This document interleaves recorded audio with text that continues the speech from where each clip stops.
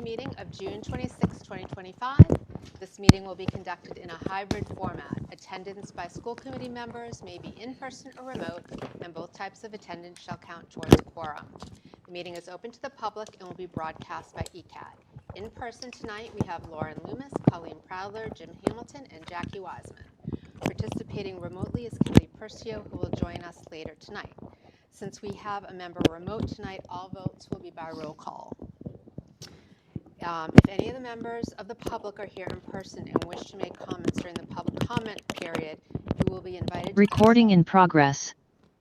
And we ask you to state your name and address for the record. But just to let you know, the public comment period is at the end of the meeting, towards the end of the meeting. Okay, so first item on the agenda is student representative to school committee update. We will not be having that until September. So next item is the vote to approve an overnight trip. Dr. Cabral. Thank you.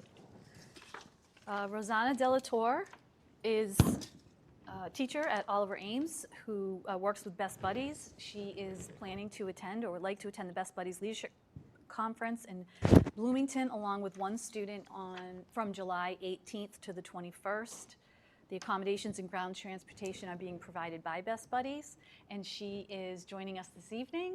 Hello, how are you? Oh, hello, how are you? I'm well, thank you for being here. And no problem. If you would like to give some details about this trip, please do. And school committee, if you have any questions, you can then ask Ms. Delatorre about them. Please go ahead. Yes, of course. So, hi everyone. Happy summer. So the Best Buddies Conference is something that the Best Buddies International does every year for the chapter leaders and the advisors in Bloomington, Indiana, in Indiana University. We have gone, oh my God, probably like a dozen times, if not more. This would be my third trip. Everything is planned and organized by Best Buddies International. The registration fee for the chapter leader, which is our vice president, to attend is covered by Best Buddies OA. And then I cover my own registration fee. And then per Best Buddies International rules, all the travel, the travel is paid for independently by all the attendants. Every single activity happens on campus. All the meals are covered. So room and board basically is covered. There's multiple chaperones. Like I will be chaperoning my student, but then once we get there, the students are all grouped in groups with Massachusetts/Rhode Island Best Buddies, chapter. And then they're off doing, all the different activities and workshops that they have planned for the students, for the chapter leaders. And then for the advisors, the advisors have a separate track, so we go again to the same thing, to workshops and activities that are geared towards just, professional education for the advisors. And that's it in a nutshell. Thank you. Thanks. Committee members, questions, comments? That sounds really cool. Will you come back and tell us about it after the trip? Of course. Great. Well, thank you very much. Sounds like a great trip. It is. So if there's nothing else, I will take a motion to approve the overnight trip for to the Best Buddies Conference in Indiana University, Bloomington, Indiana. Do I have a motion? So moved, Loomis. Do I have a second? Second, Prowler. Roll call vote. Colleen Prowler, yes. Wiseman, yes. Loomis, yes. Hamilton, yes. Thank you so much. Have a great trip. Be safe. Thank you. Okay, next item, discussion and vote to approve grant. Dr. Cabral? Thank you. On behalf of Principal Kavanaugh, Chrissy Pruitt, excuse me, will present the ACS, or American Chemical Society. One of our phenomenal chemistry teachers, Lan Bao, has applied for a grant to attend a conference. And so Chrissy Pruitt will present the details, answer any questions you might have, per school committee policy, any donations or grants received need to be approved by the school committee. So Landau actually applied for this wonderful grant that is specifically just for high school teachers of chemistry. And she received, it's from the ACS, American Chemical Society HAC PD grant. It is a total of $1,850 so that she can attend the Colorado School of Mines Chem professional development in Colorado this summer for 5 days. Wow. In order to apply for the grant, I looked it over. It was 13 pages that she completed, and in her proposal, she talked about being able to attend this professional development so that she can provide really great evidence-based strategies. Whoops, I noticed. Microphone is off, sorry. Curriculum innovation, real-world applications to make chemistry engaging for students. Just a reminder, this is how our teachers are spending their summer vacation. Yes, exactly. Right, it's time for them to develop themselves and learn more, and people sometimes don't see that part. Right, of the job. absolutely. And this is over the summer? This is over the summer. It's July 21st through the 25th, I believe. 20 to 25. 20 to 25, sorry. That's great. Questions or comments from committee members? And the grant money covers her trip. It covers the cost for her flight, for meals, for transportation, lodging, and any additional expenses in the actual conference itself.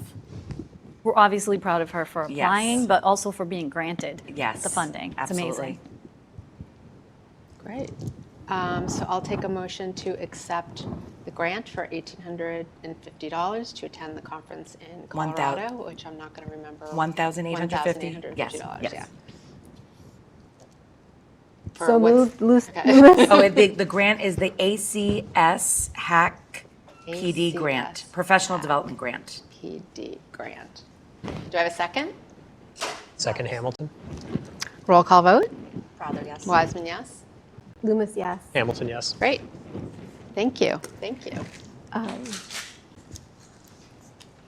Really cool. Yeah, sounds amazing. Chem Ed, Chem Ed. Professional Development. Okay. Next item, vote to approve donation to Blanche Ames Elementary School. Mr. Cedarbaum, Principal Cedarbaum of Blanche Ames Elementary School is here to present to you a potential hi. donation, Where is he? a potential donation from Alltown for Blanche Ames. Mr. Cedarbaum? Good evening, everyone. I'm here tonight to ask you to accept the donation. We continue our grateful partnership with Alltown here in Easton. We are their chosen school representatives, and we partner with them multiple times throughout the year. So for this fundraiser, we conducted a car wash over Memorial Day weekend, which garnered us a donation from Alltown of $435, which will go into our Blanche Ames student activity account. And we use those funds for things like recess materials, field trip transportation, or enrichment programs. I'm sorry, how much did you say it was? $435. That's great. Questions, comments? Okay, moving right that's along great. then. I will take a motion to accept the donation from Alltown Fresh for $435 for Blanche Ames Elementary School. So moved, Loomis. Do I have a second? Second, Hamilton. Roll call vote. Crowther, yes. Wiseman, yes. Loomis, yes. Hamilton, yes. Thank you. Thank you all. Thank you. Next item, discussion and vote to approve discounts related to facilities. Dr. Cabral. Thank you. So back in January, at your public meeting in January, you voted on fees for the upcoming school year, and we explained that we were going to continue looking at it. We wanted to try to get word out as soon as possible, but we were going to continue to look at it for things like volume of use, for example, and what that might mean for people using the facilities. And so Director Tony Kopaz, Director of Facilities and Operations, has looked that over with Director of Finance Andrea Starzewski and has some information to provide you tonight on that. It's a work in progress. We're doing the best we can. As you know, we have a very difficult year coming up, and then due to the lack of the override, we have a more difficult year coming after that. So we're kind of everything is coming back to sort of the trunk of the body to try to keep us sustainable. And this is not a revenue generating proposition. This is to help us pay for the maintenance, replacement, repair of the facilities that are being used. So Mr. Kopaz, if you'd like, there's a mic at the podium if you want to present your information, and we can try to answer any questions that you might have this evening, but certainly can get you more information if you'd like it. Does every member have a hard ccopy? Mm-hmm. Okay. Do you have extras? I do not. Okay. You want then mine? I can just. Is it in your packet? Oh, yeah. This is, Got it oh, here this if you'd is, like. Oh, Lynn said she had given you some copies. You might have it in your packet, Jackie. I have this. Do you have this in your packet? I do have it, Andrea sent it to me that I can project if you'd like to look at it that way. Whatever you prefer. Might be hard to see. Oh, false alarm. I It's have it. wastewater. Okay. Whatever's going to be easiest for you guys. Yeah. I think that's What you have in front of you Oh, no, is no, that's the this wastewater. This is the agreement that you voted on in Oh, this is- January. oh, sorry. It's this might be hard to project. Yeah, that was The what you spreadsheet. sent. Oh, yeah, yeah. Yeah, here. That's what I sent. You're right. You know how to manipulate that, right? I emailed it to everyone. Yeah. You do have it in your email if you want to bring it up on your computer. Do you want Do you want this it? hard copy? Yeah, why don't, I'll let Sure. Jim and Lauren share it. If I have to answer a question, I'll need to grab it though. Okay. Well, It's here, we'll share too. the computer and Yeah. you guys Okay. can share that. Okay. We're flexible here. All right.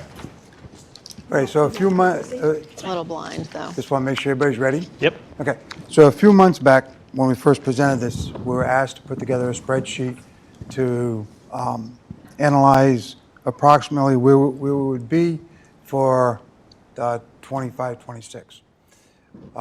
So we went back and looked at compared FY 23, 24, so we could get a good full year.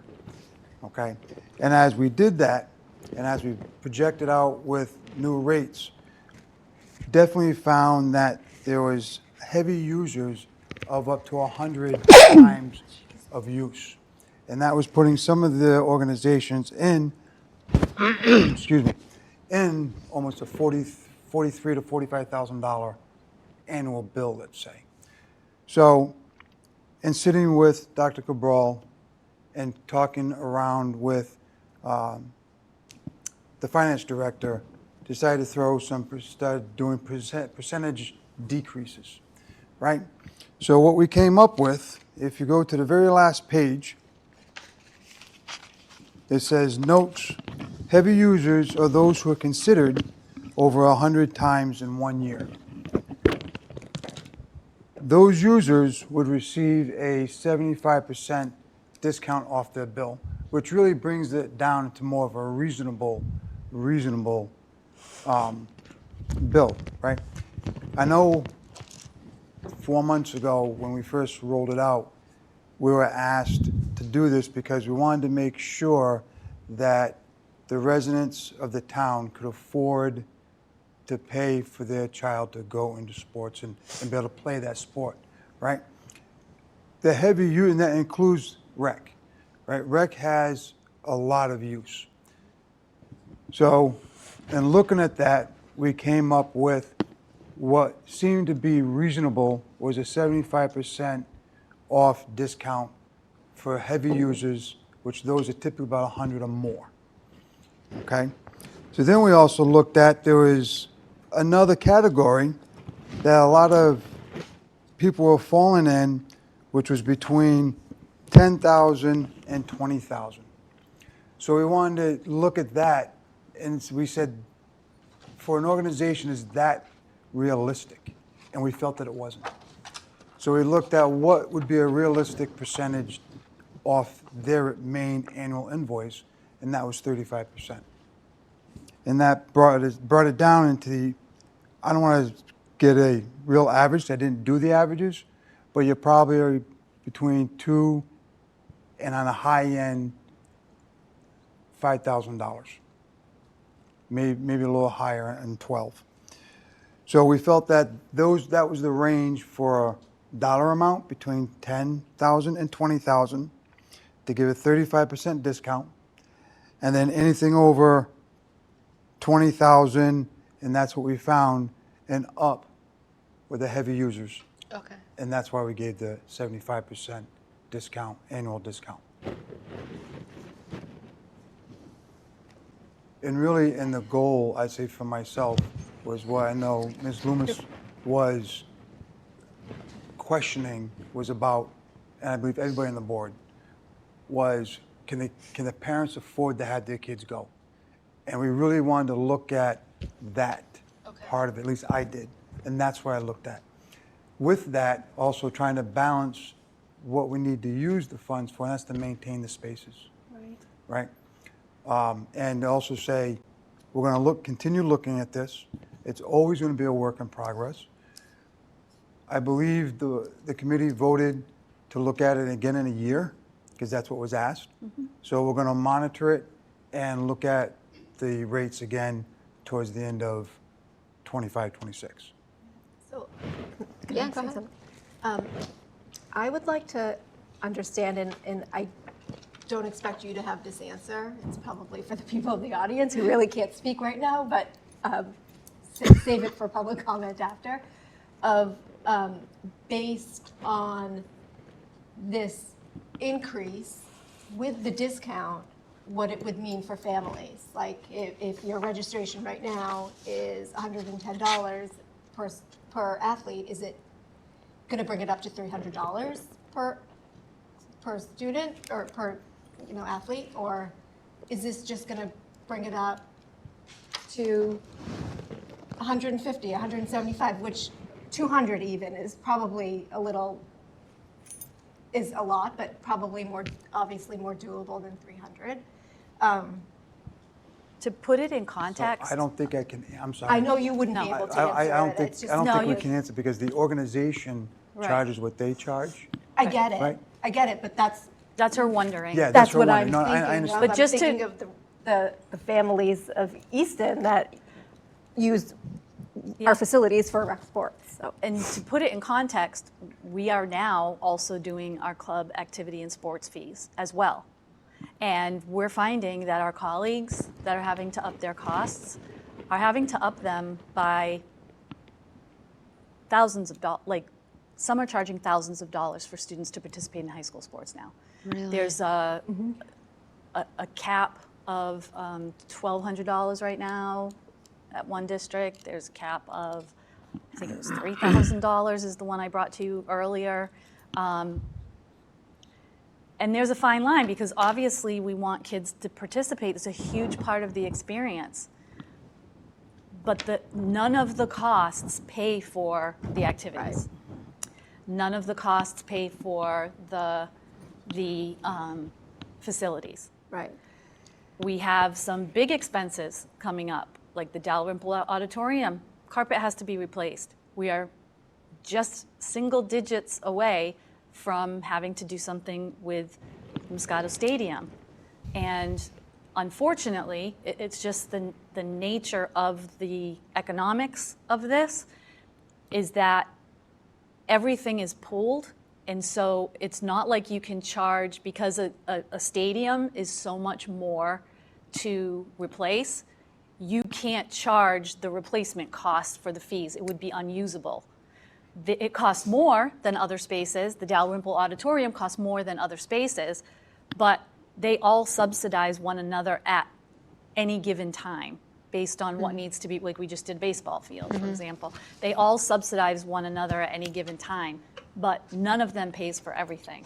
And so our operating budget has been subsidizing the use for many years, which is our goal. We're a community space, we're public buildings. We are always talking about bringing community groups in, but also creating opportunities for our students right here on this campus. And we've worked really hard to create such a fine campus for the community, but we also have to pay to maintain it, at least to a point where it's not, we're not wasting the investment of taxpayers who are still paying for some of these things.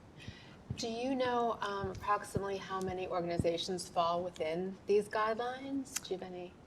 I did not count them. That's okay. I mean, I can check real quick. They're on your list. There is an actual, if you look at column there? L, that's the 35%, and column M is the 75%. okay. I do think we're going to have to look at this again, though, because overall, we're not So if you, we're not netting a considerable amount more So- even from doing this. as I started, we took 23, 24 as a full year.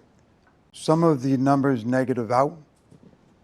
My assumption and the director of finance assumption is that they may have not been billed fully for whatever reason. Oh, really? That's the only thing we can come up with. Yeah. And some of them with there's the some big numbers. And you're right. right, and some of them with the discount are, you see, are going to be negative a certain amount. We can't have a negative amount either, so we're going to have to go back and amend those as well. Because I think in the past, That's incredible. all they were responsible for paying for was custodian. It depends depends, on the- because in yeah, January, you voted to change the tiers. So that's different. What tier? I'm they- just saying in the No, past, the before past. January. No, before January, there were tiers Oh. of which, a for-profit group, for example, is different than a nonprofit. Right. Or like ComRec or the town using something. Now we had to relook at it, and basically anybody that charges for use, we have to charge. Because we also weren't charging for things like custodians if something was during their regular working hours. What we found is we've had to scale back so much on our staff. We are literally at a skeleton crew of everything, including custodians. When a custodian is cleaning an event, they're not preparing the school for the next day. And we have had a lot of complaints and a lot of issues with the schools not being ready for the school day. And so we're finding that now we actually need to hire an overtime custodian to come in for an event. And so we were trying to pay for that, but there's absolutely no way we can do that anymore. Right. Unfortunately. We've gone as long as we can with trying to do that. It's just the financial situation right now, unfortunately. Question, but no comment. Yeah, you can ask a question. Usage, is that based on scheduled bookings or actual use?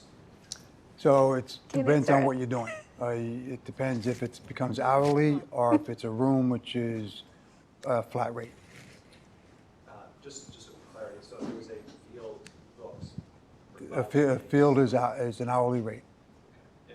But it's calculated based on usage or bookings? It's calculated on the, so if you wanted a field for 4 hours today, you'd be charged what that field price is for 4 hours. Okay, so regardless. And then if you wanted it again tomorrow, it'd be for 4 hours. Did that answer your question? Yeah, I just wanted clarity on that. I had a follow-up question, but I'll wait a comment, just more around the management of use. Oh, For that, maximizing use. Tony's actually going to talk about that, so you don't have to wait. So Did Jim, Lauren, any other questions? Colleen, anything?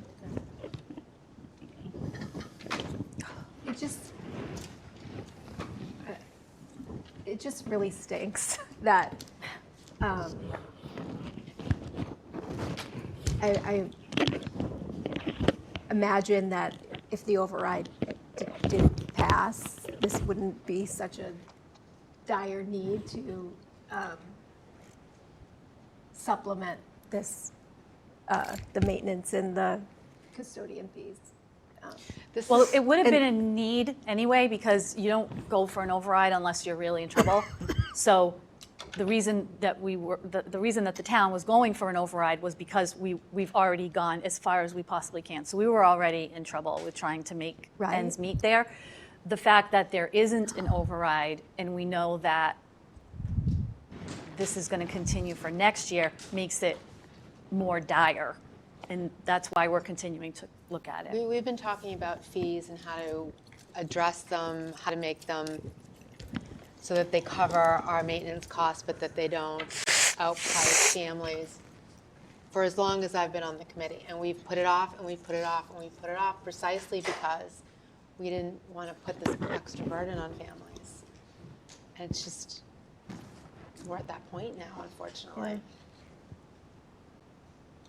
Even with sports and activities, it's frankly the reason some kids come to school. It's Right. really engaging for kids. I won't go over all the research-based benefits of being involved in these clubs and activities and social events and sports. I think we all know them. There's also a value added because discussion, because once you start eliminating too many programs at your school, kids will elect to go somewhere else. Right. Which means now you're losing your state and federal funding, which means you're getting even less money. So it's not a very simple, like, well, let's just charge X amount more, we can make this much, and then we should be okay. We'll never be able to charge what it costs to maintain everything. It's always going to have to be part of our operating budget, some of it. We need to minimize that as much as possible because now our academic programming is going to be, has already been cut this for next school year. It's going to be much more severely cut the year after, now that we know we won't have those funds. And so it's damage control. Yeah. I'm trying not to sound doom and gloom, but I also don't want to sugarcoat our reality. Yeah.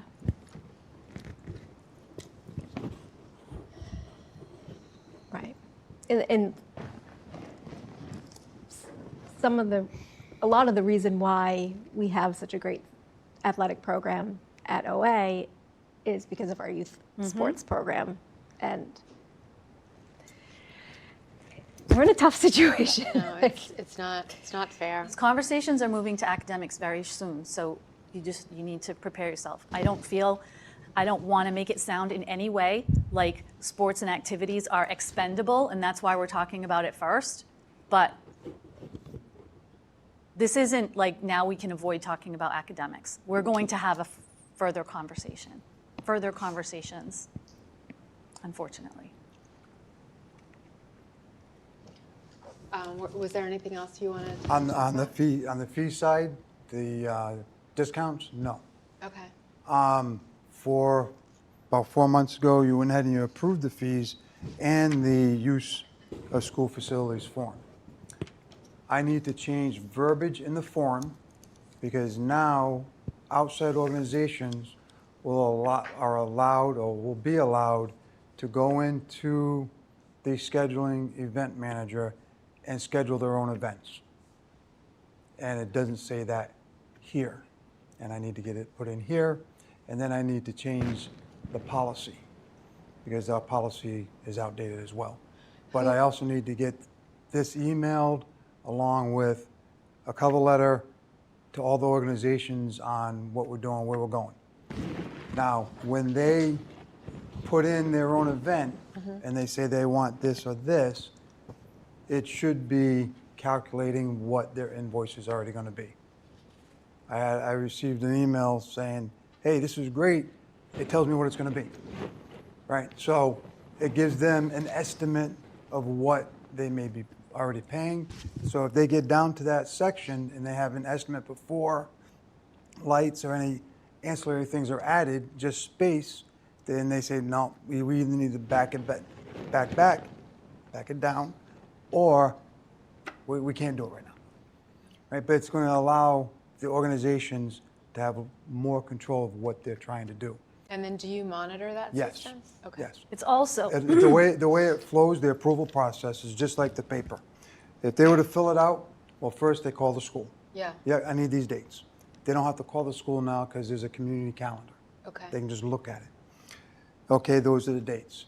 They fill out the paper, well, they fill out the computer, and then that will go to Mary and the principal, the athletic director and the principal. Once they approve it, it comes to me for final approval. Okay. And then that tells me, who's going to be invoiced. Okay. so I just want to make connections when I can. This is one example. So we're going to be down 3 staff members in central admin. And some people have asked, like, well, where does that affect things? How does that? One of the positions is an assistant to Tony. And so we are working to try to automate how people reserve spots. That's a lot of work. Tony has worked very hard with Andrea Starjevsky to try to find a system that is affordable, can never replace a person, but is affordable, accessible, and trying to make it as usable a system as possible for the consumer. Okay. So this is again an example of a byproduct of something that people may not think of, like, well, why do we care if there aren't central admin people? And this is one example, and I'll try to point them out to you as illustrative of things that are going to be changing. And so this is something that is going to be, I don't want to say experimental, but we're using it, and we're going to need to work out bugs. I'm sure we are, and so we hope everybody's going to be patient with us as we try to do that. I'm sorry. No, go ahead. The other good part about it is that the organization, when they get their invoice, they don't have to mail a check. They can do it electronically now, correct? We just got to finish getting it set up. And then it'll go right to finance.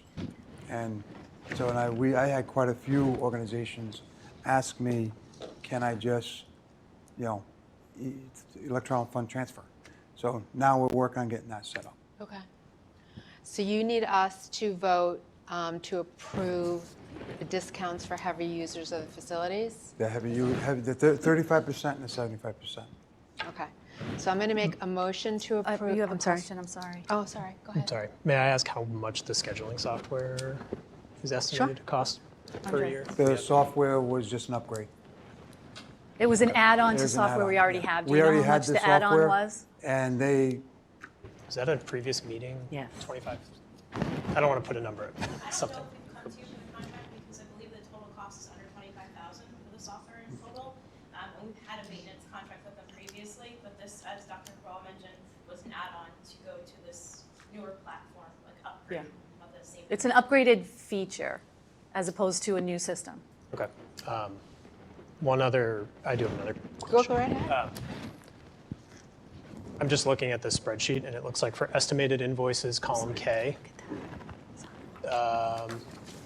cells like K33 through K42, it looks like the estimated invoices compared to column J for fiscal year 23-24, we're going to start charging the Easton Fire Department to use facilities and other town departments. we took everybody that had rented or that had used space and just did it that way, right? We do, it's in the, the documents that the superintendent can make those changes. So if we decide we're not going to do PD or fire. Yeah. then The we- Board of we Health just is don't. also on here, and Yeah. that's not being We charged. just I took everybody that was there. Yeah. Okay, so that's a great question. So if you look in the packet that you approved, it tells you who falls into which tier. And a philanthropic, not-for-profit organization, a school-related or town government or community group has no fee. This spreadsheet was an exercise to give you an idea of what the costs would be. And so what they did, because there are so many of them, what they did was just apply the formula consistently to all of them. What it didn't do was go out and delete people that changed tiers based on your vote. So you're right, Easton Fire Department, Board of Health, those would not be charged.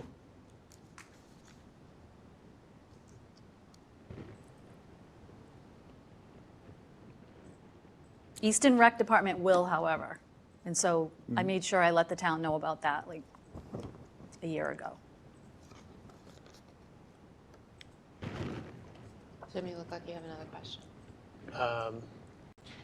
Well, I'm just looking now, I'm looking at column O, like the estimated differences, for example, over fiscal 26 versus 24, and it looks like the column adds up to the 12,271.88 at the bottom, but it looks like it includes the, Negatives. right, but it also includes the, unless I don't want to misspeak, the charges to the fire additions? department. Yeah. So that- It took So in theory, took are we not? everything. Right, but I guess what I'm saying is like the estimated increase in revenue for the schools would be the $12,000, but that's in this spreadsheet including the charges to the fire department that, Yeah, I don't want to use this for the financial piece. I'd rather get you an updated finance piece because this also includes a bunch that are negative payments, and we're not going to have anybody pay less. That would make sense for the people that are paying more. So we gave you this more so because we were asked, who are the people that are even using it and how many times do they use it? So we put that together. We want to fine tune in terms of who's going to end up paying what, and this isn't a definite because this was just 1 year of use. We don't have longitudinal data because Tony actually put this together with a bunch of invoices. There wasn't a spreadsheet like this with even the number of times that somebody used a facility. So this document is actually a new document, and it's a work in progress that Tony is putting together in real time because this did not exist before. Okay. okay, so I guess, One additional question, for Tony, I apologize, I'll keep quiet. Matt Dory, by the way, 26 people. Thanks, Matt. I was just curious, Appreciate you, man. Just prior to the vote, that's why I just want to ask the question. Was there any review done of when facilities are not being used but are available for use, where they can maximize money coming in rather No. than? No. So times that the fields are not being used, for instance, renting them out at the max rate for the for-profit organizations to bring funds. Thank you. Sorry. We're actually not sure if we're going to lose groups that are coming in the times that they've been using them in the past. So this is all very much in flux right now. Yeah, I think I think the other thing, sorry, Matt, I think the other thing that's very important, this is 1 year, right? 25, 26. We're going to look at it, we're going to look at the rates again towards the end of next year, and we may drop the rates. Or we may find that we have to raise them some Right. more. We've been super cautious, and that's why this has taken so long. But we really want to get something voted and try it this year because we know next year is going to be so bad. Okay. We need 1 year to get some actual real-time data of what people are using, who's going to continue to use it, who's not going to use it. If we can, we've never solicited people to use the property. We need more data. And so we have a short runway now before I say next year. I already consider us in the FY26 school year. I'm talking about the FY27 school year. So this is our only opportunity to have sort of an attempt at getting more data to figure this out. And so that's why we're moving ahead with probably less information than you're used to us presenting to you with a vote. Okay. Are you good? Do you have any more questions? Okay. All great questions, thank you. So I will make a motion to approve the 75% and 35% discounts for heavy users depending on the use for our facilities. Does that sound right for you? Sounds good to me. Do I have a second? Hello? Second. may I ask a clarifying question? Sure. This is not for the rates, this is just for the This is discounts? just for the reducing, yes. Reducing them. Nice question too. So the Yeah. You voted on the rates in January. Correct. I don't want to be misleading. The rates are voted on. Okay. Does that make sense? Yep. Okay. So my question is, so the purpose in this spreadsheet was to figure out how many people use the facilities, and then to just kind of demonstrate how much money it would cost those heavy users if they paid full price without a discount, and how it would be almost impossible for some of those organizations to maintain. We're trying to strike a balance. That 40, 50,000, some of those numbers were crazy. So we're not moving on. That is like, that's not an invoice, that's just, it's a demonstration of what it would look like if we did or did not use the 75% discount on the 35. In the last school year, what it would Yes. have looked like. Gotcha. Yes. Thank you. Lauren, did you have a question? I don't know what exactly I'm looking for, but I just don't feel like we have enough information to vote tonight. So all we're doing tonight is voting to allow him to reduce fees for heavy users. That's all we're doing. Right. Okay. Does that make sense? I guess, yeah. In terms of what the fees will be going forward, that's something that we're going to continue to look at. They've already been voted on, so I'm sure Tony will keep us updated and we'll keep monitoring how it's going, whether usage is declining, whether we're able to get other organizations in. I think we're just gonna have to kind of see how it goes this year. But this is just to allow heavy users of our facilities a more affordable rate to come in. And again, full disclosure, with the understanding, we may either need to back it out or charge more, depending on the data that we accumulate over the next year. But that would come before the school committee in order to 100%. do that. Yes. Yeah. We good? Do we have any more questions or comments? Okay, so I'm going to make a motion to approve the reduction of fees by 75% or 35% for heavy users of our facilities. Do I have a second? Second, Loomis. Roll call vote. Crowther, yes. Wiseman, yes? Loomis, yes. Hamilton, yes. Thank you.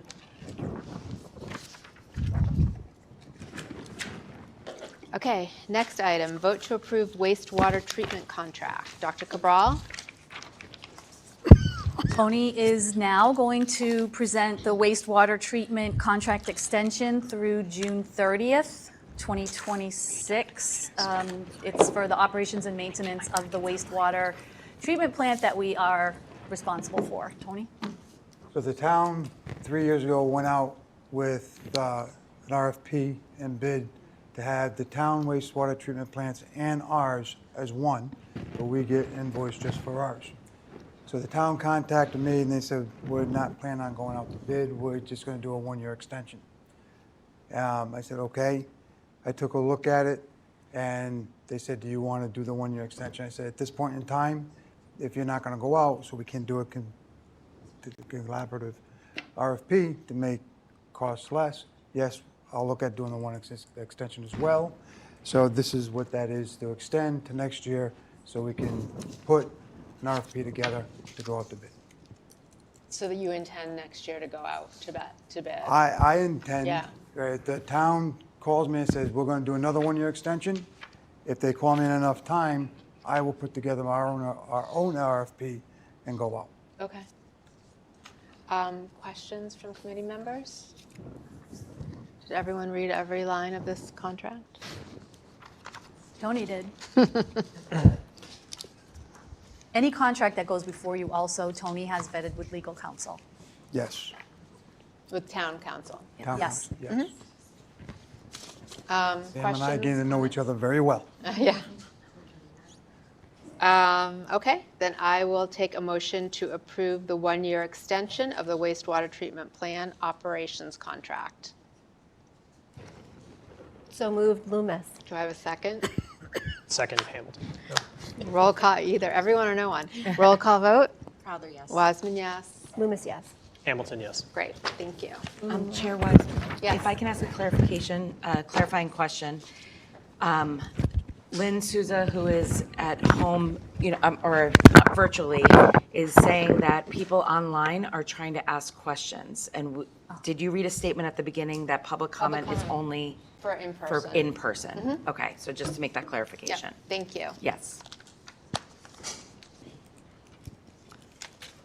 Personnel changes, retirements in the district. Dr. Cabral? Sure, we have several, 7 tonight. Ellen Poirier was, as of tomorrow, paraprofessional at Easton Middle School. She announced her retirement. She began her career in Easton in August 2012 as a para at Easton Middle School, where she remained, as we try to rethink, we're in the next school year. After 13 wonderful years of service in the district, Ellen is not able to join us this evening, but we say all the time how important our paraprofessionals are to us and to our students. It is it can be a very challenging and rewarding a job. We consider them educators like every person in our district, and we wish Ellen well in her well-deserved retirement.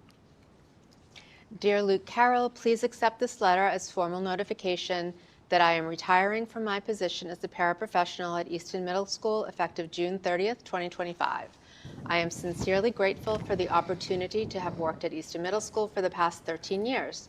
I have valued the opportunity to contribute to the education and well-being of our students, and am proud of the work we have accomplished as a team. I am fortunate to have worked with such an amazing group of talented educators and staff. I wish you and the entire school committee all the best, entire school community, sorry, all the best for the future. I am confident that Easton Middle School will continue to thrive. Sincerely, Ellen Poirier. Anybody want to say anything? I just want to say, paraprofessional at the middle school, you will definitely be missed, and thank you very much for being there. Okay, so I will take a motion to accept with regret the retirement of Ellen Poirier. So moved, Loomis. Do I have a second? Crowther second. Roll call vote. Crowther, yes? Wiseman, yes? Loomis, yes. Hamilton, yes. You will love retirement.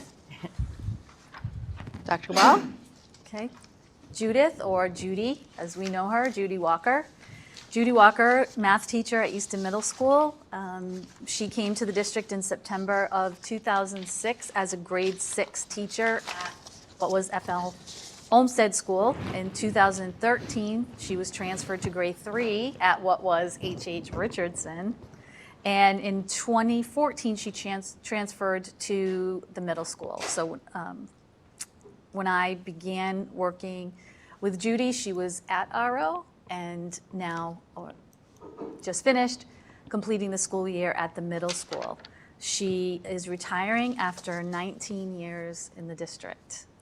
I always enjoyed working with Judy, a special place for a middle school math teacher. My mother was a middle school math/science teacher before becoming a librarian, media specialist, sorry. We just wish her so much health and happiness in her retirement. And she is planning to be here tonight. I don't know if she's able to join us remotely. Yep, she is there. Great. So if Lynn could move her over. She's raised her hand. Yes. We see you, Judy. We're not going to move on without you. Hi. There she Hi. is. Hi. Can you see me? Okay. Welcome. Hi. I wasn't sure how that was going to work. So, Good job. yeah. No, I just want to say a couple words. I know you have my letter there too, but I just want to say thanks for taking a chance on a career changer like me back in 2006. Since I, had been had a couple of careers prior to this. It had always been a dream of mine to be a teacher, and I was really glad that I actually got to follow it through and see it through.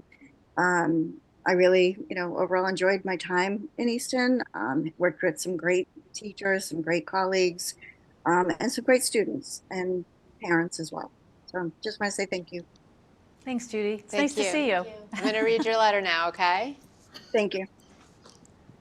Dear Leisha, Luke, and members of the school committee, this letter is to inform you of my decision to retire from teaching. After 19 years with the Easton Public Schools, first at RO and then at EMS, I have decided to join my husband in retirement. It was not an easy decision, and I am sure there will be times that I miss it, but the timing is right. That being said, I would like to offer a few words of thanks. I want to thank you, Luke, for always being a supportive administrator. You were always there to listen when issues arose, and I appreciated your honesty and openness. It's clear that you truly care about your staff. A big thank you goes to Leisha for making this decision easier with the incentive program. I appreciate it. I would also like to thank my EMS colleagues, especially my 7th grade family, for being such a great team of teachers and working partners. Melissa Spillane and Jessica O'Brien are the best department colleagues one could ever hope for, and I will truly miss working with them. I will miss my department chair, Amy McGurk, who was always there to listen and support. My fellow Orange Team teachers, Tova Finch, Jen Pratt, Darla McGuire, Dan Lynch, and Caitlin Pike, are also going to be greatly missed. We only had 1 year together as a team, but you all made coming to work easier each day. Thanks to all of my former team members, both 6th and 7th grade, and that 1 year in 3rd as well.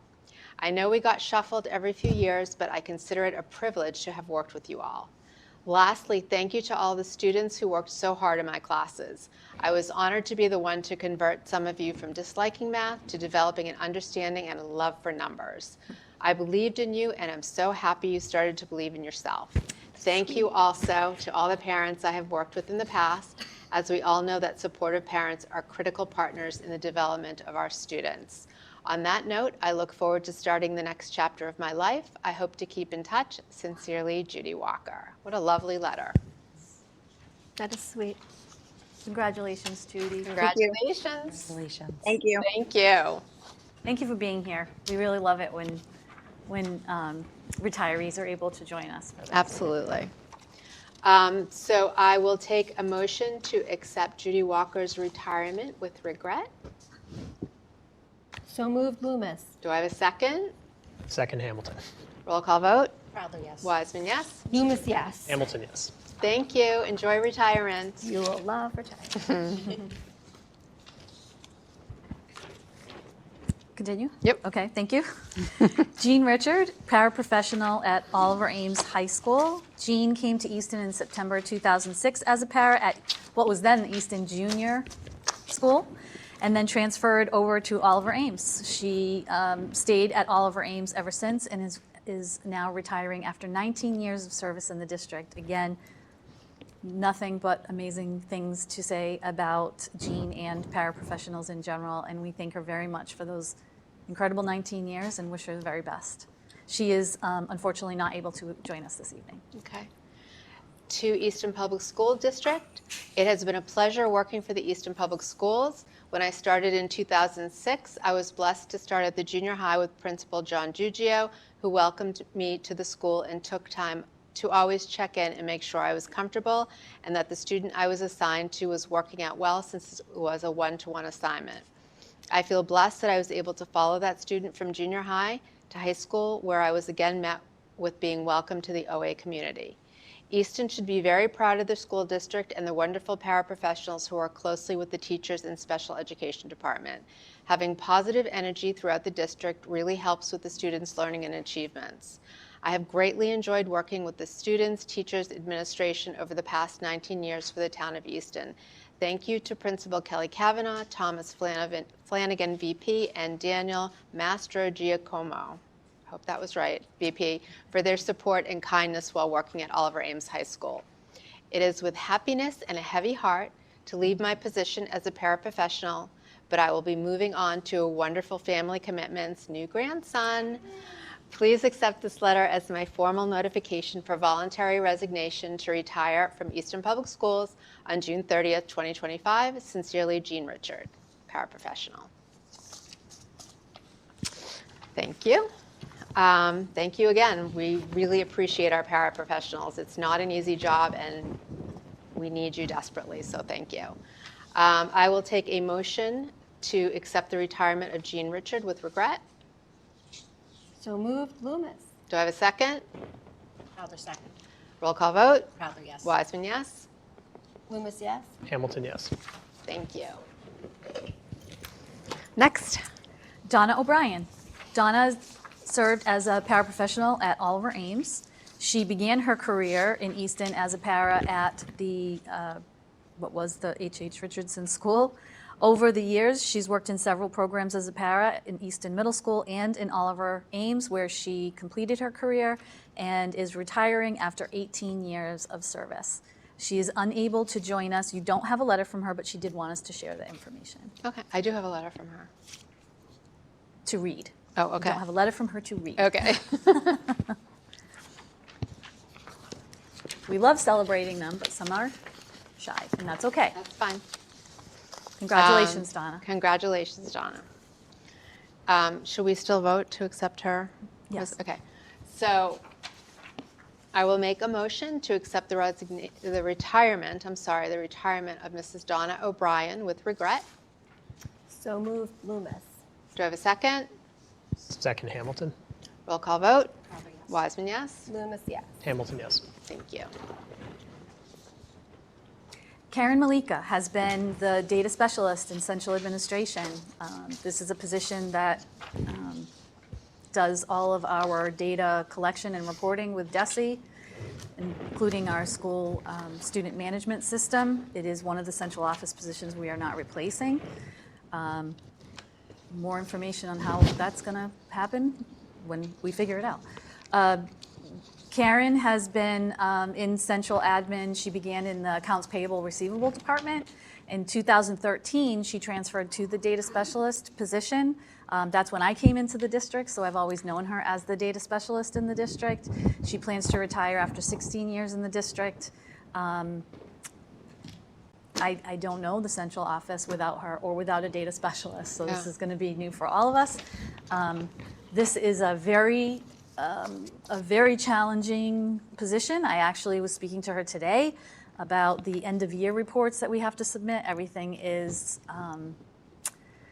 electronic, and the errors pop, and you don't always know why. And unfortunately, DESE's been using a new system for 3 years, and after 3 years, they haven't been able to fix it. I'm shocked at that. And so Really? it has been, After what we've been through this week, it has been an exercise of extraordinary patience and creative problem solving on the part of Karen and Livia Ramus, the director of IT. So we're really sorry to see her go, but definitely wish her a lot of good health and happiness in her retirement, and she's unable to join us tonight. Dear Dr. Cabral, I am writing to inform you that I will be retiring from my position as data specialist at the Easton Public Schools on June 27, 2025. For the past 15 years, it has been my pleasure to be a part of the Easton Public Schools. It has been both an enriching and challenging experience, and I am very grateful for all the opportunities that have been provided to me. I am also thankful for the relationships that I have formed with EPS staff, as well as other data specialists in various districts. It has been tremendously rewarding to have been able to provide support to the EPS community. If I can ever be of assistance, please don't hesitate to get in touch with me. I wish everyone all the best. Sincerely, Karen Malika. I mean, I really can't imagine central office without her either. So I will take a motion to accept the retirement with regret of Karen Malika. So moved, Loomis. Second. Crowther, second. Roll call vote. Crowther, yes. Wiseman, yes. Loomis, yes. Hamilton, yes. Thank you. Elaine Reesner. She has served as the library resource aide at Richardson Olmsted. She has been working for 22 years at EPS. She began her career at the Easton Junior High School in 2003 as the library resource aide and transferred to RO in 2014. She has always been the most amazing, lovely person, very welcoming to us when we've been going in the library for many different reasons. Her son also works in the district, so a lot of connections, and again, another position in the district that we're not replacing. So we're very sorry to see her leave, but wish her a wonderful retirement and hope she has a lot of time to spend with her grandson and enjoy him. It's very short and sweet letter. I am writing this letter to verify that I am retiring at the end of the school year, June 30th, 2025. Thank you, Elaine Reesner. So I will take a motion to accept Elaine Reesner's retirement with regret. So moved, Loomis. Do I have a second? Crowther, second. Roll call vote. Crowther, yes. Wiseman, yes. Loomis, yes. Hamilton, yes. Thank you. And another central office position that we are losing, and a wonderful person that we are losing, Maureen Rush, who's been with us for quite a while. Maureen started as a volunteer in the district from 1999 to 2002. She was then a substitute clerical aide. Some may remember her from being in the Moreau Hall office for many years. She was a long-term sub-para, and then in 2004, she was hired at clerical aide at the Richardson School. In 2008, she transferred to Moreau Hall, where she was in the front office all the way to 2022. So most people probably remember seeing Maureen in the front office of Moreau Hall.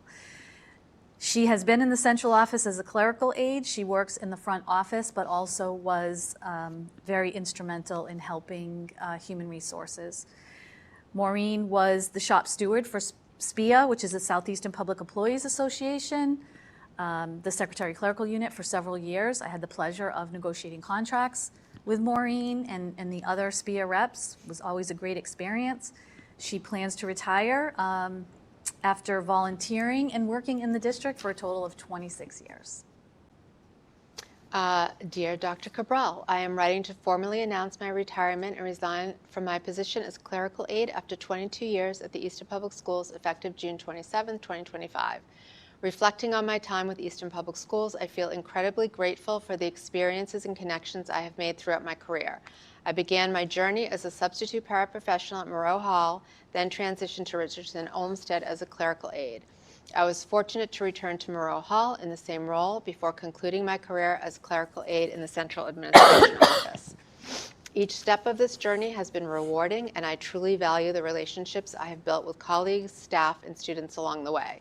I sincerely appreciate the support, encouragement, and camaraderie I have experienced throughout my years here. Easton Public Schools has been a wonderful place to work, and I will always hold fond memories of my time here. While I look forward to this new chapter in my life, I will miss being part of such a dedicated and inspiring team. Please let me know how I can assist in ensuring a smooth transition before my departure. Thank you again for the opportunities, memories, and friendships that have made my time here so meaningful. And as always, once a Moreau Hall Hawk, always a Moreau Hall Hawk. Warmest regards, Maureen Rush. So I'm just going to say, I'm going to miss her. You walk into that central office, she always has the biggest smile, and she's so welcoming, and she will very much be missed. Agree. So I will take a motion to accept the retirement letter, the retirement with regret of Maureen Rush. So moved, Loomis. Do I have a second? Proudler second. Roll call vote. Proudler, yes. Wiseman, yes. Loomis, yes. Hamilton, yes. Thank you. Next item, discussion of Sorry. I'm sorry. I apologize. Yeah. You have two more that don't have letters. Oh, okay. But I would like to acknowledge no, them. absolutely. If that's okay, like I did Yeah, with the prior. yeah, absolutely. So Kathy Wirtz, paraprofessional at Blanche Ames Elementary School, is retiring. She worked in the district as a substitute first and as a paraprofessional at the Richardson School, Parkview School, Moreau Hall School, and Blanche Ames, where she finished her career here after 22 years in the district. So again, never speak highly enough about paraprofessionals, and Kathy in particular, we thank her very much for her service. Wirtz? Wirtz. So you'll vote on that personnel change, the retirement, yep. So I will take a motion to accept the retirement with regret of Kathy Wirtz. So moved, Loomis. Do I have a second? Proudler second. Roll call vote.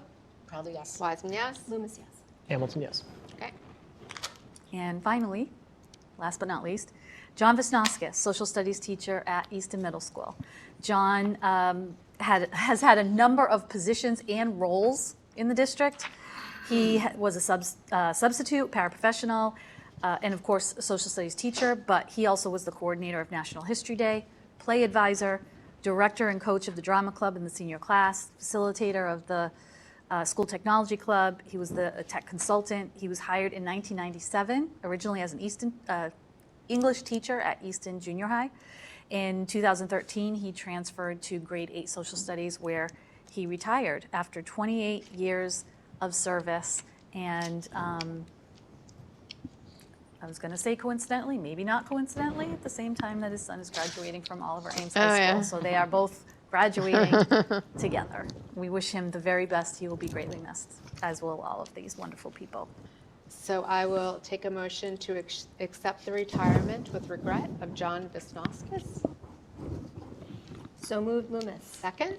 Proudler second. Roll call vote. Proudler, yes. Wiseman, yes. Loomis, yes. Hamilton, yes. Thank you. Thank you, Dr. Cabral. Okay, next, discussion of JJIF policy to address suspected sports-related head injury, concussion, JJIF-R policy to address suspected sports-related head injury, concussions, first reading. Dr. Cabral. Okay. Athletic Director Mary McDonald is anticipated to attend virtually this evening to discuss this policy. Hello, and congratulations again. Welcome back. Hi, everyone. She is going to talk about the revisions that were made, and again, this is a first reading. You have to do 2 readings for every policy, as you know, so there will be no vote this evening. It's just the first reading and any clarifying questions that you might have for Director McDonald. Please go right ahead. Can I just say beforehand Awesome. how Yeah, please appropriate begin. our athletic director has a basketball game on behind her. What's the score? No, we I want to wasn't see it. anticipating I love an it. hour till I got on either, so sorry, I apologize. No. Go right ahead, So, yeah, sorry. so I was asked to look at the policy and review it. So I did work in collaboration with our athletic trainer, Michelle Norman, Lynn LeBlanc, one of the nurses at Oliver Ames, and then also Colleen Clark. And I presume you guys have a copy of what we came up with. Basically, a lot of it was just updating to reflect our current practices. It looks like it hasn't been updated, I think, since 2017, if I have that correct. So no real huge changes, we're just more to reflect what we currently do. And we also did take into account a lot of, so we work now, our trainer, Michelle Norman, is from Mass General Brigham, and they work with a lot of other high schools as well. So she gave a lot of good insight and factors to include in there as well. It's very comprehensive. Thank you. Yes, I don't know if you guys, I don't know if you have any specific questions or anything like that. Some of the big things, I guess, that, wording that changed was that, which is an online platform for all of our athletes to register. And it's through that where the parents are able to fill out the pre-concussion, any previous concussions, symptoms, reporting, and stuff like that. And that's all kept online. And that has to be done at the start of every sports season? Correct. Okay. Yep. So if a student athlete plays 3 sports, they will do it 3 times. Okay. Other questions, comments, committee members? You included an appendix as well? Yes. Part of the policy? Correct. Yeah, a lot of it's just like clarifying things that's referenced in the policy. No, it's a lot of really good information, so thank you. Yeah. So, do you recall what else changed? That was some of the big things. Another thing off the top of my head was some things that got brought up by the athletic trainer of it, not, I wouldn't say issues, but things that have got talking about in terms of the athletic trainer having the final say in terms of when a student athlete is able to return to play. We've had instances where, the doctor who, we referred out to isn't the one who's actually clearing the student athlete for play. So we've had a lot of instances where, a family may be shopping around to get the answer they want. You know what I mean? So we kind of made it consistent with all of our any injuries or if we take anyone out of play, that the athletic trainer has the final say as to, if that athlete is ready to go. So they'd need a doctor's note, again, from the doctor who actually diagnosed them with the concussion, and then to, do the gradual return to play through our athletic trainer before being allowed to go back on the field. Thank you So for is there- doing all of this. I'm sorry, go ahead, Lauren. Sorry. No, go ahead. Is there any consultation between the athletic trainer and the student's personal physician if they differ on their decisions? Yeah, so usually it'll be, I mean, if that comes to, yes, but for the most part, is like they'll get the, we'll require that they have the clarifying documentation from their physician, and then that gets, because the problem is, their doctor isn't seeing them on a day-to-day basis to see if they have any symptoms, or when they're doing their return to play, say, day one, on their return to play, they start having symptoms again. Then they'll go back to the beginning, Okay. where their doctor isn't following them throughout the progression. So basically, we're doing a more in-depth return to play policy instead of a blanket, yep, they look good today, they're all set kind of thing. I think this. But if there was a disagreement or whatnot, they could consult with their physician. Like I said, that doesn't happen or hasn't happened since I've been there. But if that were the case, yes, they would be able to do that. Right, so I know we're talking concussions, and I totally agree with concussion that the athletic trainer is the one that would see them in the moment of impact or while they're playing or whatever. But I know that that is also the policy for other injuries. Correct. The athletic trainer has the final say. And I know of situations where the student's physician was saying that they were fine to go back after examining the student, but the trainer said no. Mm-hmm. And it was, so I don't know if we can look at that policy.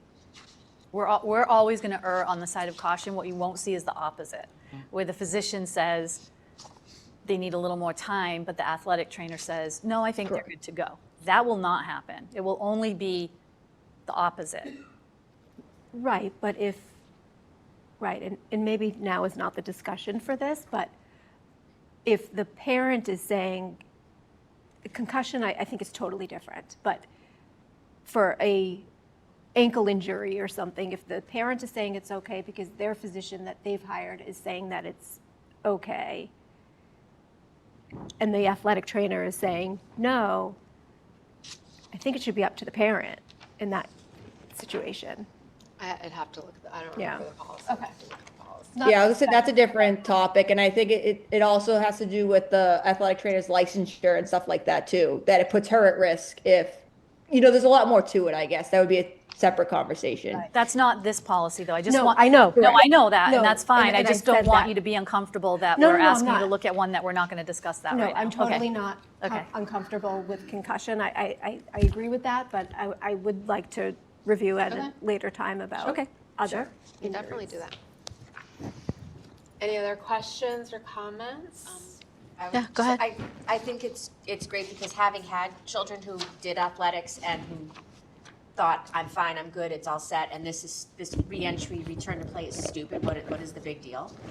But it is a big deal because kids don't recognize that they need time to heal. Like, they feel great in the moment, so I actually think it's good as much as it's like Or they frustrating. say for they the feel kid. great. Right. and Right, because it's self-reporting. Maybe they do until they start doing something. So I think it's great that we do this because teenagers and middle school kids are not the most accurate reporters all the time because they really want to do it. So I think it's good. Yeah, and also too, I will add that we have the impact testing too as part of our protocol too. So and that's included in there too. So all of our contact sports, they do a baseline test in order to participate in athletics too. So then that's something that the trainer will use as part of her assessment to see whether, they have sustained a concussion, and then once they have returned to baseline as well too. So another data point. Because it is tough, like you said. I mean, these kids want to play sometimes, and they're going home and begging their parents, I want to play. And we have those situations as well too. Anything else? Thank you very much. I really appreciate that. We'll have. Yeah, and if you guys have any questions, obviously let me know, and I will probably reference our trainer and stuff like that more in the medical background than myself too. I'm just kind of here stepping in with that, but that's not my forte. So I can ask them any of the questions more specifically too, if you guys needed clarification. Great. Thank you very much. Thanks, Mary. Of course. Okay. Next item, discussion on policies AC non-discrimination and ACA non-discrimination on the basis of sex. First reading, Dr. Cabral. Okay. So our Director of DEIA has reviewed this policy with the new change in our national administration. The laws have changed on discrimination. And so they are currently out of compliance because they changed, and now they're reverting back. But Director Perez can explain that a lot more eloquently and in detail. Again, this is a first reading, so you do not have to vote this evening, but if you have any questions, she can get more information for you or answer it this evening. I just want to take a minute to recognize that Kelly has joined us. Hello, Kelly.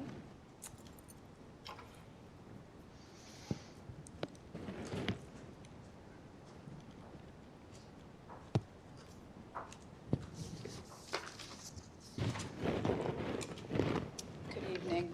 And we're looking at policy ACA. AC and ACA. AC and AC. ACA. Non-discrimination and ACA, non-discrimination on the basis of sex. So AC should have no changes. Okay. ECA will, and that is the Title IX policy. And so if you recall, I was before you all maybe last May, and we had, when the law changed in 22, we updated it last year, but then it reverted. It went back to the one before 2022. And so now we have to just bring it before you again, and you will need the 2 reads.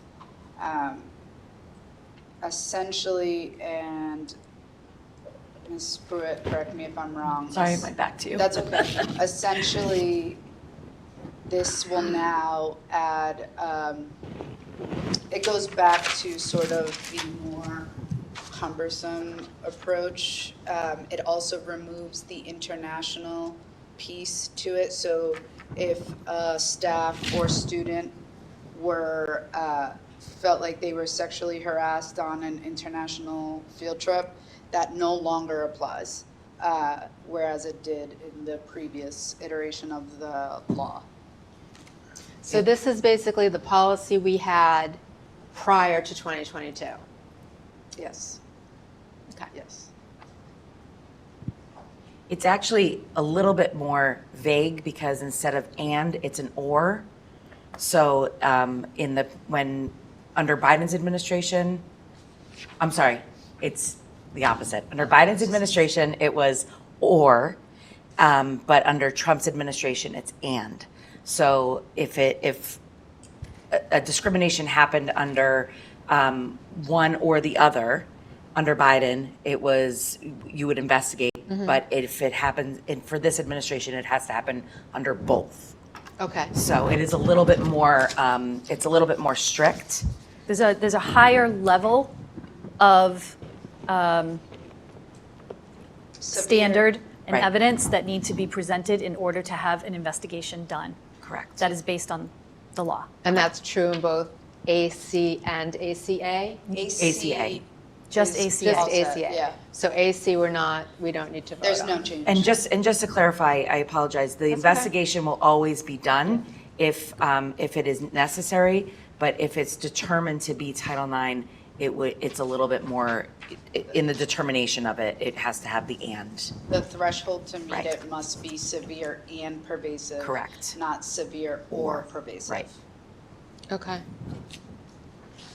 Questions, comments from committee members? I'm not sure if that one, for contact person, that should have, I think we said office of superintendent, but I'm not sure. It says the grievance procedures are attached and the copy can be found at the office of the superintendent. But the coordinator is, for students is the assistant superintendent, and the coordinator for personnel is the director of human resources. I just want to note too, again, as I'm pointing things out, the importance of having Director Perez looking at these policies so consistently.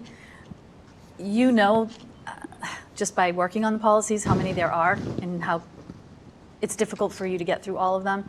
She's able to elevate these that are timely and need to get before you because they are not in compliance with the law. So when we say compliance, this is an example of what we're talking about. The compliance then triggers all of the trainings that we do, all of the reports that need to be rewritten, all of the procedures that we then follow. And so it's an extremely important piece of what we do. And we are just really thankful that she's able to constantly look at this, keep track of the laws, keep track of the policies, procedures, reports, and trainings that need to follow every time something like this changes. Well, and I'm very grateful for her participation on our policy subcommittee because we were trying to go through the entire huge policy manual, figuring out what we need, what we don't need, what can be combined, and she has been invaluable with her help on that, and especially reaching out to other administrators and telling them what they need to get done for us. So thank you. She's been great. As this changes, websites, handbooks, so many things. This is the first step in triggering all those things for just one policy. Right. So it's a lot, and we really appreciate having somebody on that. I just want to add that the policy you are looking at for a first read does not have an office and person listed, so we will just need to list it for the next reading. So you said for adults, it's Right. For adults, it's the office, the Director of Human Resource. And for students, what did you say? The office assistant superintendent. The office assistant superintendent. And also on this old one, it doesn't have the listing of the 3 options, so there may need to be some adjustments to this as well. Okay. Of the and? Correct. You can see why it's also very important to us that Director Perez has a law degree, because this is not something that I received in my doctoral program as background on these laws. So what is the and? Yeah. So there are 3 definitions of 3 ways something could qualify under Title IX. Let me just pull up the exact wording. The first is quid pro quo harassment, an employee, agent, or other person authorized by the recipient to provide an aid, benefit, or service under the recipient's education or activity explicitly or impliedly conditioning the provision of such an aid, benefit, or service of a person's participation in unwelcome sexual conduct.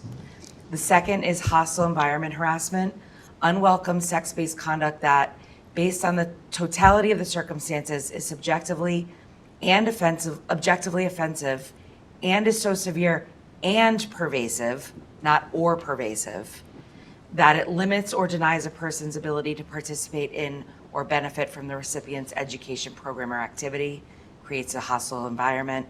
And 3, specific offenses, sexual assault, dating violence, domestic violence, and stalking as defined by federal law. So it's that second one, the hostile environment, where it's so severe and pervasive rather than so severe or pervasive. So what if it's so severe, not pervasive? Then it could potentially be considered sexual harassment based on a school-based investigation, but through a Title IX lens, it wouldn't qualify. Okay. It could be something else. But it's not something that, Title IX. because it Correct. doesn't qualify as both, it's going to be pushed under the carpet and ignored. It would not be ignored. Okay. Right.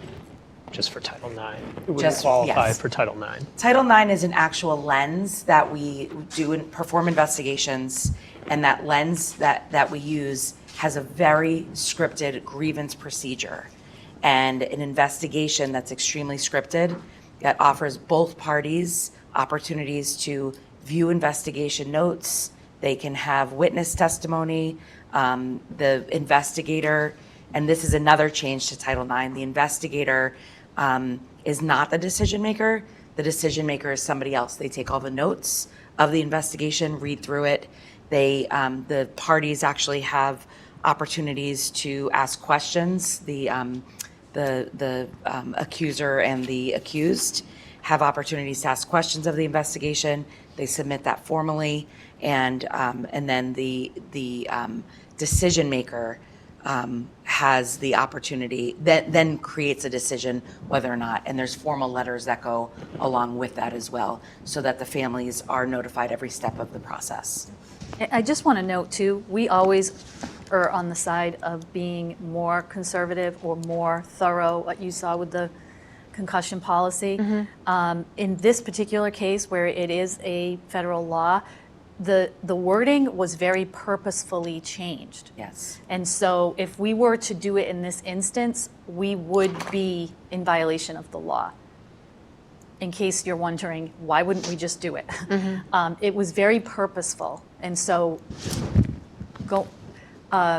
continuing to do it the same way would be seen as a violation of the law. Okay. I can make that one little change in the policy and then do it. All right.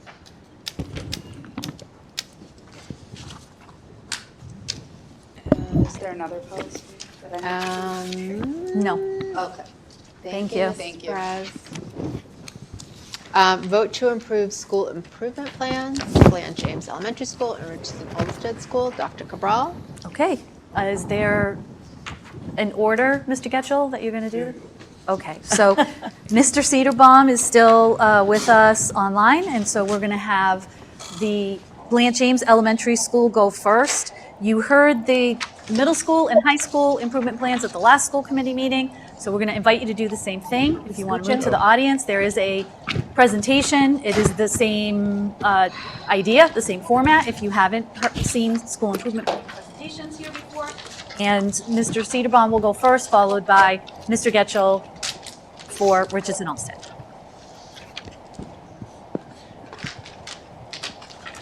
Sorry, please be careful. Sorry. It's okay. It's freezing in here. It's freezing. Oh, okay. Sorry. Yeah, I'm so cold.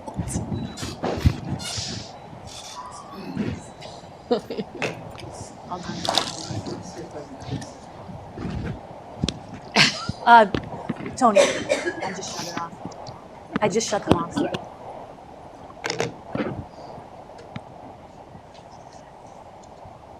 Mr. Cedarbaum, you're going to start first. All right, sounds good. Are you advancing slides for me, Mrs. I Pruitt? I am. All right, sounds good. Thank you. All right. Good evening, everyone. Thank you so much for being here for our school improvement plan presentations. I am starting this evening. On the screen, you see that we have our school theme and logo that we used at Blanche Ames this current year, which was our community, our school, hundreds of possibilities, because we were tying in many of our initiatives to the town's 300th anniversary. In working with our school council this year, we decided to keep that theme for the 25-26 school year, as that is the 300th anniversary, and we will continue those initiatives moving forward. Mrs. Pruitt has up on the screen our school council members, so I want to give a big shout out and thank you to everybody up there who worked really hard this year to come up with some great initiatives, some great thought-provoking questions, and really moved our school improvement plan into the direction for which it is at currently.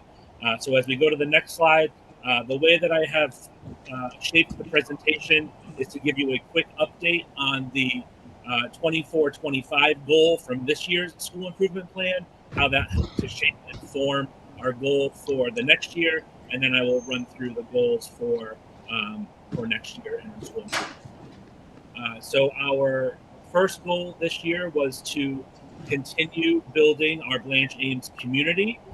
Again, as we moved into the building, this was only our second fully complete school year after bringing together three very distinct communities from our three smaller schools.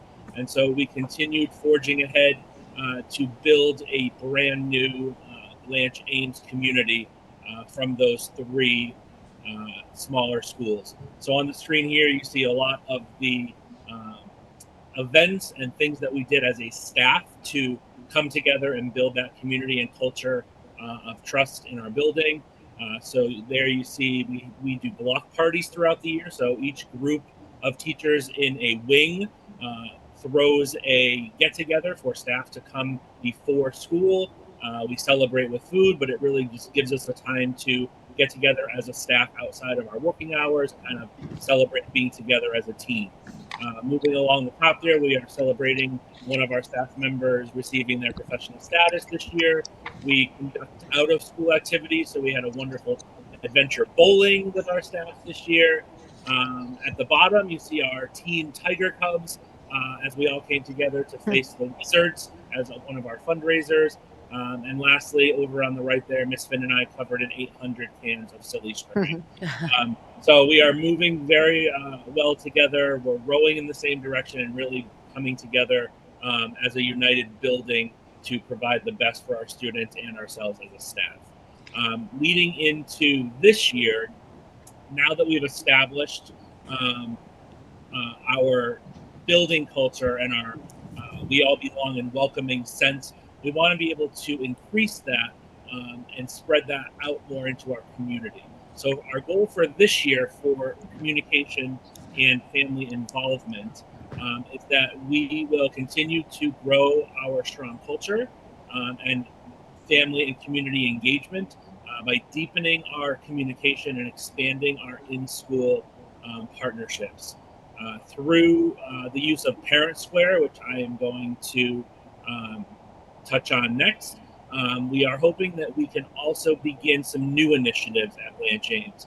We are looking to bring in both a family literacy night and a family math night, one in the fall and one in the spring, and aiming for an increase of 20% in family participation across school-wide events. So we've been taking data on the percentage of families that are coming to get acquainted nights and parent-teacher conferences, as well as some of our social events that are hosted by the PTA or STEAM night that's put on for the K-2 families. And so we're hoping to see an increase in participation over the course of the coming year, as well as bringing in these new events. If you can go to the next slide, Mrs. Pruitt. So to achieve this goal, we will continue with our consistent communication using the Parent Square Forum, increasing the number of events offered throughout the school year, again, implementing the math and literacy nights, and teachers will be offering opportunities for families to volunteer in the classrooms throughout the year to celebrate student work and achievement. I do want to highlight the use of Parent Square. If you haven't heard from many people about it, if you go to the next slide, Mrs. Pruitt, this is just our snapshot from Blanche Ames this year, which I think is pretty amazing that we have 75% of our families not just signed up to use Parent Square, but are actively engaging in using Parent Square and working with our staff in the building.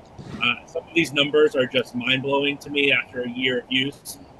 41,638 direct messages between staff and families.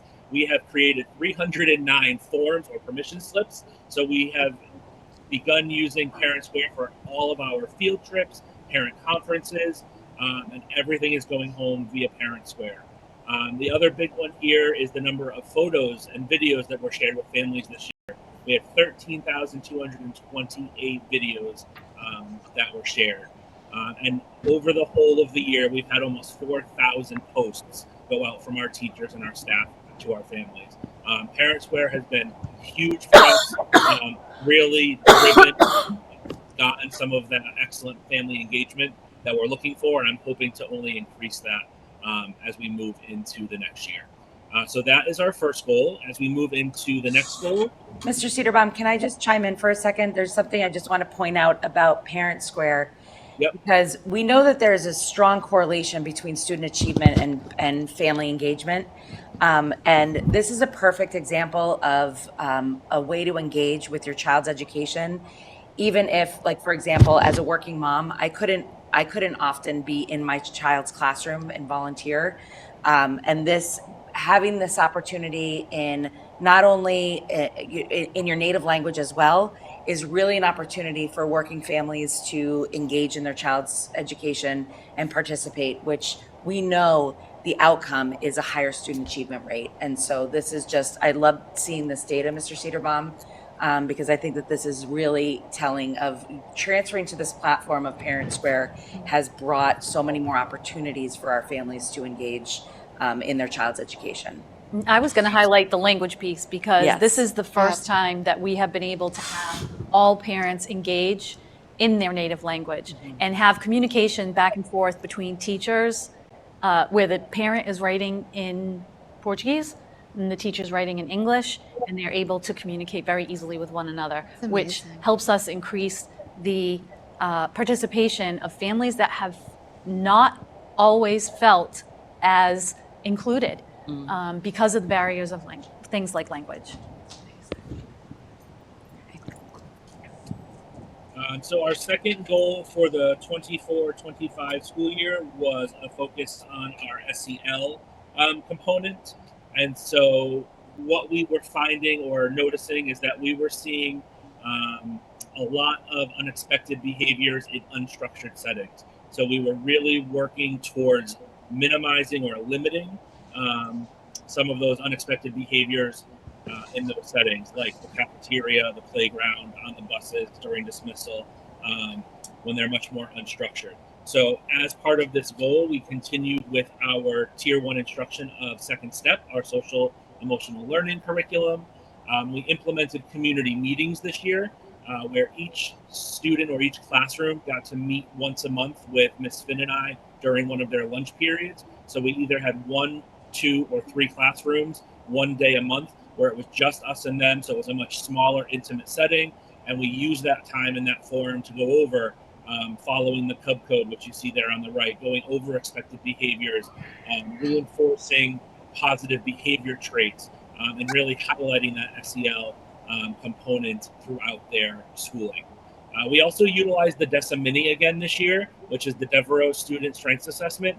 Unfortunately, due to the reductions for next year, that is one of the items that we are no longer going to be using, but I can talk about how that will tie in moving forward. But our PBIS continues to be strong, and you can see some of our students who were recognized there for their positive behavior.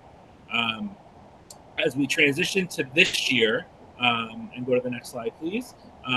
So our goal this year, our school council and I noticed as we were analyzing the data that unfortunately, while we were looking to see a decrease in some of our unexpected behaviors, we actually saw an increase. And so in having discussions with staff and with our school council, I don't know if there is a direct correlation, but I think there's a two-pronged factor here of why we're seeing some of those increases. One is I think we're actually doing more documenting of the behaviors that we're seeing. So I think that it looks like there may be more when in reality it just may be a better documentation of what's been happening.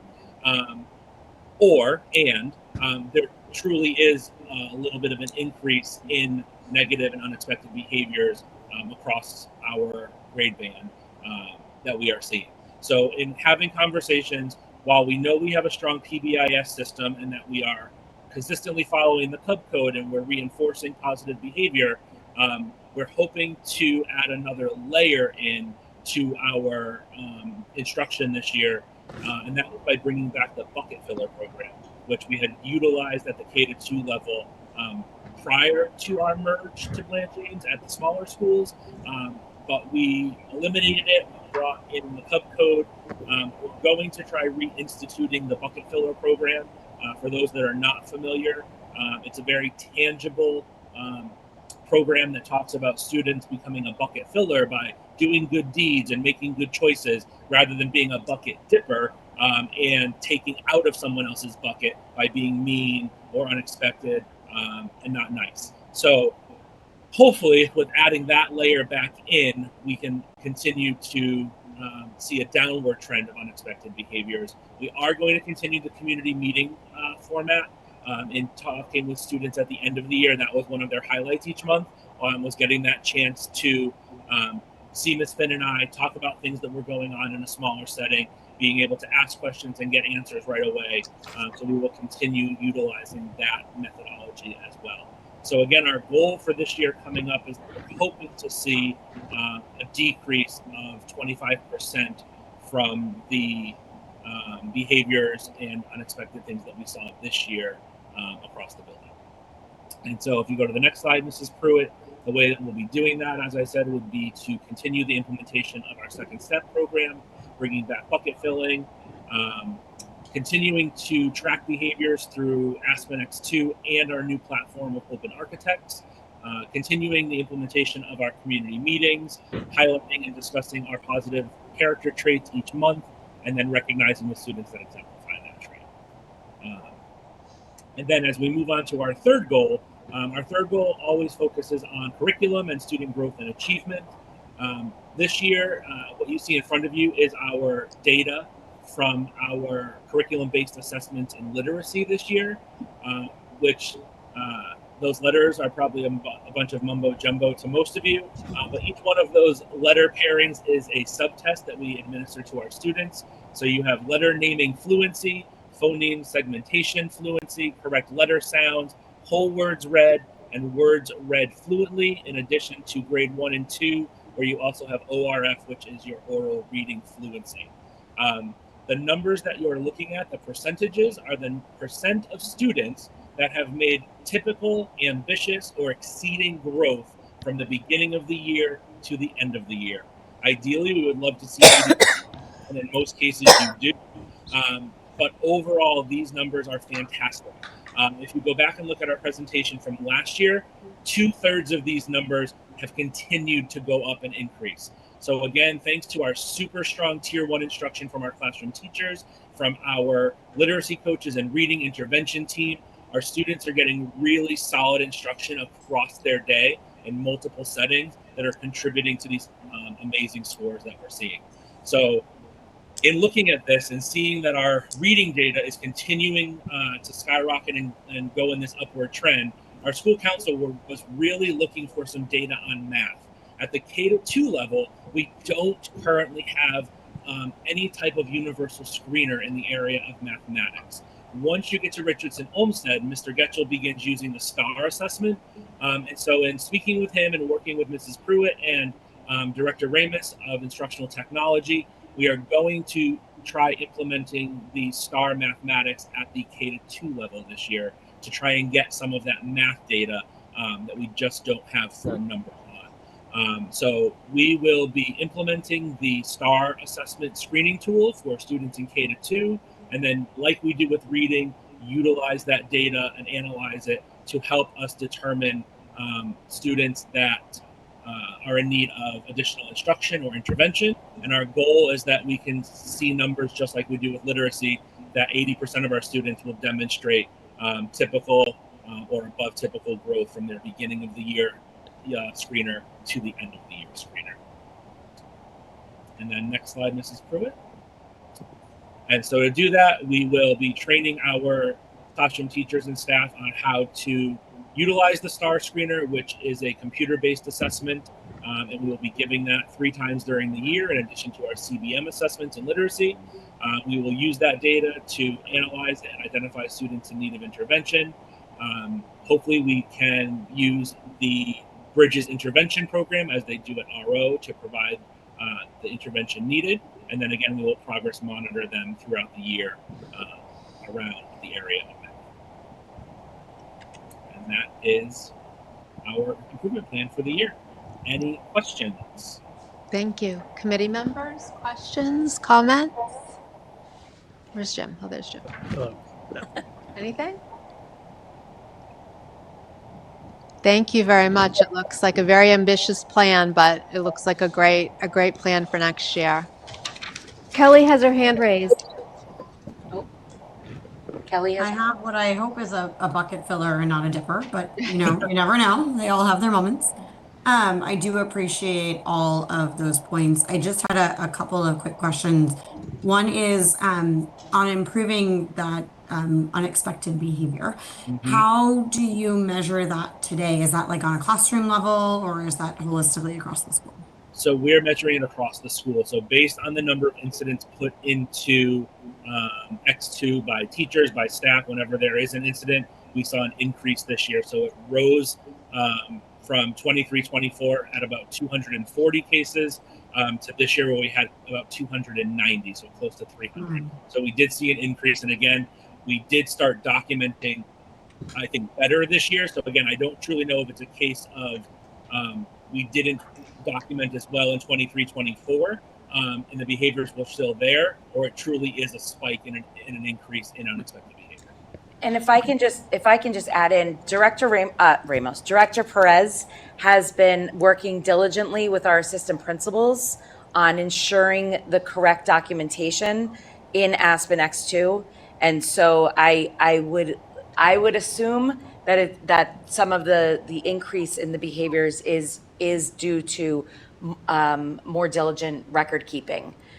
So I just wanted to highlight that thank you to Director Perez for you're just for that, because she has been doing a great job with the assistant principals on that. And I will say that a lot of school districts, when they start to really take into account, there's a lot more education that goes out. Not only I have been able to witness those lunch school meetings, Sam, I don't know what you just called them. Community meeting. The community meetings, and there's a lot more education that's going out, not only to our students, but also our families. And with education comes the lens now, and so we start to see those behaviors a little bit more. But like when the new bullying law came out, which is no longer new, there was a spike, and the hope is that we'll see a dip. And I can give you some exclusive news that I have yet to tell Dr. Cabral, but we saw that, or I saw that in comparing the conduct at the secondary level from last year to this year. I haven't told the principals either, so. Yeah. This is what happens when you watch school committee on Thursday. That's right. So, and that's really the goal for our elementary students. Right. Yeah. We can't get a global perspective of what are the behaviors, what are the patterns, what are the trends, what are the areas that we need to provide maybe more family supports or information or language or verbiage that can be used across schools and at home, and unless we know exactly what those are. So now we're naming them. They have drop-down menus. They identify what the infraction is, what it falls under. We're able to talk about, as we're working on our system of MTSS, our positive behavior supports. It just, it's a much more accurate way for us to track behaviors and to intervene and remediate sooner. So I think that's a great point. I do think it's a beauty of having one school and having that consistent messaging that you're applying for all kids of this grade level, right? Because they'll carry that through. Yep. One suggestion I had on the community involvement is I do think it would be wonderful for parents if they knew when there was a community meeting that happened, because as you know, when kids come home, they don't always remember to tell you that. And 3 days later, we'll say like, oh, I saw Mr. C and we talked about something, and then they keep going. But an opportunity for us to reinforce the messaging when they come home and have those conversations would be wonderful if that could be part of the kind of consistent communication through parents. Yep. So typically we hold them the last week of every month, and because we hold them for 5 consecutive days, a message then goes out to all families that Sunday in the bulletin of everything we covered in the community meeting that week, so that you can reinforce at home the positive trait of the month, whether there's recess issues or bus issues. So all that gets put into the bulletin so families can continue that conversation and that partnership at home. Kelly, anything else? Nothing else, thank you. Okay. Any other questions or comments from committee members? No? Okay, so I'm going to make a motion to approve the school improvement plan for Blanche Ames Elementary School. Do I have a second? Second, Loomis. Roll call vote. Probably yes. Wiseman, yes. Loomis, yes. Hamilton, yes. Kelly, we're doing roll call vote. Mercier, yes. Thank you. Thank you all. Thank you, Mr. Cedarbaum. Thank you, Mr. Cedarbaum. You're welcome. Have a good rest of the night. Thank you. You as well. Mr. Getchell, the Richardson Olmsted Improvement Plan. Hi, everybody. My name is Chris Ketchell. Do you want to just take the microphone?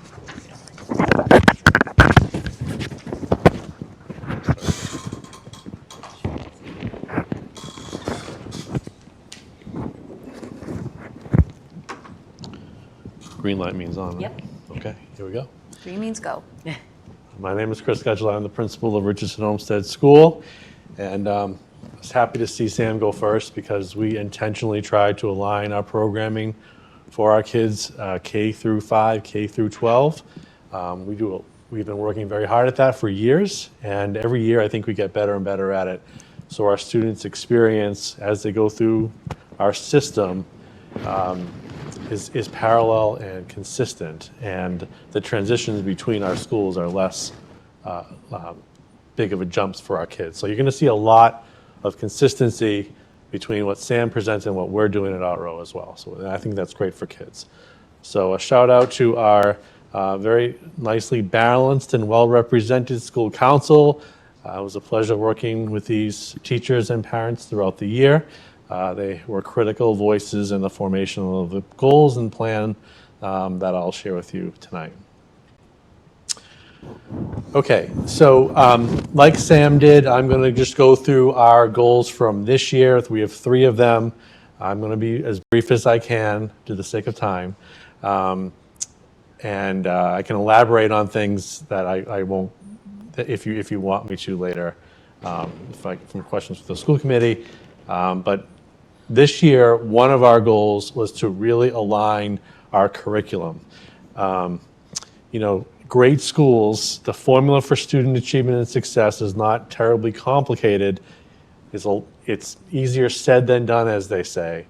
But great schools have rigorous, aligned curriculum and standards across all classrooms in every grade level with common assessments and rubrics, along with high-quality, vetted instructional materials that all our kids use, a strong community, having kids feel like they belong and feel safe, and an active parent engagement, which we have in Easton. You combine those things, you have great schools. Like I said, easier said than done. But this is a huge step toward great schools, I think, in Easton. These units of study that we have spent over 10 years writing, our teachers have written them. They are the ones delivering it. They are the experts in the field. They know our kids as students better than all.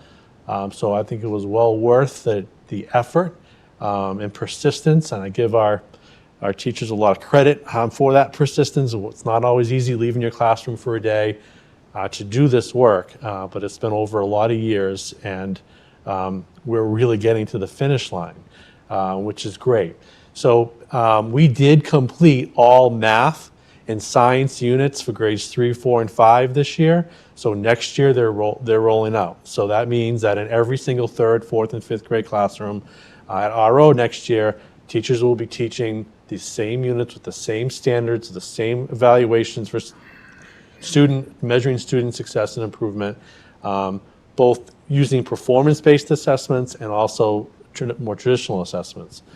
So we are very excited to roll out those units. Parents also will have access to stage 1 of each of those units. So a parent, if they wanted to, will be able to go online and see what is my child learning in science this year in 3rd grade, and what are the standards. And in terms of that parent engagement, particularly for working parents that don't have a lot of time during the school day to connect with classrooms in person, just knowing what your child is going to learn about in science and math, even in August before the year starts, can help you as a parent, plan those activities with your kids on weekends or vacations that can align with what they're learning. It just makes learning more powerful for kids. So that was a great accomplishment of this year. We're very excited to roll that out next year. Another one of our goals this year, as Sam said, we always balance the academic expectations with social emotional learning. We, like Sam said, are focusing on those unstructured times that we find our kids struggle the most with in terms of social emotional learning. We have been incredibly grateful for the generosity of the people in Easton, the CDC, and these that have invested so much money in the outdoor space around RO. So we have completed the Olmsted side playground, and we are near completion of the Richardson side playground. And we also have other play spaces we have one called the inside recess room, which gives kids an alternate recess environment with like less kids, a little bit more structure, a quieter setting to play. So we have a variety of play spaces to meet the variety of social emotional needs of our kids. Every kid does recess differently. Just like if we all went out to recess, we'd all probably do it differently too. We also have like calming spaces in our new play spaces. So on the Richardson side, if you drive by, you'll see a giant canopy and lots of picnic tables. That's a great place for kids to just sit and talk and play a game. They don't have to just be immersed in some soccer game or some kickball game like you might remember at your recess. There is spaces for kids just to chill out and hang out with their friends. That's intentional. So I can talk more, but let's go ahead. Okay. And then academically, our goal is an ambitious one, and that is to have 70% of our students at each grade level meeting or exceeding literacy standards measured by MCAS. We have lots of ways we measure growth. This particular goal focused on MCAS, but I'm going to include some of that data before. We are making huge strides toward that goal. And once we hit 70, we're going to shoot for 80. And once we hit 80, we're going to shoot for 100. In my opinion, and I know I share this with a lot of people, in the data is overwhelming. If kids at the end of third grade are reading at third grade level, they are so much more likely to achieve great things in the secondary level. Third grade is a critical age, and all the data supports that. So it is a huge priority for us at RO to focus on third grade, particularly with literacy and getting kids at grade level at the end of third grade in reading. It has a huge effect on their future. So I'm going to talk a lot about third grade literacy. I have data that supports math growth as well in all the grades, but for the sake of time, I want to just highlight some things. So you can see on this graph here, these are just our MCAS scores since 2021 in third grade literacy. And you can see an upward trend over the last 4 years. We're expecting this year's results to be higher than last year's, but we are now at 62%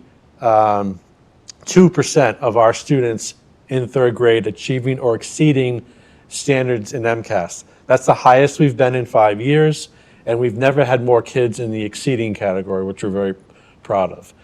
So we like to see that number.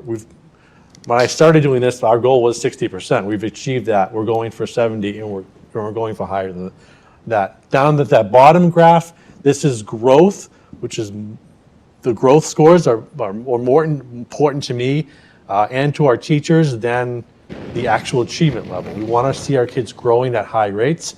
So you can see in fourth grade literacy last year on MCAS, 43% of our kids are in the high or very high growth rates. So it's almost half of our kids are in the high or very high literacy growth rates in fourth grade. We don't have growth scores in third grade because they don't take MCAS in second grade. So nothing to compare them to.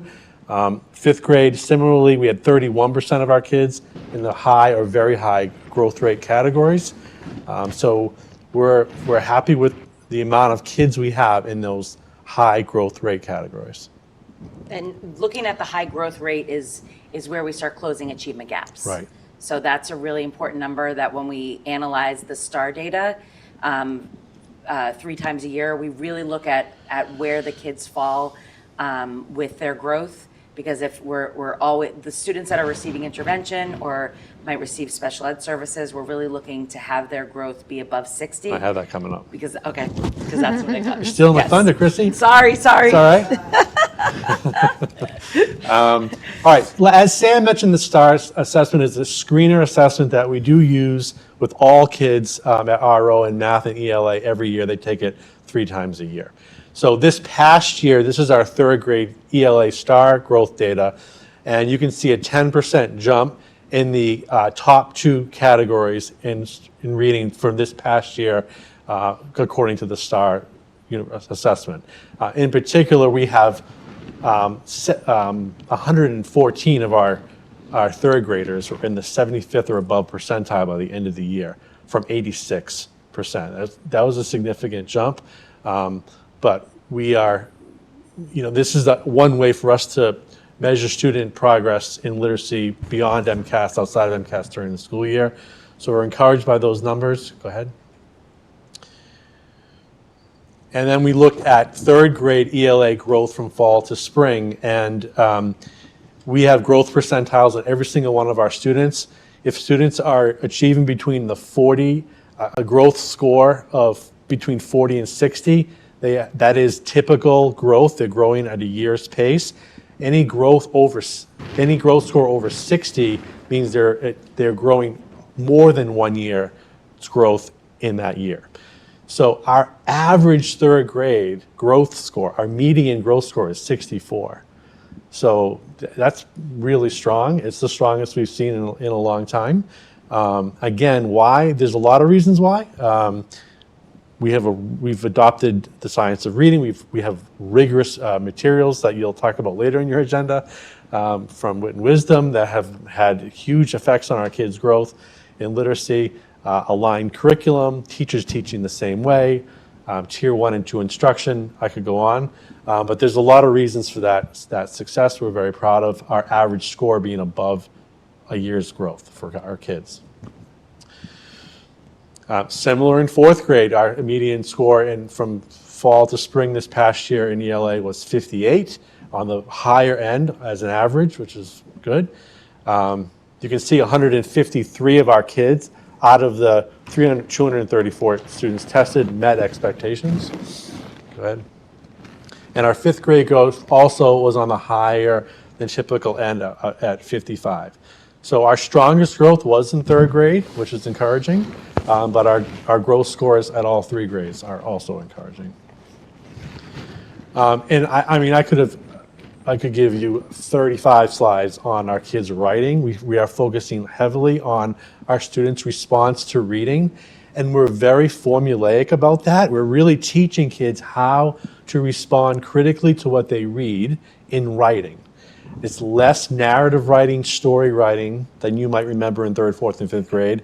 It's really teaching kids how to compare and contrast text, higher level thinking, finding theme, and using evidence from the text to support those themes. And so you can notice that there are different colors in this. This is, on the left picture, you see fourth grade responses to text, and they're different colors because one's a thesis statement, one's an evidence. The yellow's my elaboration, how I elaborate on that evidence, and then a close. So that's across the board. The picture on the right is third grade response to they're reading about the Apollo 11 mission, and you can see these are 5-paragraph responses from third graders on comparing two nonfiction texts. I was not writing like that in third grade, I can tell you that. I'm not sure I wrote like that until maybe high school. But it was funny, we had Kelly Kavanaugh come in when high school teachers come visit our third grade writing periods, and they were blown away with what our kids are doing as writers, and it's just really encouraging. So I was just going to share that we've started having cross-school walkthroughs with teachers. Our instructional coaches have been leading those, and it's been so wonderful to see what they're doing at various grades because the teachers are getting to see the alignment, but also what the expectations are at particular grade levels. I know that Jeannie Baxter and Karen Daly, along with Ann Weintraub, work really hard at bringing those teachers together at RO and EMS, and just how blown away the teachers were with the literacy, the instruction that's happening. yeah, it's really, before you go to the next slide, I'll just share this one anecdote because I think it's powerful. Like, we really are trying to get our kids excited about learning. It sounds simple, like, of course you are, Mr. Getchell, but there are powerful ways to do that. Not just having a really great, curriculum and materials, but how do you bring that to life in kids? How do you make third graders want to go to school and want to read and have that motivation to do this?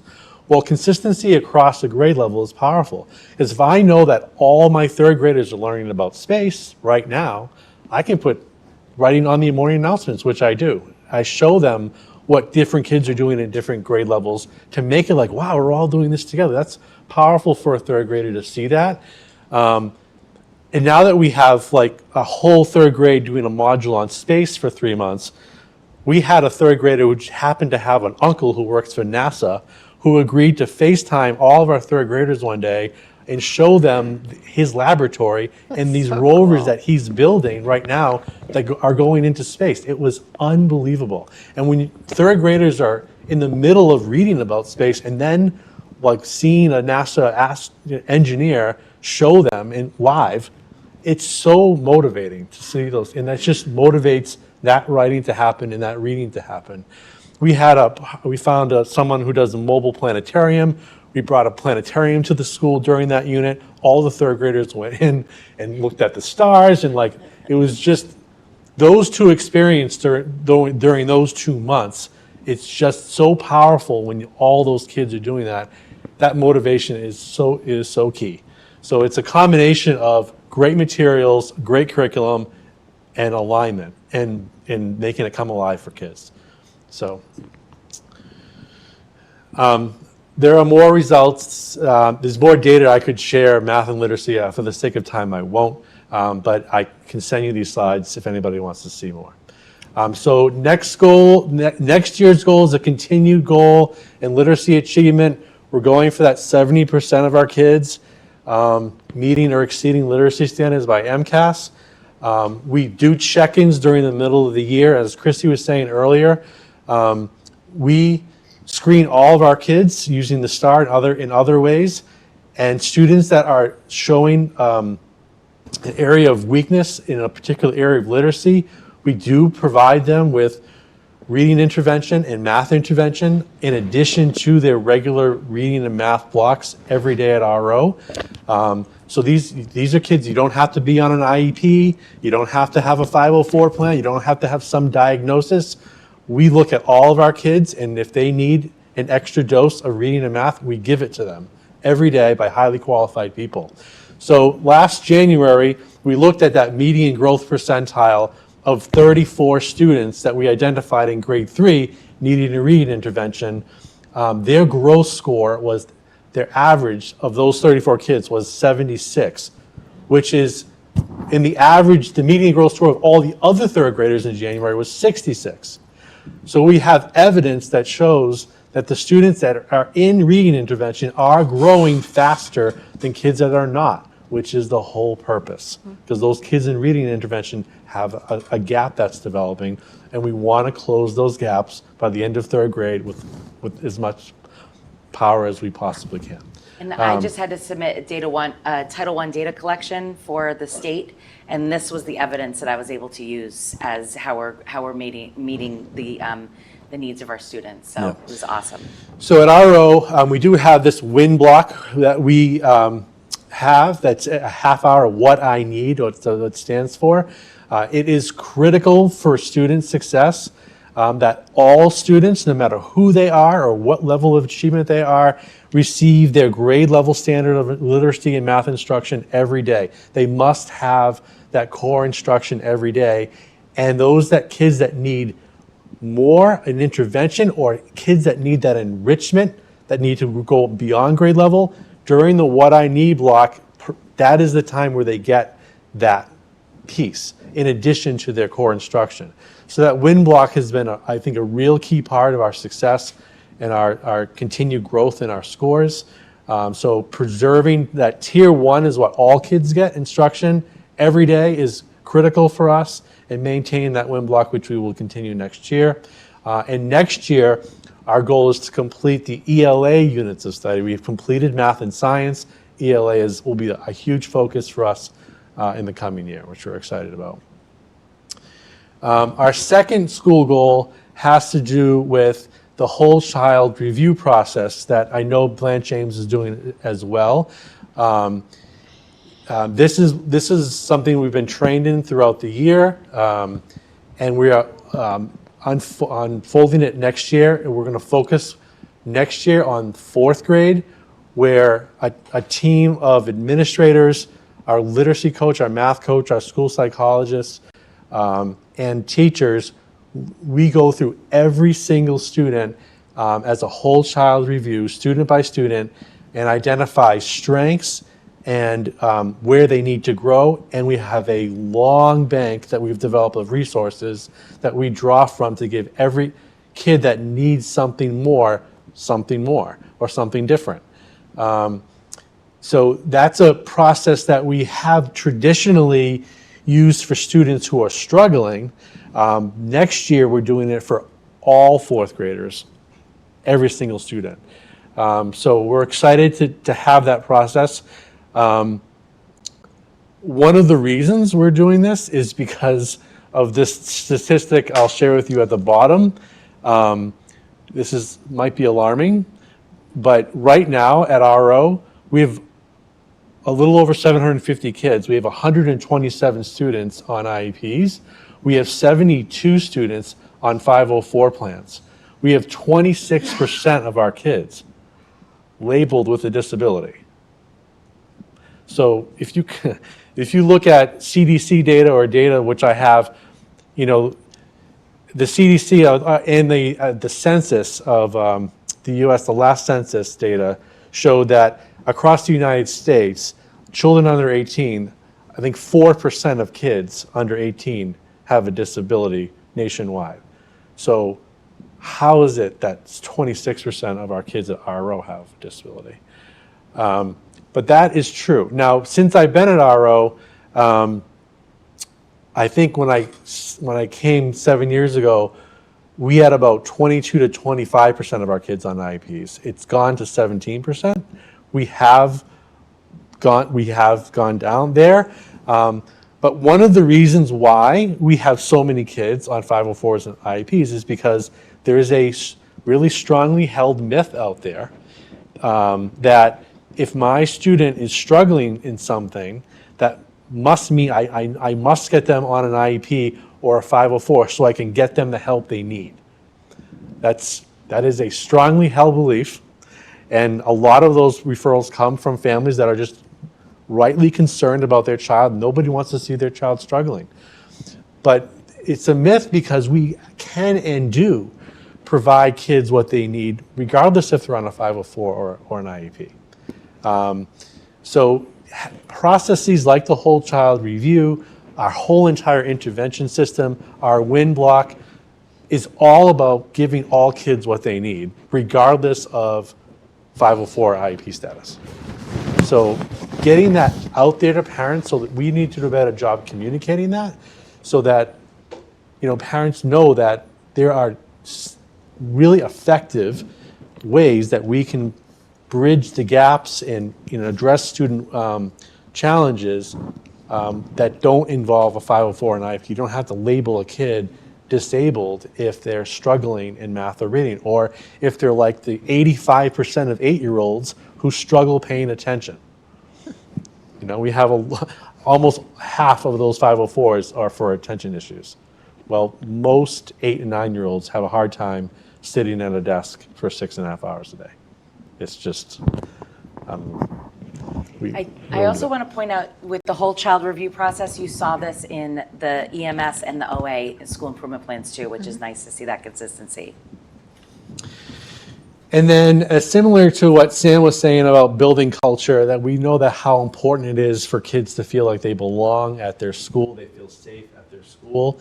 Also important that all families feel that they belong and are safe at our school. We want to continue to strive to bring new families in, physically into the building, to experience our school in person. We want to create an RO culture and community committee next year to specifically work on this. We are revamping our back to school nights to make them less formal presentations from classroom teachers and just more of a meet the teacher, see the classroom, but also a chance for parents to mix and mingle with other parents, particularly parents of kids in their class this year that might be different. So, having parents having that opportunity to meet other parents of kids in their kids' class to help strengthen those relationships outside of school is really important. Things like expanding our biography book battle that we do in 4th grade every year to the whole school. We did a math family night last year for parents that was very successful, We want to expand that have that in the fall next year and do literacy nights for families as well. We want to invite our staff to be special guest speakers at PTA meetings. So PTA meetings can be helpful, informative to parents, a chance for them to meet our staff, our experts in certain areas. We want to strengthen our Citizen of the Month program with a ceremony at the end of the year that involves families of recipients, involves state civic leaders, community members, and really do a better job at bringing families into that Citizen of the Month program at the end of the year. And we continue to grow our annual multilingual family potluck dinner that has grown leaps and bounds. It's a district now thing. It's not an RO thing anymore, which is awesome. But we want to continue to grow that and just do what we can to bring all families into our schools, particularly families that might be from different countries or cultures, don't speak the language, and they sometimes it's a hard thing for those families to come in, and they're just not, they may not have grown up with schools like this or did school like this. So we want to make sure we connect with them, we hear them, and we let them know that they are welcome and heard in our school. So that's an important event. Okay. And then I'll end there. So thank you all. That's a scene from our 5th grade farewell where those kids just got sprayed down by the Easton Fire Department, which was a really great end of the year. So. Questions, comments? Committee members? Okay, Can I just, go ahead. I just wanted to include one thing here, the completion of the units and the multilingual potluck. I also want to commend our director of curriculum and EL, Ann Weintraub. She has been so instrumental on making that, making those things happen, especially our units. Our units have really, she meets with every team. She helps facilitate that. She will create all the documents, make sure everything's pulled together.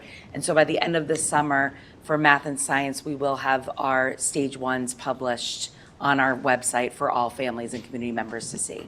That's great. Yes, Ann's been phenomenal. Yeah. So I'm really impressed by the writing the 3rd graders are doing. Yeah, it is very impressive. And it's honestly, it's all over the school. And when you walk around during the year, you can see it.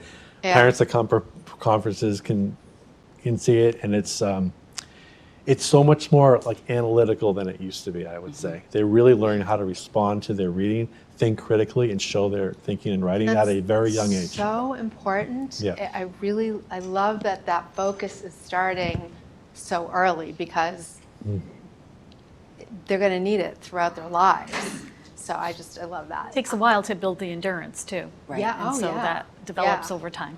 I'm happy to see the WIN block continue. I think we all love these focus WIN each block time periods so that kids can get either the extra help or the enrichment that they need. Yes. Really happy about the whole child review process that's going on with all the schools. I think that's such a great idea. I'm kind of shocked by the number of kids that are on IEPs or 504s, and I hope that this whole child review does help with that. I think you're right, though, that a lot of it is parent education, that they just don't know about the supports their kids are going to get. They just don't think they're getting supports if they're not on a 504 or IEP, and I think that getting that out to parents and showing them what other supports are in the classroom for their kids is going to be crucial. I love the culture and community committee too. I just think there's so many kids, maybe the kids that aren't the student of the month, and there has to be ways to kind of bring them in and make them feel like part of the school community too, and make their families feel part of the school community too. And So really I celebrate like the that. learning that happens. That's really a piece of it. Finding ways to bring families in to see what their student is proud of. Yeah. And celebrate learning. That's why we're in school. Go ahead. Sorry, I'm getting all stuff. But your growth rate for your struggling readers is really, your teachers should really be commended for that. Yeah. Those kiddos started at a deficit and obviously made more than a year's growth in one school year. So that's really, really helpful. Yeah. When you look at this, where the state averages are going in literacy, the state is going the opposite direction we are on. Honestly, it's almost a crisis situation in many districts with literacy, particularly in third grade. We're going in the opposite direction, and for a lot of good reasons. So we're proud of it. Thank you. We had another district come in and observe our literacy instruction because they're looking at adopting the program that we use primarily for stage 3. And they were blown away by what was happening in our classrooms. And it's a similar community. And they were just sat in awe at the end, asking Principal Getchell questions and the teachers that were there. It's remarkable. And it's for myself, who's not in the schools every day, like the principals are and the teachers, it's so fun to kind of show off because our teachers are so committed to this work and have really done such a great job with implementing and tweaking and, going back to Mr. Cedarbaum's about the block parties and things like that. It's so important to establish that community because when the teachers work together and plan together, it obviously you can see the achievement in the students and that all of this is really coming together, which is amazing. Yeah, of course. Personally, I've noticed such amazing growth in my own son from. Lauren, your mic is off. I got it. Thanks, Kelly. What I was saying is, personally, I have noticed tremendous growth in my own son from 3rd to 5th grade in his writing and his reading. I mean, he would bring home things that he'd write this year as a 5th grader, and I couldn't believe those words and those sentences and the structure came out of his brain. And it's not AI. It's Right. not, no. It is not. No, and I asked him, and he got so upset with me that I asked him. But his reading, like how many more days than not, I would pick him up after school, and he'd walk out of the school looking at nothing but a book, and bumping into people and tripping over his own feet. But he has just loves reading now, and his writing. So kudos to your school and your teachers The and teachers, Yeah. for sure. and everyone. Anything else? We'll miss Hudson. We'll miss Hudson House. Kelly has her hand up. We'll miss RO greatly. Kelly, you had something? Yeah, I do, it's the last of the school presentations, and so there's a couple of themes that do stand out for me as well. I do think these blocks are really important. The WIN block is such a great addition that I know my kids didn't have, my older kids didn't have, and I can completely see the benefit of it.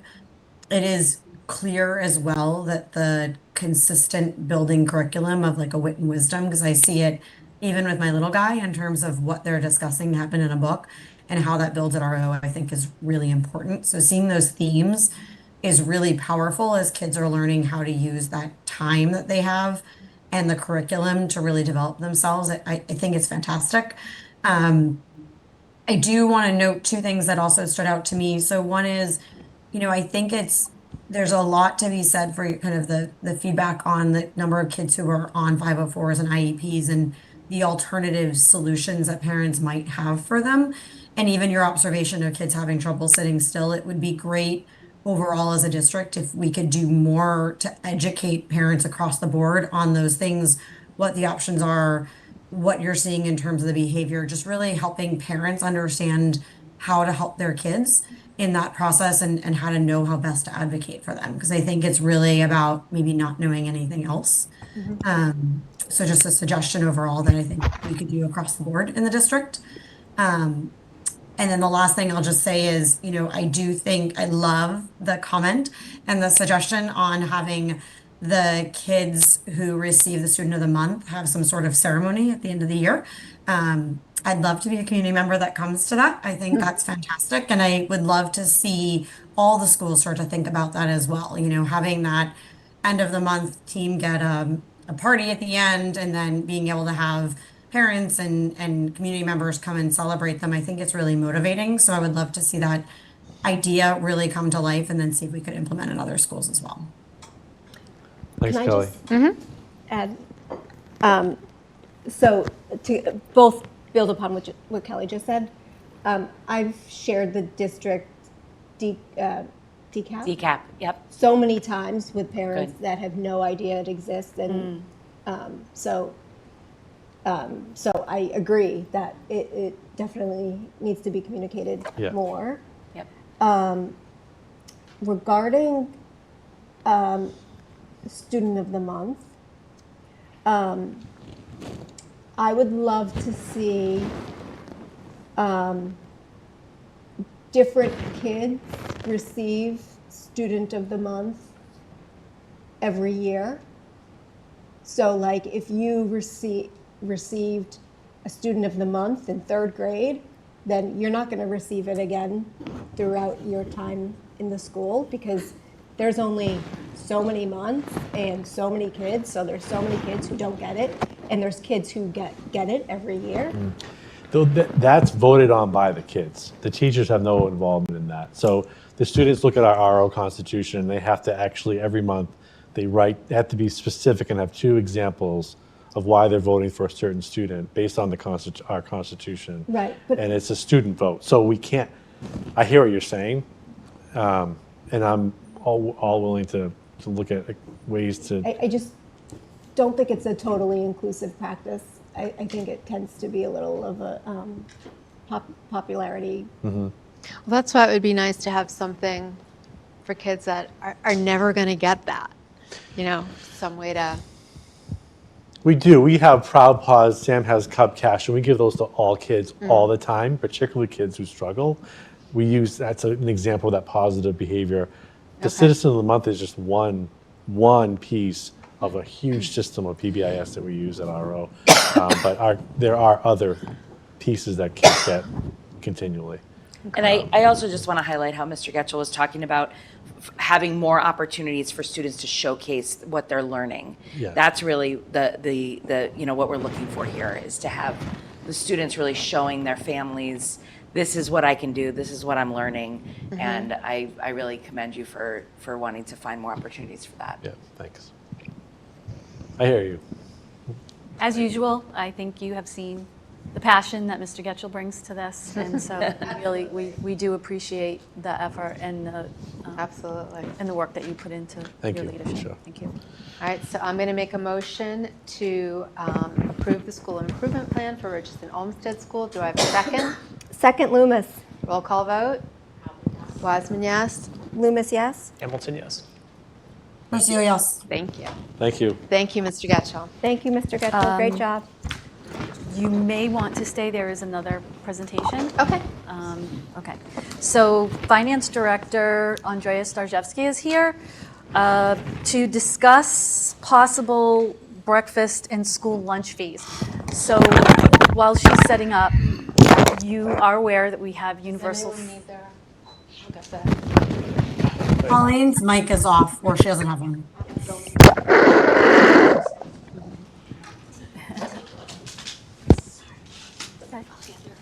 all right.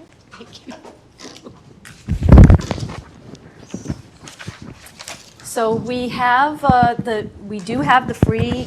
Those of you that have students in school know we have free universal lunch and breakfast. But as we've been saying since we've had this program in place, the legislation says pending appropriation. And we know, because we deal with a lot of things that say pending appropriation, that means it is highly mercurial based on the budget every single year. And so we've been waiting and doing our analysis of what would it mean if we don't have the appropriate, the necessary appropriation. And so we have done some analysis with the food service vendors, and we realize now that it's been a couple of years, we have not increased the fees. We have not had to.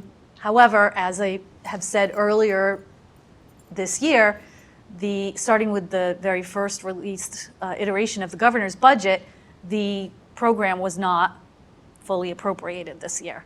So we don't know exactly how much we're going to receive, but we do know it is going to be less than what is needed to run the full program. So again, we're talking about this perfect storm of us having these financial difficulties with the first time this year is not going to be fully appropriated. So we don't even have, we never do until sometime in July, the full state budget and what it's going to be. But we do know that that piece hasn't changed. And so in preparation of that, we are taking a look at the school lunch prices and what we may need to institute in order to not run completely in a deficit. Just as a quick reminder, because I don't think you're going to say this part, but as a quick reminder, we did an analysis if we didn't have the program at all with our food service vendor, and it was estimated to be $250,000 deficit each year. That is not something we can sustain right now, and with the escalation of food costs, it would be more than that. That is not what we predict is going to happen in the next school year because there are funds being appropriated. It's not a complete loss of the program, but not knowing what it is yet, we do have to prepare. There is also a process that DESE actually requires in terms of escalating your prices regularly, and so we want to make sure we follow that. And so Director Starzewski will explain that to you now. Thank you very much. Thank you, public and school committee members. Tonight we'll highlight our proposed for our paid meal pricing for next fiscal year, but also throw in some factors of where we're at currently with fiscal year 24 and 25. Next slide, please. So I wanted to start off, the next two slides will demonstrate what our current reimbursement rates are from the federal government perspective for both breakfast and lunch. So just to kind of frame where we're at, we do not have pricing for what we would be reimbursed in fiscal year 25 or 26 yet from the USDA. Because we are a district where we do not have the severe terminology up here, basic or demonstrated, basically is if we have students that are considered paid or reduced as far as qualifying from an income perspective. If we had more than 40% of our population, we'd be in that other category, that severe column. So we currently qualify from a federal government reimbursement perspective for each meal that is served per USDA regulations. We'll be reimbursed 39 cents for a breakfast. We'll be reimbursed $2.07 for a reduced price, and we would be reimbursed $2.37 for free breakfast. Now, what I would like to frame on this slide is that we currently are not receiving any federal reimbursement for paid breakfast because of the current regulations that are set in place here in Massachusetts, where we're receiving full reimbursement. And when I say full, I'll give you the dollar amount. It's not full reimbursement for cost, but what the state is considering a not comparable price, but a price to reimburse us for breakfast. So we're not receiving the 39 cents. We are receiving the $2.07 for reduced price breakfast and the $2.37 for free breakfast. So currently Massachusetts is reimbursing us $1.98 for each paid breakfast. So that we are receiving across the board for any student that does not currently qualify for free or reduced breakfast or lunch based off their family's income. Next slide, please. And then this slide is breaking down what we are currently receiving from a lunch program perspective from our federal government. So right now, there's currently an additional 8 cents that's been factored in for the federal reimbursement rate. Once again, these are 24-25 reimbursement rates. I do not have 25-26 reimbursement rates yet. Been released yet. Yep. So paid lunch, we're being reimbursed 56 cents per each complete meal that's served. Reduced price is $4.17, and free lunch is $4.57. The paid lunch rate that we are being reimbursed to the state of Massachusetts currently is $4.01. And I just wanted to highlight, on average, based off of overhead costs and everything that goes into producing a meal, our average cost to produce a lunch is about $4.20. Next slide, please. So in order for us to evaluate where we should propose fees to be increased for the next fiscal year, there is a tool the USDA provides every single fiscal year. It usually hasn't been released until about August. I did include some background information in your packets previously on what that paid lunch tool actually is and when we are required to use it. So in a given fiscal year, we're going into fiscal year 25-26, we as a district are supposed to take a look back at where we ended our school lunch program from a revenue generating perspective in fiscal year 24. So we have to look at whether or not we had dollars being saved and actually adding to our revolving account funds, or whether we dipped into that revolving account fund. If we do not have a deficit, this exercise is not required. However, as a district, it's recommended that we are evaluating this every single fiscal year, because if we did have a deficit year, we are required to use this tool or something comparable to be able to generate pricing. And so I use this tool from a demonstration perspective and to make sure we have it from an audit standpoint if we're ever challenged.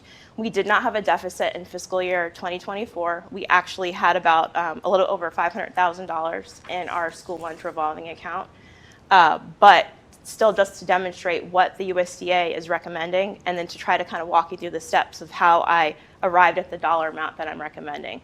So currently, for the 24-25 tool, USDA has inputs that I'll walk you through related to what we served as far as lunches in the month of October 2023 to get at a derived rate for what we should be charging. Right now, the USDA is recommending $3.85 for what we should be charging as a entity that is receiving federal reimbursement throughout the United States. So next slide, please. The tool itself pulls data from a point in time. In this particular tool, we're pulling data from October of 2023 to show how many meals were served during that time period. And then it comes up with a weighted average price based off of what we were charging at the point in time. Regardless whether we do this every single year or if we hadn't raised prices for 20 years, the recommendation, if you haven't been doing this regularly, is using the data point that is within the tool, which is October of 2023. At the elementary level, we're charging $3 per each meal for students that are not currently free or reduced if we went back to a paid status, or second meal. At the secondary level, we're charging $3.25. So of all the meals served in the month of October of 2023, I think it was about 36,000 meals. The weighted average price of what we're currently charging, and for this demonstration, it was October 2023 because we have not raised prices since that point in time, would be about $3.14. The USDA tool inherently includes flat across the board 2% increase. That's going to be baked in next year. It'll be baked in the year after that. It'll be baked in the year after that. But they also include an inflation factor from our consumer price index. In this particular case, it was 8.27% inflation. So if we only charged $1, you automatically are going to have a 2% increase on top of that based off of this tool, and then whatever the consumer price index was that the USDA is recommending. So in this particular case, using a $3.14 for our weighted price average, the recommendation would be $3.45. They round that to $3.46. We're not hitting that $3.85 I showed in that slide prior to this.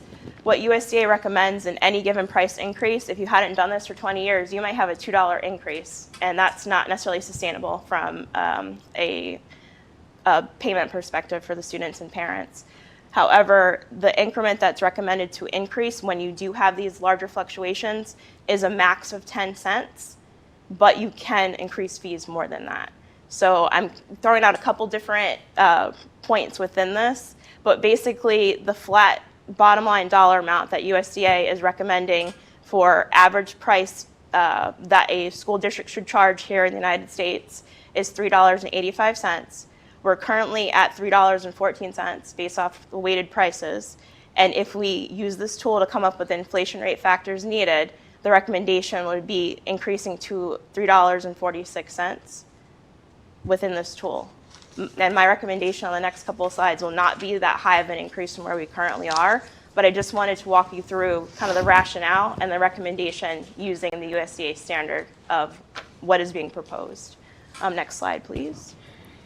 So once again, this is the $3.14 from the tool, and the recommendation would be the $3.46 for the total increase across the board from a weighted average price perspective. Next slide. So that being said, that was a recommendation from a USDA perspective. One of the other methods that's also recommended if we weren't using that pricing tool is to make sure that we're gathering data from comparable communities. So what I want to draw your attention to, this is not a apples to apples comparison when it comes to breakfast and lunch. I'm only including surrounding communities in which I had data in both that elementary category and that secondary category. So as you can see, we have surrounding communities as low as $1.50 for elementary and $1.75 for secondary. As high as $2.25 and for elementary and $2.50 for secondary. The average price with where we currently are in Easton at $1.75 for elementary and secondary is $1.90 average and $2 average. For lunch for our surrounding communities, a low of $3 and a high of $3.50, average being $3.20 for elementary. Easton's currently at $3. For secondary, a low of $3.50 and a high of $3.80, an average being $3.51.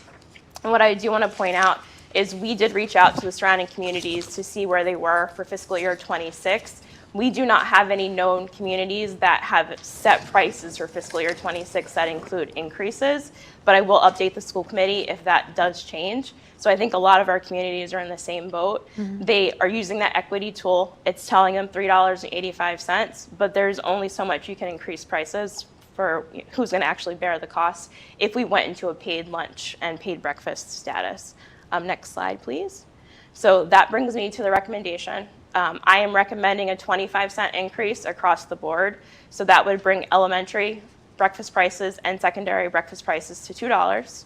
And for our elementary lunch, $3.25, and for secondary lunch is $3.50. Overall, this would increase our revenue by about $84,000 next year, regardless of whether we were in paid status or in non-paid status, if for some reason the local government did not fund or fully fund our school lunch, breakfast, and lunch program. Historically, our lunch program has never been a revenue generation tool. It's not the purpose of it. It's to make affordable lunches for students that don't fall into the low income category, and to keep them healthy, keep the lunches healthy and sustainable. What we want to avoid is being in a deficit. The food program, the revolving account through that is also what we use for all of our equipment.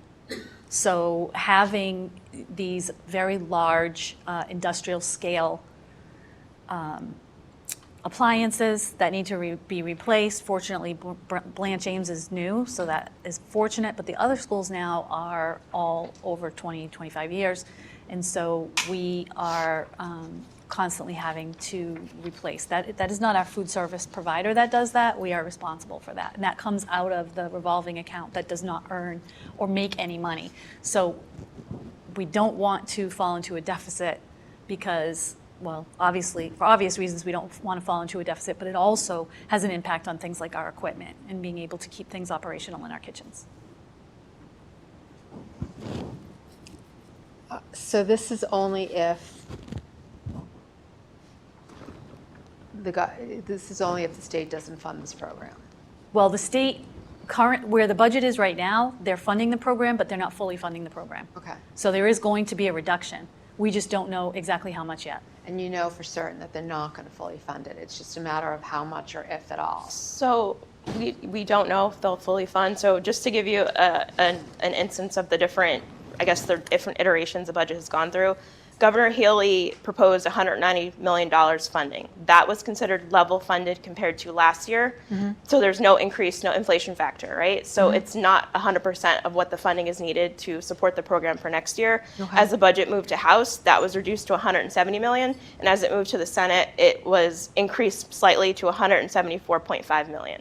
So we don't know what that final number is going to be. We're just trying to prepare in case right now it's below not 100%. Level funding, which already is a loss for us. Yeah.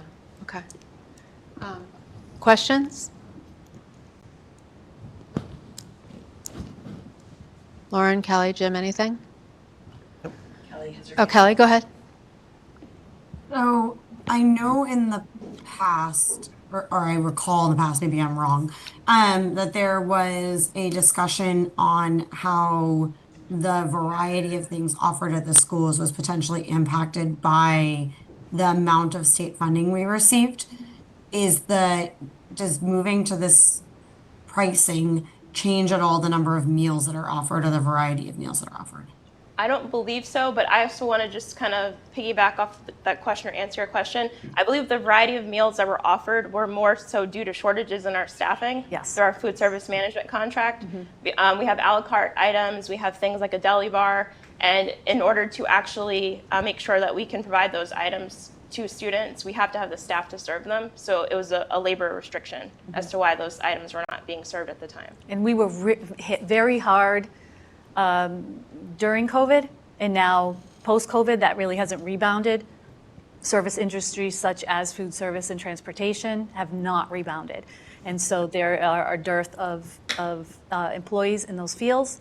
And the meals, the things that kids find, that most of us find most attractive, are the deli bars, the salad bars, the things that you can choose your own varieties, you can put it together yourself. They're the most labor intensive. And we don't have enough people on the line. We're not fully staffed now. We haven't been since COVID. That is a constant struggle. Thank you for clarifying that. I think I timed those two things happening at the same time and did not realize the correlation, so I appreciate it. Yep. My other question was, you mentioned it would yield about $84,000 in revenue, I think was the number you gave. Does that close the deficit that we expect to have, or will we still be operating this program at a deficit, but it is a little bit of what it is in terms of how we have to strike a balance? So if we are not fully funded through the state next year, we will be operating at a deficit. This just helps close that deficit gap. So when Governor Healy's first iteration came out, that's when our alarm bells went off. We were kind of waiting for that to happen. That was the first concern. And then, as we explained to you how it goes through the Senate and the House and Ways and Means, and it goes back to Governor Healy, and we're following that process. It's not done. But the chances at this point that it will be raised above Governor Healy's very first iteration is almost nil. So without having the numbers in front of us, we are at like 99.9% certainty that we can tell you we will be at a deficit because we are not being funded as we have been. What we don't know is how much. And you can see by the millions of dollars difference in each entity's iteration of the budget. And so we follow it very closely. Sometimes we meet with our legislators and they give us some information and we get an indication of where it's going to go or what they are thinking. Right now, we don't know, other than the three figures that Andrea just provided that are millions of dollars different. And then what will that mean for each school once that's allocated? So we don't get this information until right about when school starts. So can we have a sense of the order of magnitude? Like if it's hundreds of thousands of additional deficit, are we making 50% progress on that deficit with the 84? Or I know we can't get the exact numbers, but do we have a sense of that order of magnitude? We don't, but what we've been doing is trying to maintain. We've been, with what's been happening with the budget, we've been really pressured to spend down that money that's in the food revolving account, but we knew this was coming.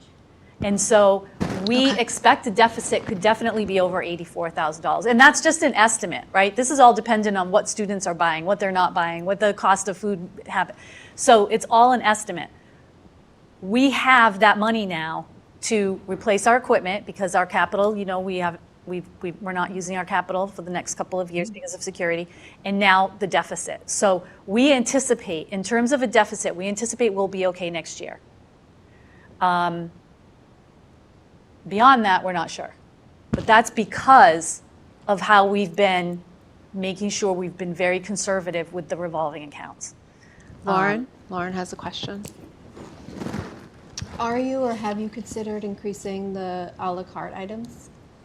I think it's something we can evaluate when we get to that point, but it wasn't something I dived too deeply into. There's other costs like milk, a slice of pizza. I focused in on the highest participation rate items for for this presentation, but we can take a look at that to see if it's something that would help as far as increased revenue for next year.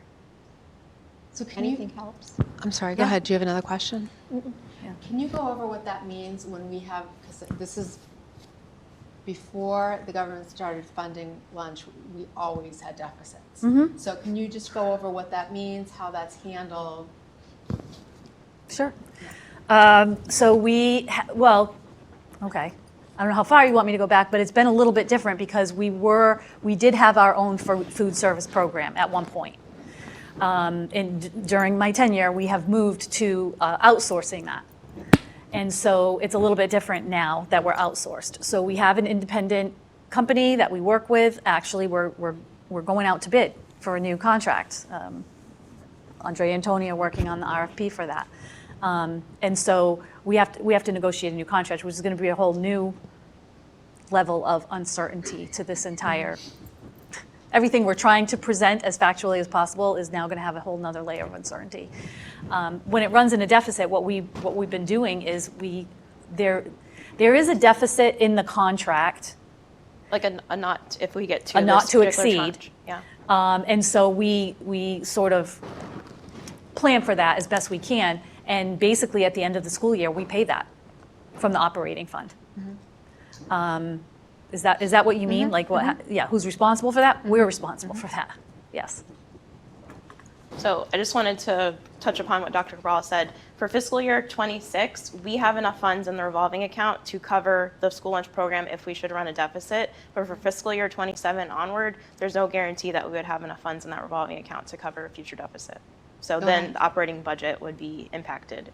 It would be just enough time to give us hopefully an idea of getting enough data, like I said about something earlier, about the fees. It's just enough time to give us the data of what are kids purchasing, what are they not purchasing, what is the deficit running in, what are we going to be getting from the government, what can we expect to get from the government to try to plan what that deficit is going to be going forward. Okay. Questions, other questions or comments? I just had one last, I guess, comment/request is that as we get to that point in the fall where we have better understanding of what we're receiving in terms of funding and what the impact is, it would be great to have that be a topic at a future meeting so we really understand what that's doing in terms of the deficit and how that sets us up for next year. Absolutely. We will keep you updated in our quarterly budget updates. Thank you. So what you're looking for tonight is for us to approve increasing lunch and breakfast fees across the board by 25 cents? That is correct. Okay. Not happy to make this motion, but I will make the motion to approve the increase in our school lunch and school breakfast fees by 25 cents. Do I have a second? Second, please. Roll call vote. Wiseman, yes? Hamilton, yes. Rosario, yes. Thank you. Thank you. You can come back. Thanks. So, Andrea, you're still? yes. So she is going to talk about policies JJF, the student activity accounts, and JJE, JJEE, fundraising policy. These are second readings. We don't have, or Andrea can speak definitely to the student activity accounts. If you have fundraising questions, I may need to get more information for you. Yeah, I think From we the were principals. good with the Okay. policies for the most part. Carol's correct me if I'm wrong, but we just wanted to get Andrea's lens on it to make sure this is actually what's happening. Okay.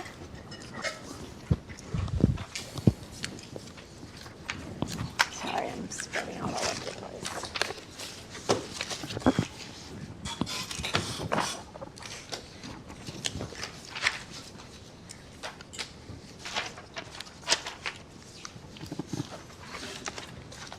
Okay, I didn't know if you guys had any pointed questions. One of the things, when I did take a quick read through this, I did have a question for JJE. There is an amount on, I believe, the second page of the policy. That's missing? Yeah, Yeah. the dollar amount. Yeah. I didn't know if you had a recommendation for the donations, because when we have things like grants, we're bringing each of those items to school committee for approval.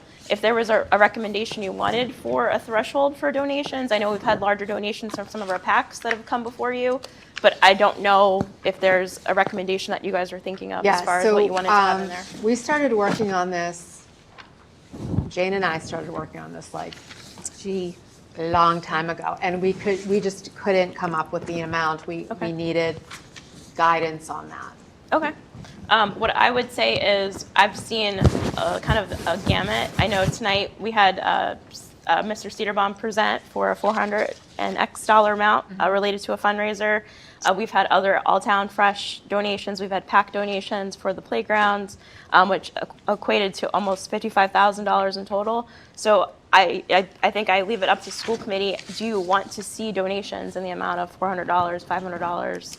To be able to recognize those third parties and to be able to have those speakers here. I mean, I'd love to see the donations. Okay. I think it's really important that we recognize people who are willing to come forward and contribute to our schools. I'll sort of add a caveat to that. You also have the opportunity where you can set a threshold to have them approved for us to accept and use them if they're a high dollar amount.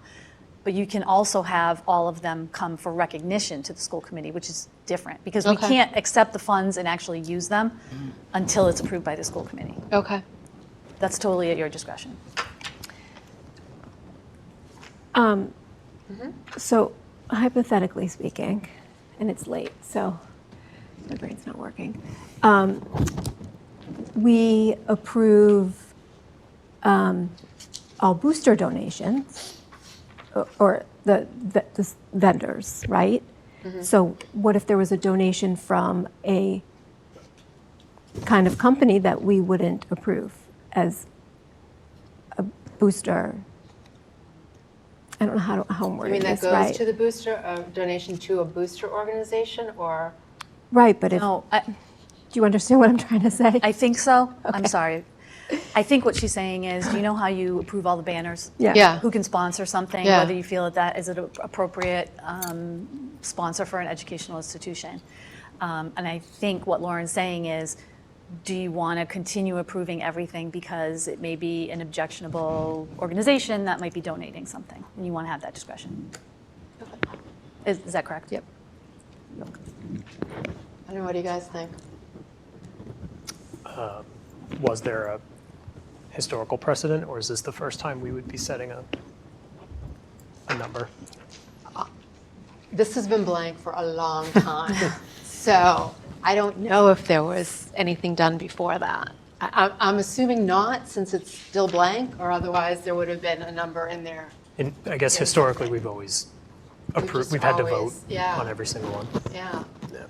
That's my memory. Is that your memory? The smaller ones hadn't been formally voted on, but we had discussed bringing them in order to recognize them. We always invite the people. If they're donating $100, that's $100 and we can really use Absolutely. it. And we want to make sure that if they want to be here and have the big check or however they want to do that, that they are recognized. But again, there is a difference between approving and recognizing. You could want to approve everything, and that's fine. You could want to approve at a certain threshold. You could want to approve vendors not on a pre-approved list and have a list of recognitions. You know, to Lauren's point, it's entirely up to you. So, I mean, I don't think we need to necessarily approve or vote on every donation. Okay. But I do want people to have the opportunity to come here, so. And you could even, again, it's at your discretion. You could have donations done quarterly. Okay. Where you might have, 3 or 4 donations in one meeting. All right, so here's my thought. Where's Andrea? So other than that, you're okay with these policies? Yes, I think the only thing I wanted to bring to your attention, because it's policy setting, and this is just me being newer to public schools, is the door-to-door solicitation, that we prohibit that from K through 8, but it's allowed from 9 to 12. that's a general question. Where is that? It's on the first page under 4, section 4, Okay. letter B. Whether you want to continue that or prohibit it from all students. Okay. Why don't we do this? Because I think both of these things just requires a little more maybe thought and looking at. So why don't we look at this at the subcommittee, kind of discuss how we want to do it, and then come back and present ideas to the school committee. Does that sound okay? I just wanted to make sure that you were okay with everything. So, Awesome. okay. Thank you. Those are the only things that stood out to me in there. Okay. This policy, like you just proposed, is a good example of bringing in those administrators that may do this, like Mr. Getchell. Like the school principals who really look at fundraising and get their perspective on That's a it great as well. idea. Okay, Mr. Getchell, you have an assignment. Could you repeat that? She, Or summarize that? she doesn't have a microphone. Director Perez is suggesting that it would also be a good opportunity to bring in the school administrators who are more intimately involved with the fundraising procedures at the school to kind of give feedback or background on how it's been happening and different things that they do as real-time examples. Thank you. Sure. Okay, so we're not going to vote on that tonight. We will come back with some recommendations to the committee. Okay. Still Andrea, but now joined by Tony. Okay, explanation of request for proposal process for food service and transportation and possible vote to add school committee member to each committee. Okey-doke. Please, go right ahead. I'm going to make an assumption that this topic is related to the fact that we're forming committees that are going to be scoring for our RFP process for both our school lunch program and both our transportation vendor for our next year's contract. And you're looking for participation from school committee members, and if you want to vote for one person to be on each committee or one person to be on both committees. Okay, so to add to your list of committees, which is the next item, so it's strategically placed before that. Okay, so we're looking for volunteers. So is anyone interested in serving on either of those committees? I do transportation. I would be. Would you be willing to work on food service? Because Colleen is volunteer Yes. transportation. Yep, happy to. I could not hear Colleen, so I don't know if you ever turned your mic back on. Okay. Thank you. So thank you. I'm going to make a motion to appoint Colleen to the request for proposal process for transportation and to appoint Kelly for the request for proposal process for food service. Do I have a second? Second, Loomis. Roll call vote. Crowther, yes. Wiseman, yes. Loomis, yes. Hamilton, yes. Percio, yes. Great. Thank you very much. And our directors are done. Thank you so much. Thank you. Okay. Subcommittees. Okay. So everyone has a list of the subcommittees of the school committee and the town committees in their packet.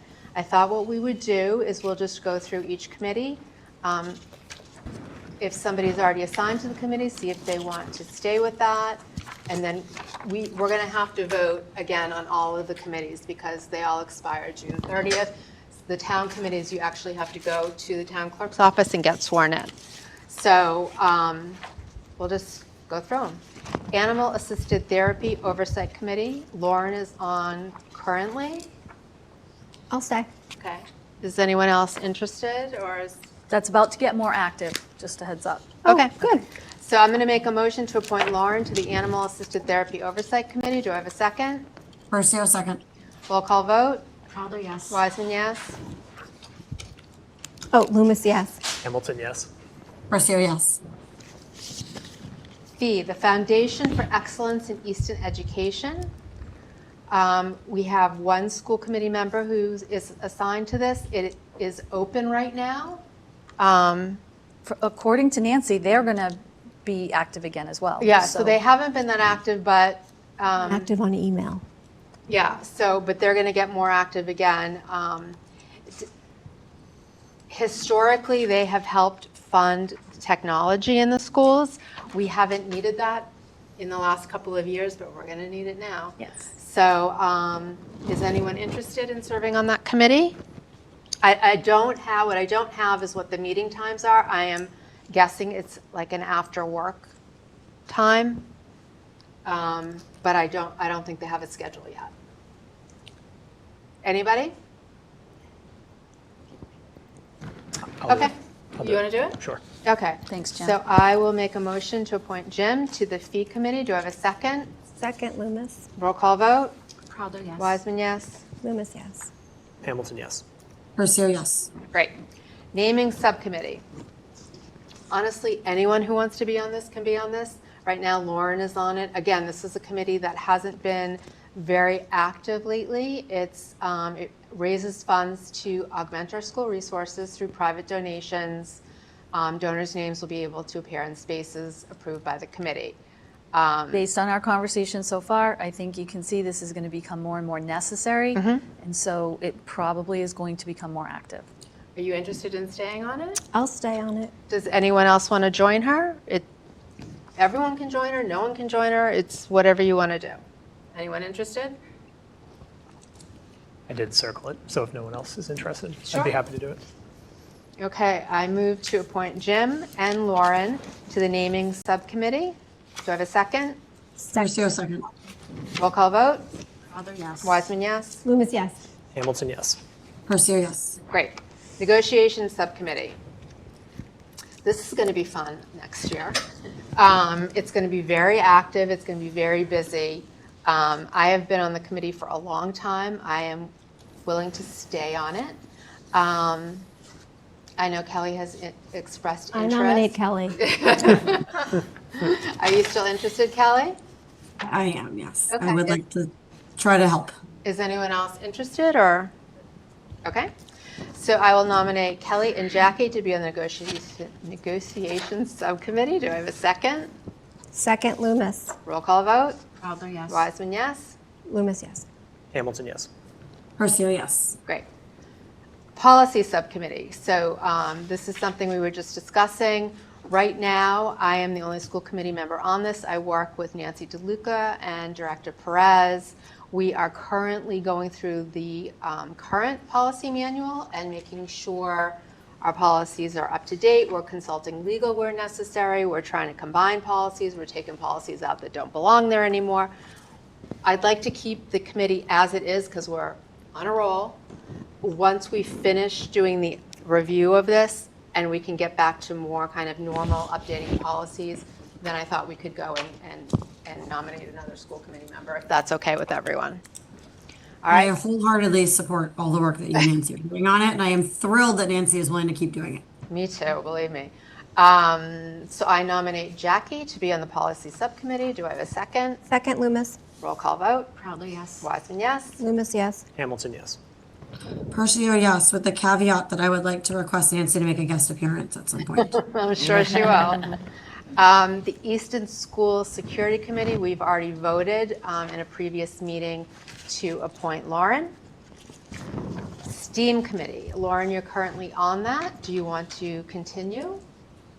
I will continue if Chrissy will take me back. I wasn't a very good member.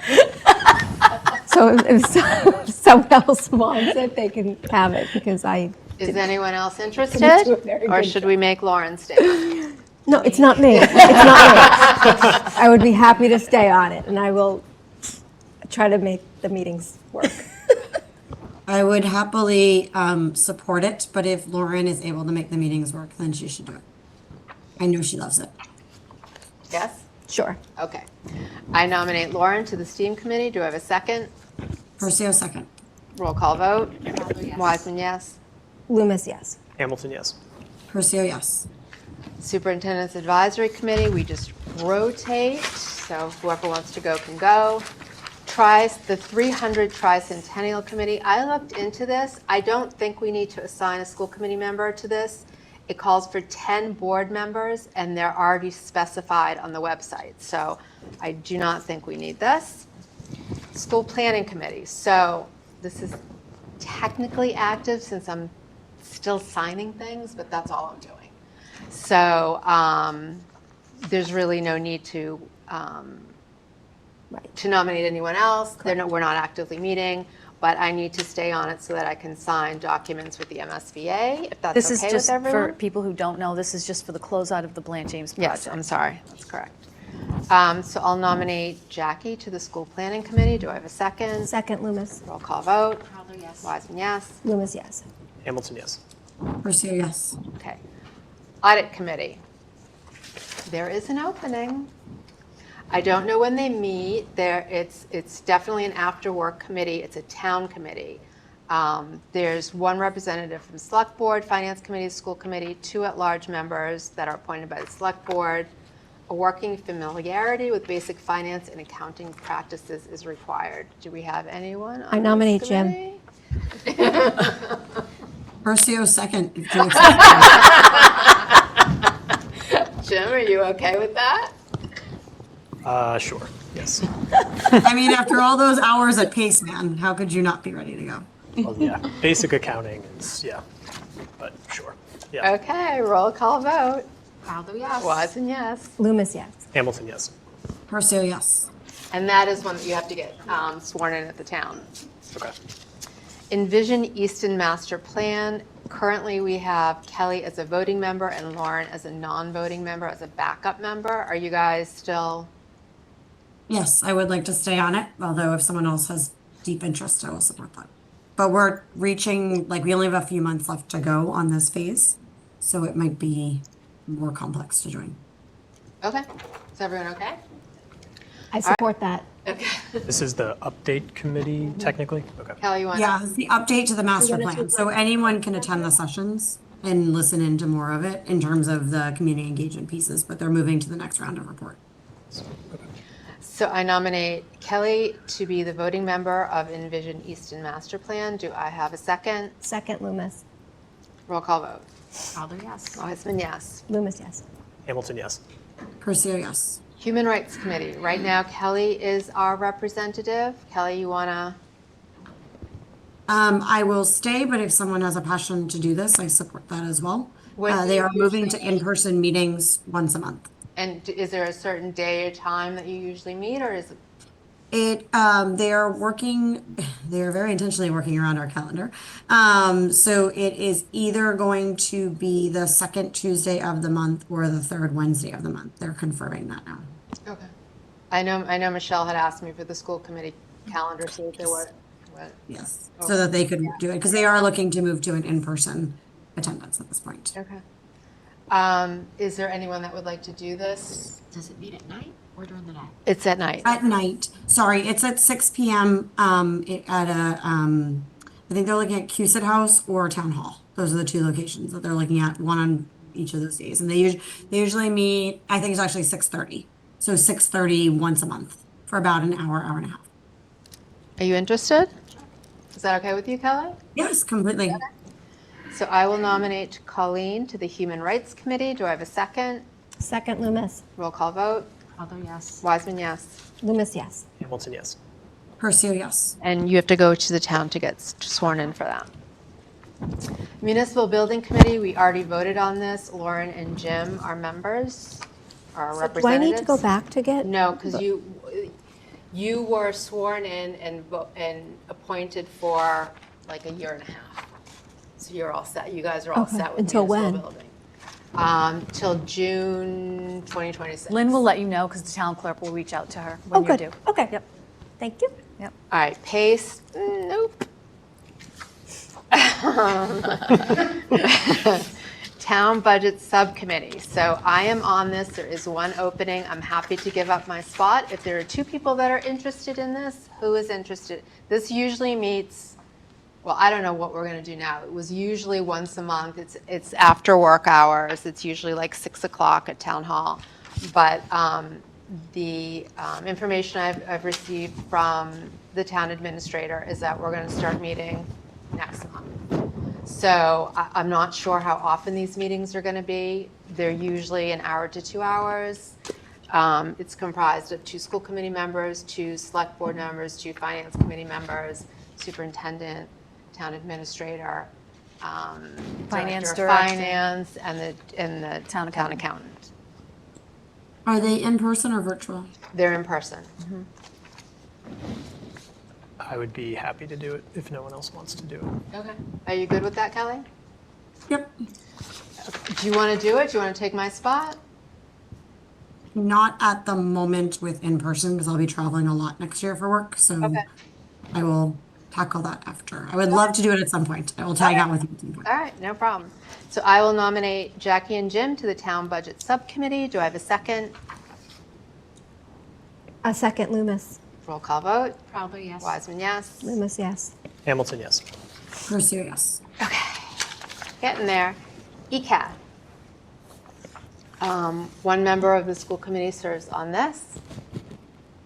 Again, this is a committee I know people have really enjoyed being on. It's an after work hours committee. I don't know the exact how often they meet or if there's a specific day or not.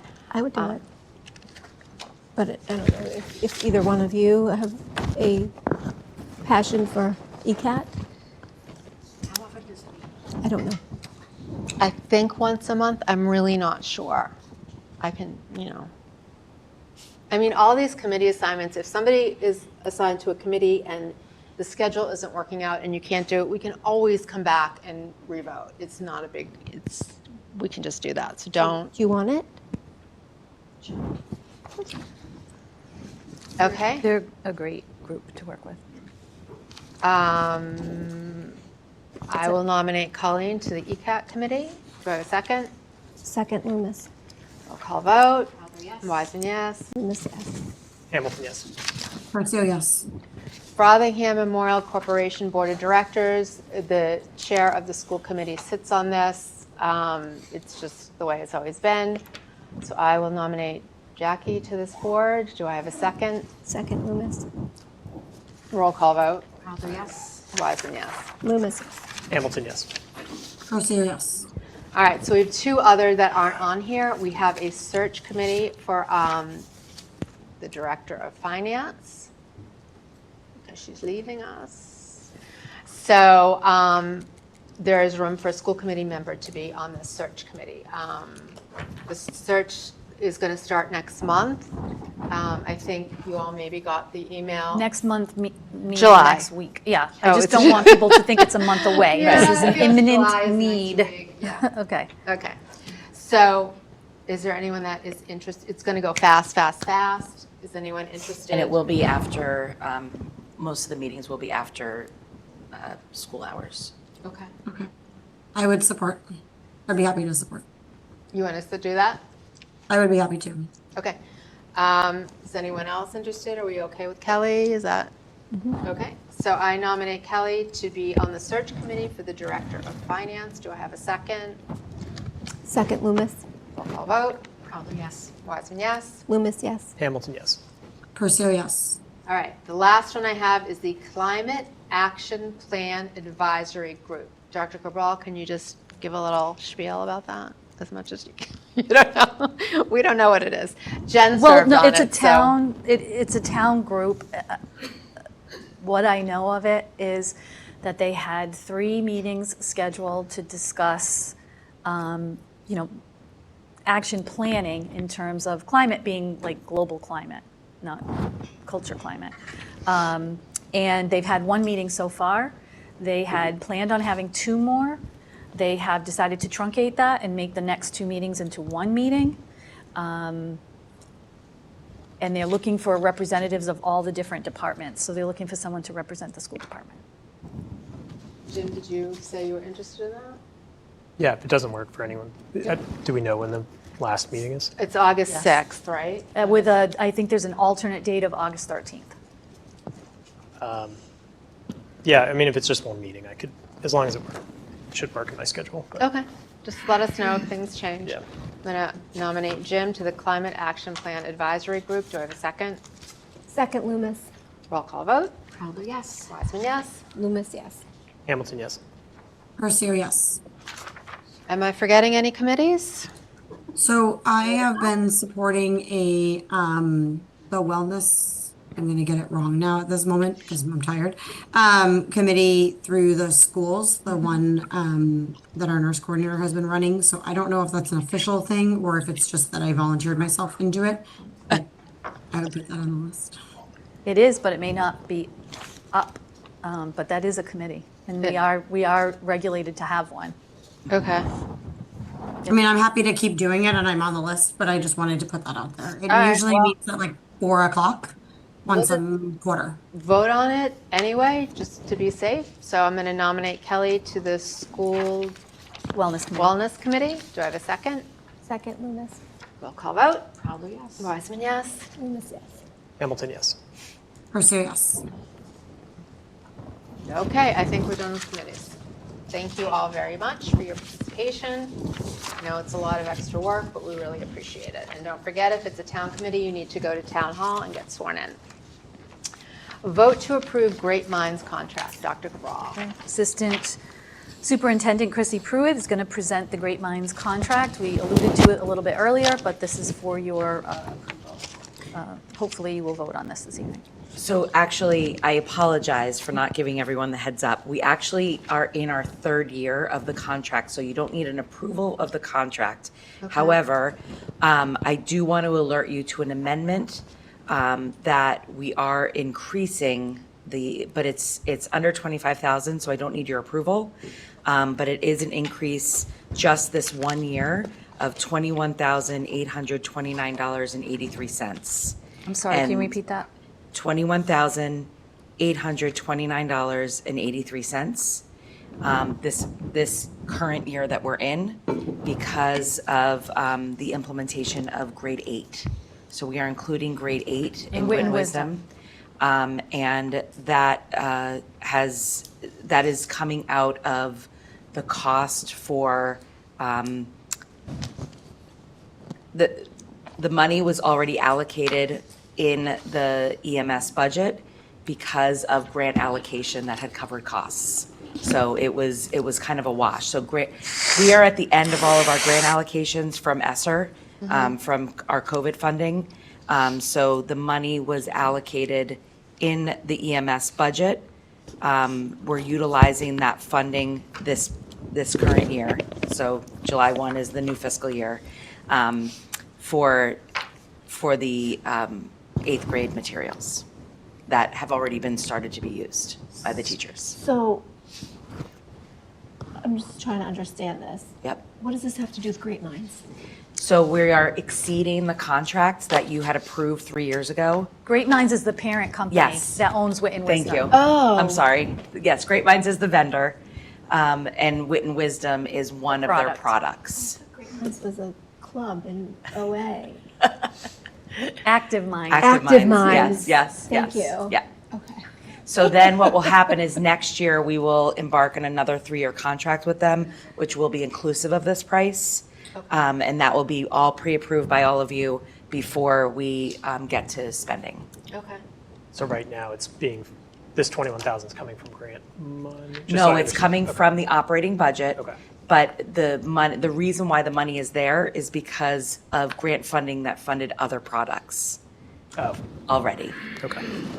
Understood. Thank you. Does that make sense? So this is a point of Things information. that were supposed to be in the operating budget were then Yes. funded They for were grant allocated, funding, so yes. that money was there to do that. Yes, Yes. exactly. Yes. Any questions or comments for Mrs. Pruitt? And we're now adding grade 8. Correct. Well, they're piloting it. They're in the beginning phases of piloting it, Right, but the 'cause Wit and anticipation is Wisdom was yes. always Yes. Was till K to grade 7. Right, Yes. Okay. And we don't need to vote on it, okay. Correct. Okay. Moving right along. Superintendent evaluation with possible vote.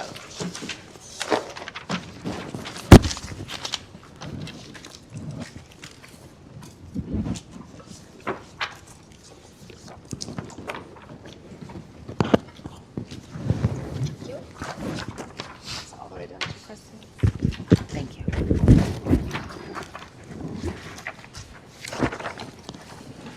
Okay. I'm just going to do a quick review of the superintendent evaluation process we have followed. The process is a 2-year cycle covering 2023 to 2025. The first presentation in this cycle was at the November 2nd, 2023 meeting, where Dr. Cabral presented and the school committee discussed her goals and key actions.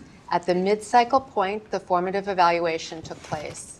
This occurred at the August 9th, 2024 meeting, at which the school committee and Dr. Cabral discussed the progress she was making on her goals. We are now completing the evaluation cycle with the summative evaluation. At the meeting on June 12th, Dr. Cabral presented her end-of-cycle summative evaluation report, a narrative and links to evidence to show she has met her goals and the standards agreed upon at the beginning of the cycle. Each member was given an individual evaluation document to complete. The evaluation is to provide objective feedback and to be limited to the goals and standard agreed upon at the beginning of the cycle and limited to the time frame of the cycle. Based on the individual evaluations, I completed a composite evaluation. Since the superintendent has only one evaluator, the committee as a whole, there is one rating for each goal and for each standard and for the overall summative rating. I prepared the composite narrative, a summary of members' comments, and the composite rating based on the preponderance of the individual ratings. Only the final composite evaluation will be discussed at this meeting. Since we have 2 former members who were on the committee for a large portion of the cycle, they also prepared individual evaluations that cover the period up until they left the committee, and their evaluations are part of the composite evaluation. Our 2 new members, Jim and Colleen, prepared evaluations based on their time on the committee. After I review the composite evaluation, we will vote on the overall rating. So I think what I'm going to do, and let me know if you want me to do something different, is I'm going to go over the final. So what I did is I took the same evaluation form everyone had, and I went through, and for each of the goals, the standards, and the focus indicators, I gave a final rating based on what everyone did. What I tried to do with the comments is in the first part, I took people's general comments and I tried to combine them as best I could to make sure every voice was being heard. For comments for the individual focus indicators, I put those comments under the focus indicators. And again, I went through the 7 evaluations and tried to make sure everyone's voice was heard. There were, overlapping comments, so I would combine them, or maybe you'll see Lauren's comment, but Colleen's was the same, but I used Lauren's words. So that's how I did it. So. This was a lot of work. Thank you, Jackie. For all of you, really. Thank you. Especially in the timeline. Yes. Yeah. The turnaround time. So, yeah. Yes, thank you. I appreciate you. So what I was going to do is read the overall rating and read the general comments. If you want me to read the specific focus indicator comments, I can do that as well. This evaluation, along with all the individual evaluations, will be at central office, and once we do this, they're all public documents. Does that process sound okay to everyone? Okay. Okay.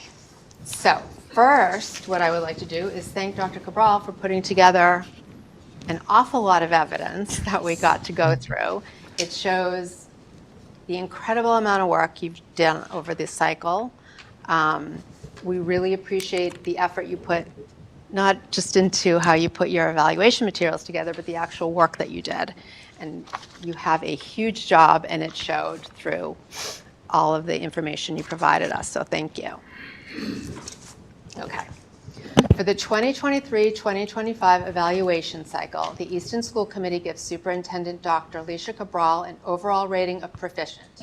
It is helpful to know that according to the Mass Department of Elementary and Secondary Education, DESE, proficient performance is understood to be fully satisfactory. This is the rigorous, demanding, expected level of performance. Overall comments are provided in this first section, and specific comments relating to the focus indicators are provided in those sections. Okay. Dr. Cabral and her team have introduced changes in the district, including new curriculum that is more consistently used across classrooms and grades, as well as implementing and adjusting various student learning blocks, focus block, win block, H block. She supports all learners and families, engages in DEIA and CPAC initiatives, and involves the community in the strategic plan. In addition, Dr. Cabral has developed community partnerships and secured grants that support staff professional development and enhances student achievement. Her efforts to engage students and families, especially those feeling excluded, contribute to a more inclusive environment. Dr. Cabral has dedicated countless hours to advancing district goals and navigating budget constraints to create meaningful opportunities for students. I should have double-spaced this. She has worked hard to develop a budget that minimally impacts student and staff, attending numerous meetings to communicate the district's challenges, including participating in the Promoting a Sustainable Easton PACE Committee.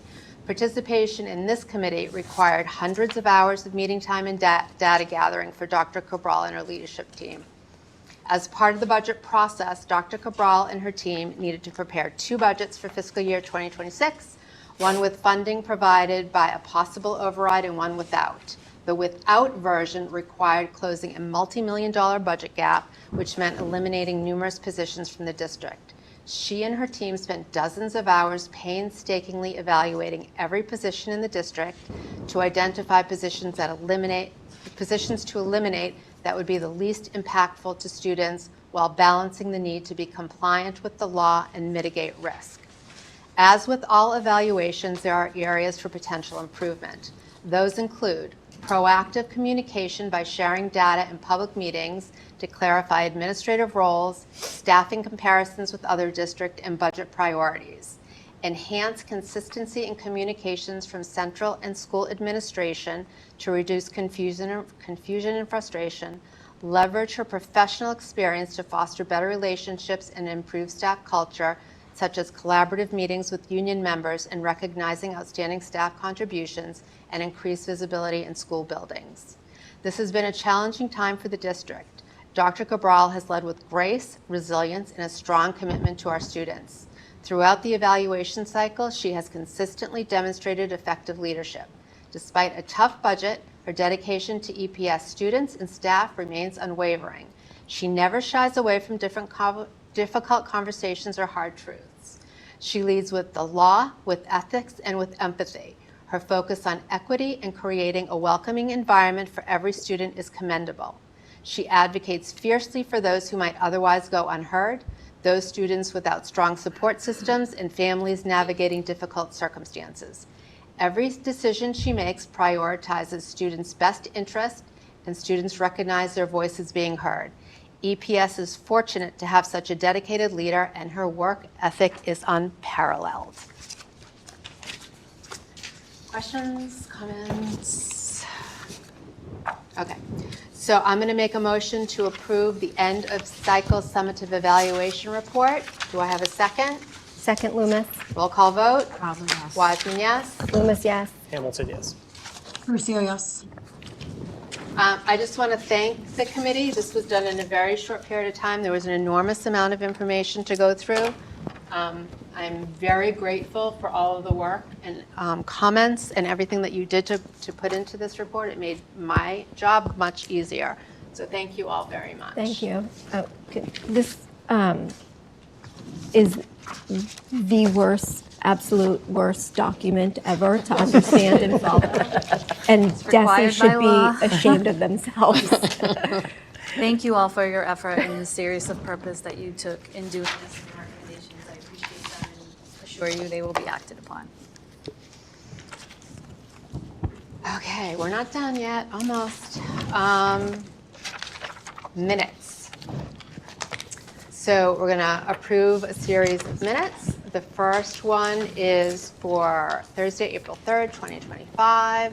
Does anyone have any comments or questions on these minutes? Jackie, may I just ask for Colleen and I, if we were not on the committee at this time, should we abstain? You can vote if you want, or you can abstain if you want. It's really up to you, whatever you're comfortable with. Okay. I just didn't know if there was procedure. Thank you.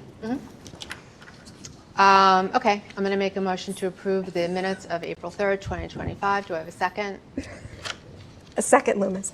Roll call vote. Crowder, yes. Wiseman, yes. Loomis, yes. Hamilton, yes. Percio, yes. Great, thank you. Next set of minutes, Thursday, April 17th, 2025. Any questions, comments, edits? There's a couple spelling errors. Okay. In names. I see Dottie Fulgenetti, her name is spelled incorrectly.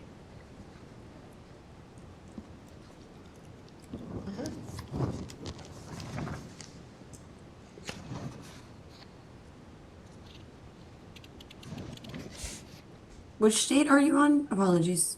April 17th, 2025.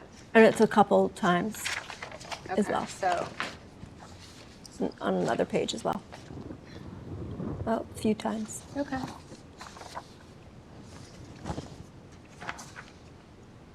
Anything else?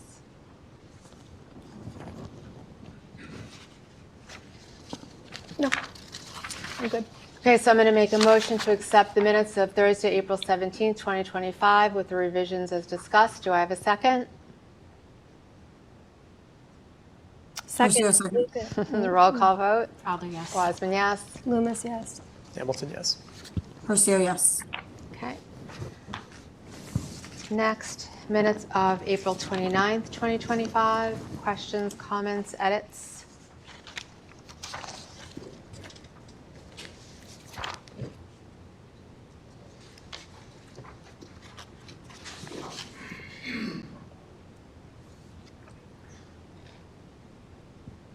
No?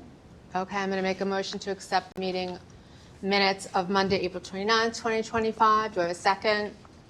Percio, second. Roll call vote. Crowder, yes. Wiseman, yes. Loomis, yes. Hamilton, yes. Percio, yes. Great. Next set of minutes, Thursday, May 8th, 2025. Questions, comments, edits?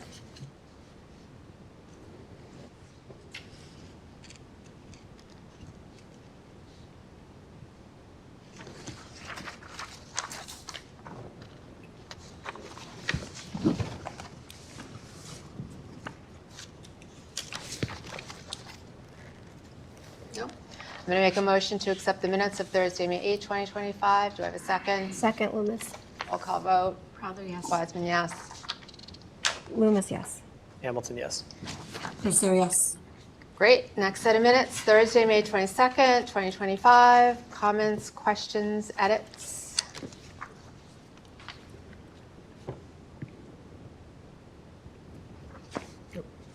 Nope. All right, I'm going to make a motion to accept the minutes of Thursday, May 22nd, 2025. Do I have a second? Second, Loomis.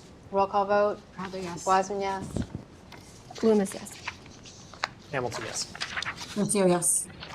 Okay, so now we have two sets of executive session minutes. And for Jim and Colleen, just as a little update, since these minutes contain confidential information, if committee members have questions or corrections, we just ask that we hold the minutes and we discuss it in an executive session. When we make a motion to approve, we need to include whether we approve to release or approve but not release. And then every few months, we review executive session minutes to determine if they can be released as public or still need to be held as confidential. So, executive session minutes of Thursday, April 17th, 2025. Does anyone want to hold these to discuss? Yes, hold. Okay. Executive session minutes, Thursday, May 22nd, 2025. We need to vote to hold? No, we can just hold them because we're not voting on anything Okay. right now.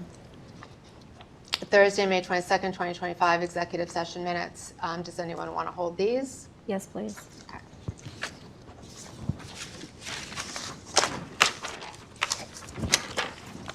All right, moving right along. Okay, schedule of payments. We have signed warrants 074S, 072S, 078S. Now the moment we've all been waiting for, public comment.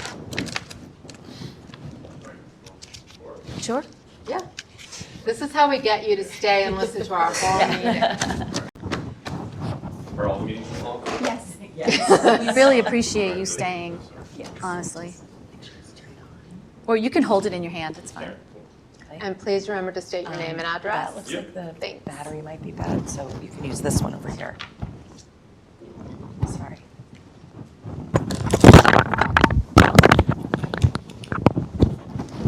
All right. My name is Colby De Silva. I live on 6 Summer Street. I'm here on behalf of Easton Youth Basketball. So it was on the discussion of the, I guess the amendment to Fees? the fees. So Easton Youth Basketball last year, we used the gym between RO, Blanche Ames, and EMS 43 times a week over 14 weeks. So at that point last year, we were paying $45 an hour for the gym usage. So that came out to about $27,000 for the year for the 14 weeks. With these new fee schedules, which I think we got like last week, came out to be it was a pretty big shock of raising money for us. So we were just kind of a little bit in awe. I think it was most of the sports community was. So I kind of did that math, and if that was for next year, we'd be paying $93,000 just to use those same gym fees. So at that point, we'd have to raise the rec program from 125, 135, and 145 to 270, 280, and 290. A lot of those parents that have kids in the programs have multiple children as well. So I just think that those fees, I don't know where they came from or why they were raised so high. I understand there's deficits and there was a override that didn't pass, but I feel like passing that on to the kids is not something that we should try to do. I think we should try to avoid that at all costs. We want the kids to play all these sports as much as possible. It's awesome for them to be running around, being active, being outside, playing multiple sports. You don't want to kind of silo the kids to playing just certain sports. My son does lacrosse, flag football, soccer, and basketball. I have a daughter that does soccer and basketball, and then does travel soccer, travel basketball, and plays club sports. As you can expect, those fees are enormous for our family, and I can only imagine what other families are like as well. So I just think for our rec program or all of rec sports, I think we just need to try to cut these costs as much as possible. We're non-profit organizations. We're not running to make any money. We're kind of keeping it as low as possible so all these kids can join and play. We had 455 rec participants last year. I think with these fees increased, that number could drop significantly. And I think that hurts youth sports, that hurts the kids not being able to play with their friends, not doing multiple sports. Also, I think that affects, the youth program is a feeder program to the middle schools, the high schools. I think that's going to affect the middle schools and the high school programs as well. So I just think it's a huge loss, and if we increase these fees to that amount, I think that's just going to be a huge problem, and we're going to lose a lot of participation from the community. A clarification question: was the heavy use, heavy users, was that 100 hours or was that $100,000? No. So, do you mind if I jump? Just because I have it in front of me. Yeah. Well, so while you were talking, I looked up Easton Youth Basketball. Mm-hmm. Is that? Yep. So first of all, if I can say, we agree with you. Yep. I'm struggling to get the words out of my mouth right now that we are looking at potentially reducing our school programs and our school sports. That's where we're at. So we agree with you 1,000,000%. We just don't have it. Yeah. With that said, with the reduction that the school committee just voted on, your group is estimated to be paying the same thing next year. Okay, and that's great, and I appreciate that. Due to the reduction. But Now, that may affect, or that may help Easton basketball out, but there's other programs that's not going to help out. So I think it's not just Easton Youth Basketball. I'm not here just for Easton Youth Basketball. I'm here understand. for Yeah. Easton sports in general. And these are our kids, like, Yeah. we don't own them, but we feel as though they're our family.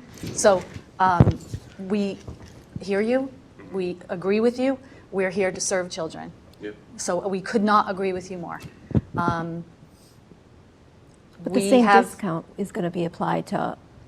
Oh, well, it depends on the amount of use. It depends on the amount of use. I think for Easton Youth Basketball, I think we're a heavy user because I think I believe it was 602 uses out of 14-week period. So, but that's not going to apply to everyone. Other people there's No, other facilities that you're using, not just the school areas. So I just think those prices are going to affect them more than maybe us. But like I said again, I'm just here to speak for just youth sports in general as well. You're absolutely right.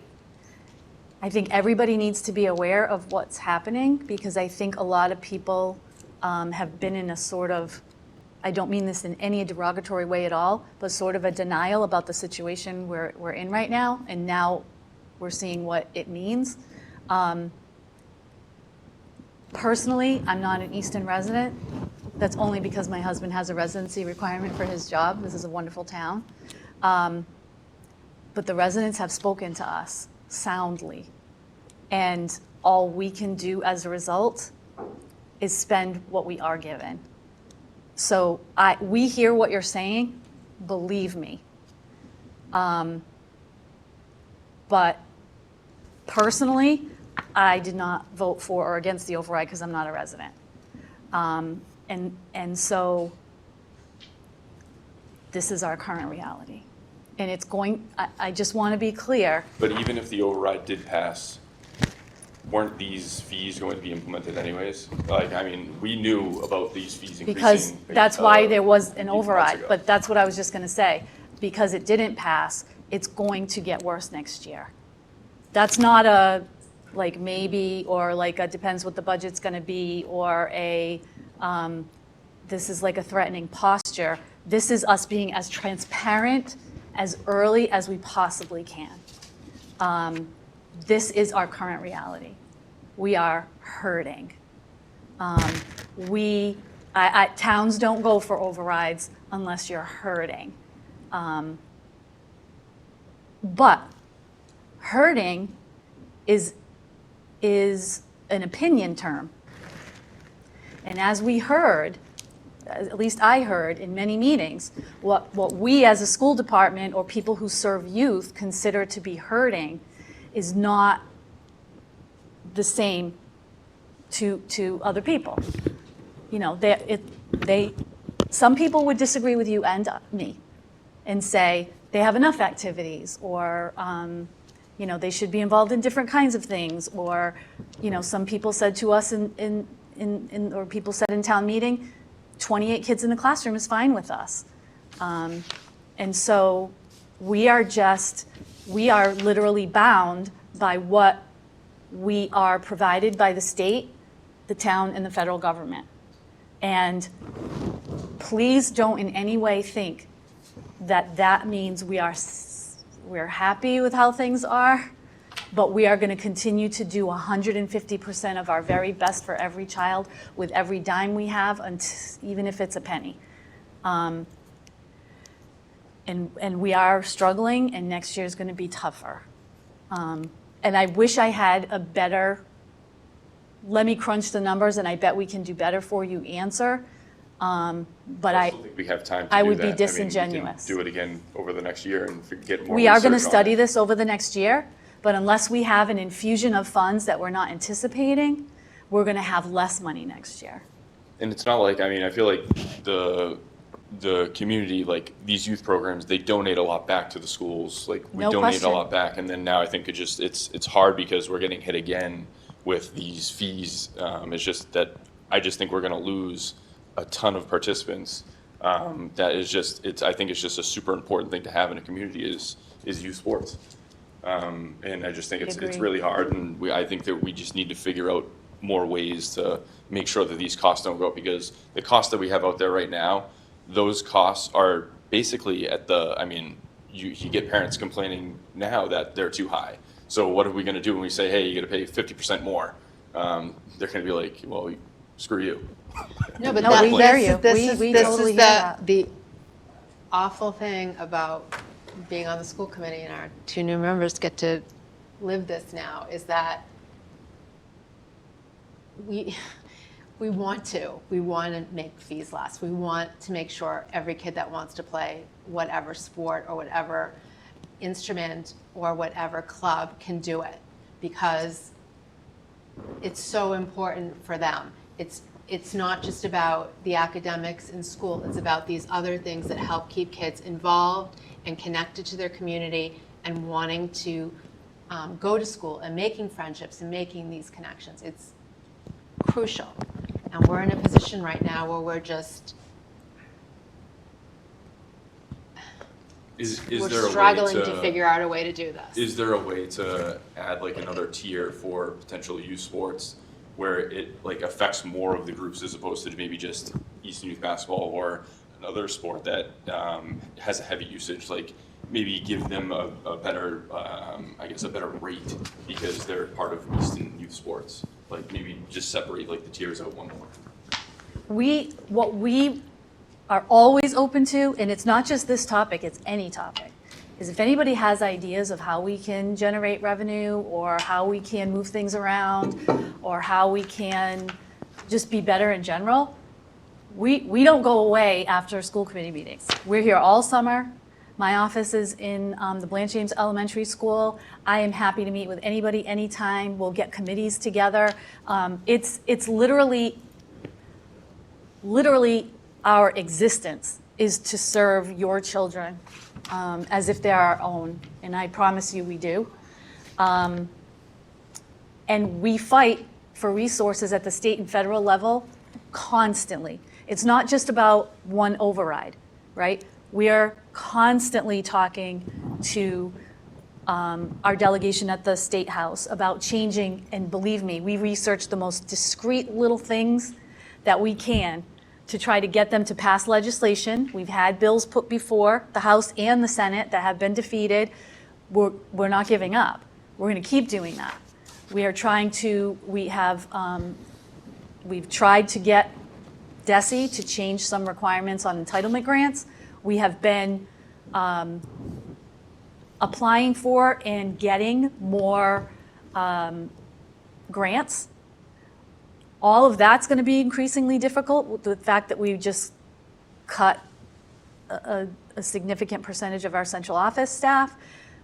We are, I'm telling you, we're going to give you 150%, but we're doing it with a lot less. We'll take help if anybody can give us ideas on ways that we can do it. Reducing stuff without increasing it somewhere else, though, is just a financial, it's just a financial exercise that is not going to be possible because we don't have the funding. But we're willing to explore anything. And you don't have to come to us with a final product. You have an idea, we will work to ferret that idea out the best that we possibly can. We'll ask our colleagues, we'll look for organizations we can work with. We can tell you all the stones we've already overturned, and maybe you guys have ideas from that. We'll take any help that we can get. But I don't want you to think for one moment that we don't agree with you. And it's not just opinion. It's not just your opinion and our opinion and their opinion. There is decades of research about the importance of these activities for kids.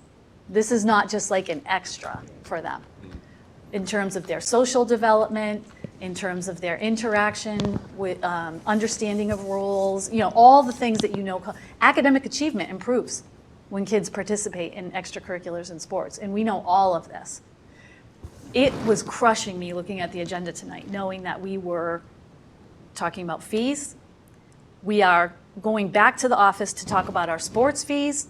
We talked about our lunch fees.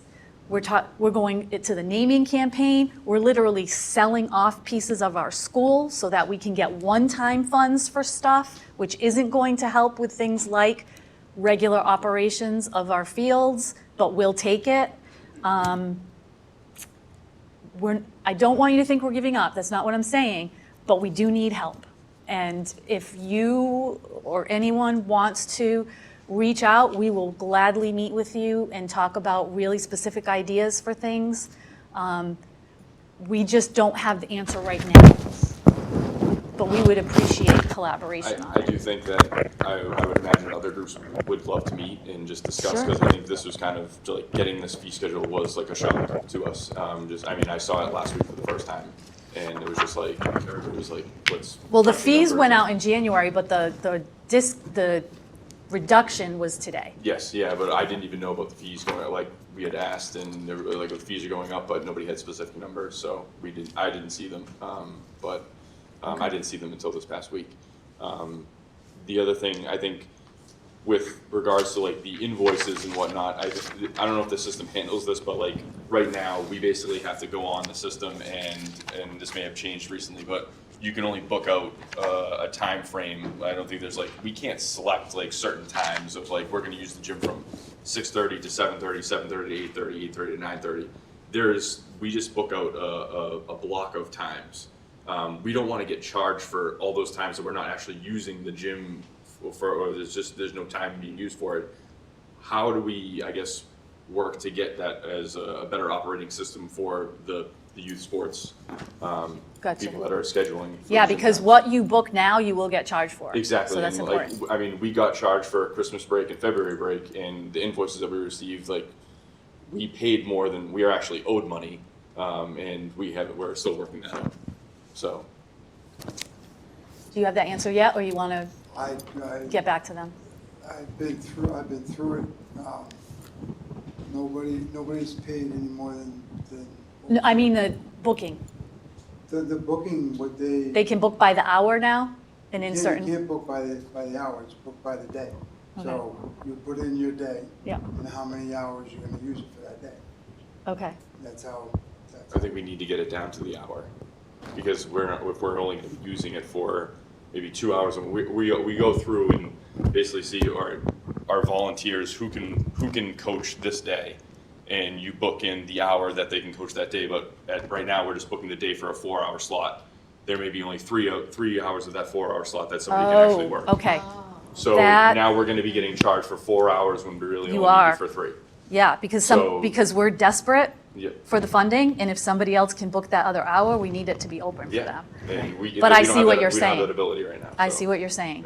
That might be something we need to try to problem solve together. Mhm. I don't know the answer to that. I thought it was a system capacity problem that but now I understand. Okay. And we'd be happy to try to help you work through that. I can't give you an answer right now. I don't know an answer, but now I understand what you're saying. Thank you. Thank you. Thank you very much for staying. We appreciate your comments. And Colby just recently took over the president of the basketball league, so. Congratulations. Matt Doherty, 26 Beaver Dam, Oliver Ames graduate, 1997. I'll be brief. I think we're all on the same page. We want to keep fees for our families low. But I just thought I might just take a quick moment, bear with me, just give you a brief history of Easton Soccer. You're not going to be rushed. Take your time. I'm sorry, the organization you said So Easton? Easton Soccer. Soccer. Easton Youth Soccer. So I'm the vice president, registrar, risk manager, coach director, not director of coaching, but I oversee a lot of our coaches and their education. So like you all, many committees, many times spent in this particular area. So we appreciate your time, obviously, focusing on the education, which is very important. So I just want a quick moment, just 3 main points, just a brief history of Easton, and just sort of how we've been involved with Oliver Ames High School as well as the town. First off, Easton Youth Soccer offers us year-round programming, outdoors, indoors, for our kids, for our coaches as well, so our adults. And this won't be a full timeline, so just brief 3 points. Listen, you've been very patient waiting this time. We're not going to be rushed. Well, this is my third version, by the way. It's fine. Concise. It's fine. But between 1980, so this is our 50th anniversary. Congratulations. And at Oliver Ames High School. And between 1983 and 1995, Easton Youth Soccer League invested $248,000 into field development and the maintenance of the Oliver Ames High School, as well as the former junior high school fields. During that period, we virtually paid all of the fertilizing and field maintenance for the schools. In 1993, in conjunction with, In 1993, Easton Youth Soccer, in conjunction with other community members, organizations looking to generate funds for field maintenance, worked together and evaluated irrigation, which was not in place at the time. So Easton Youth Soccer, as well as others, were pivotal in putting irrigation in the first wells into the fields here. And that cost about $72,000 at the time. I just want to focus on these couple points because it just shows that financially, as well as man hours, that Easton Youth Soccer has put a lot of time and effort into Oliver Ames High School as well as the former junior high, and we continue on to do so. And so much so when the school additions were put on, we used to have a snack shack that got taken away, but we also purchased the land, the lower land at the Oliver Ames High School field. So I'm not sure everyone's familiar with that, but the lower field by the water retention pond is owned by Easton Youth Soccer. We currently use the wall field, which is closest to the parking lots next to the turf stadium for our Saturday morning development programs. Probably about 400 kids through every Saturday there. And on the lower fields, we have some of our older age kids. We leveraged the JV field, which is also next to the stadium, for our 7th and 8th grade program, as well as high school. You may not be aware, but just want to bring to your attention, prior to Blanche Ames being built, and a lot of that was going on at that time, the school had asked us to take on the middle school programs. We're currently offering the middle school soccer program for the school, whereas there isn't a school-led program at this time. These fees in particular could impact that, as we would now have to rent fields to provide for our players for the school, which we're trying to support. We also get back, as Colby noted, but we also host the field days for LRO in the schools. We pay for all the fertilization, all the field maintenance, all the irrigation. The porta potties that are on our property are paid by us as well. So when the schools use them, we pay for those extra services as part of our relationship with the school, the town, and so forth. We give out annual scholarships to OA seniors graduating. We used to give out 3. Currently, we have two that we give out annually right now. We also give out financial support to families who can't afford to play. So each season, whether it's fall, spring, or winter, we're providing families financial assistance, connecting them with other financial providers to help even offset some of our costs, to give everyone a fair opportunity to play and participate and grow in the field, make new friends, and so forth. Most recently, in celebration of the 300th year picnic, Easton Youth Soccer allowed the town to use our fields to launch that wonderful firework display, which was amazing. So I just want to mention these few things because as we've sort of partnered over the years, we really want to work together, give back to the kids, give back to the community, and offer a playing opportunity and an opportunity to grow with friends, whether it's in the classroom or on the fields with us. I do think there's a greater opportunity, and this is what I would love to have a follow-up meeting to discuss, to improve the rental process. Just one example, my 7th and 8th grade boys team, for instance, we were making a run for the playoffs, and there was an opportunity, the turf was open versus playing on the JV field, which is in very tough shape. We put out a request, and this is no negative comments to anybody involved, just more of the means that it's done, where we tried to rent it, but we weren't able to get confirmation to make it happen, and that's a lost opportunity, right? Because we would have paid to use the turf on that day. So I think there's an opportunity to improve the way in which the fields are rented, and to Colby's point about on the hour, and knowing when the fields are in use or not, or blocking time, and making sure that when there is time available, it's being maximized. There are opportunities out there which we can discuss in another meeting. There's other organizations that are looking for field space that would be paying at the premium level. And if we knew what hours were available on a Sunday, for instance, if lacrosse was using the fields from 8 to 10, but then there was a block of 10 to 1 that was open, that could be filled by another organization paying a higher rate to help bring in funds. So I feel like there's an opportunity to really kind of toss that expense, those fees, on others to help lower the cost on Easton sports and other activities beyond sports. I mean, band, obviously it's a school program, but there's other activities that use fields, not just sports. And I wanted to highlight, obviously I mentioned like soccer, even in the OA program, we are a feeder to that program. We want to keep our middle school program going so they go into the high school. Always soccer, as you know, 3 years in a row, winning the state championship, 7 in the last 16 years. Also worth calling out that I didn't have the information for the girls, but the boys team, 12 years in a row with the United Coaches Academic Award for 3.25 grade average. So it's more than just sports, it's education as well, and it's something that we really enjoy being part of. So I just want to thank you all for giving us a moment to speak about Easton Youth Soccer. We're here to work together. I'm a problem solver at work, always trying to make things more efficient and whatnot, so I'd love to participate and see if I can help us find other ways to reduce costs and the fees on the families, keep them playing, but at the same time, bring in funds for the school, which is desperately needed. We would appreciate your help. Thank you for Thank you. all that you do, Yeah, my pleasure. because we know it doesn't come with a huge paycheck. We have kids, we know.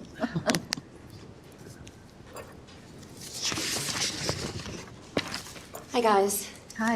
I'm Nikki Bastunian. I'm here on behalf of the softball, Easton Girls Softball, but also as a proud parent of, I think, almost every single rec sport that Easton has to offer.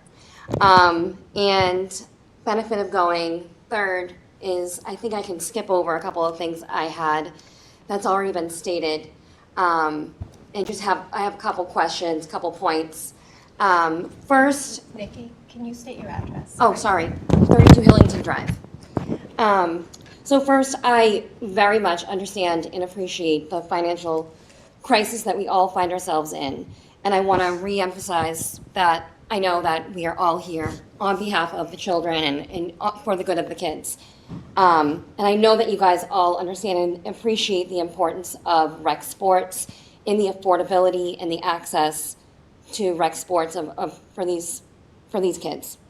I also wanted to emphasize to you that this absolutely will have a substantial impact to the affordability of the softball program. I was crunching the numbers out here. That's where my question lies, or my biggest question lies, is what Colby asked earlier, is the heavy usage. I think that part of my larger point is I think we should all get to a table together with you and have some discussions, because I think that a lot of the planning that's going on, we're missing some of the administrative stuff, and maybe softball is one of these examples that might slip under the radar. I think from my understanding of the calculation that softball doesn't qualify as heavy use. So I think that we are, let's call it moderate use, where we're gonna get a 35% discount. And I think that's gonna have us paying more than some of the heavy use users, which obviously doesn't make a lot of sense. I crunched the numbers on that, and we're looking at nearly doubling our registration fee per player with no discount, and having like about $80 increase per player with a 35% discount. Just we can discuss the math later, but it absolutely will affect the affordability and the access to the sport for the girls that do play. Also, I know that you mentioned that it's not a revenue generating issue, but let me see. Yeah, I'm saying an hourly rate makes sense from a revenue generating perspective, but not for a softball. For a softball, we are already contributing to the maintenance of the fields, as I'm sure everybody does. We all contribute, but softball's already contributing and would be happy to contribute more with discussions. But I think that calling this a maintenance fee is going to complicate things a little more. So basically, cut to the chase. I am urging the school committee to reconsider and at least delay the onset of the fees. Am I correct in seeing that the fees start on July 1? They're anticipated to start with the fiscal year, which is July 1, correct? Okay. So in softball's case, we have already planned for and billed for summer softball. And this is a huge fee in addition to what we've already charged our players for summer ball. So just basically, I think that, right or wrong, this caught a lot of rec sports off guard. I know you said that and I see that it was voted on January, the fees were voted for in January, but we didn't know. I don't know if it was, how it was issued, besides if we were watching school committee, which I missed it. Apparently a lot of us missed it. But this is catching a lot of us off guard, and I know that in just brief discussions here, would be very willing to sit down, flush through this with you. I know there's a lot of administrative things and a lot of logistical things that we might be able to hammer out and figure out if we all get to the table together. I'll stop there, but just little things like, what if it rains? What if it's a rain out? Are we paying for that? Or are we getting reimbursed? Are we paying up front? And just, there's a lot of logistical things that I think that you guys could benefit from having a conversation with us, and likewise. So, thank you. I'm actually going to ask all of you, before you leave, if you could write down your contact information. That would be really helpful. And before I leave, can you just clarify for me, heavy use, is it $20,000 or more? Is it 100 hours or more? Who gets the 75%? How do you qualify for that? 100 uses. 100 uses. So is that an hour or a day? No, that's 100, so if you rent it over 100 times. In 1 year? Okay. All right. So that actually changes things for me, because I thought it was over $20,000. So, okay. Thank you. Thank you. Thanks. Thank you, Nikki.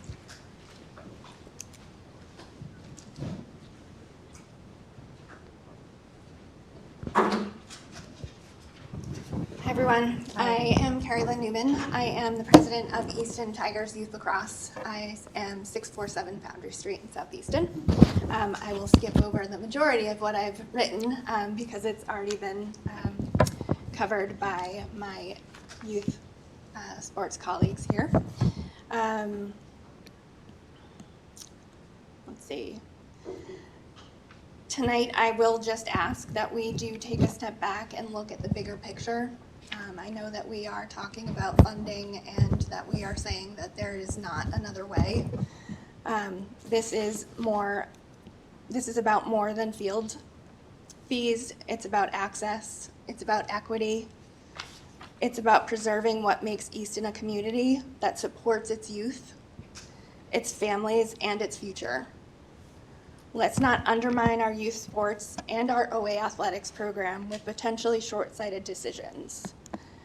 I would like to recommend that we all work together, as my colleagues here have recommended, to find a better solution. I would like to recommend that we protect access, preserve the equity, and keep investing in our children. I respectfully request that the committee reconsider the current fee and discount structure.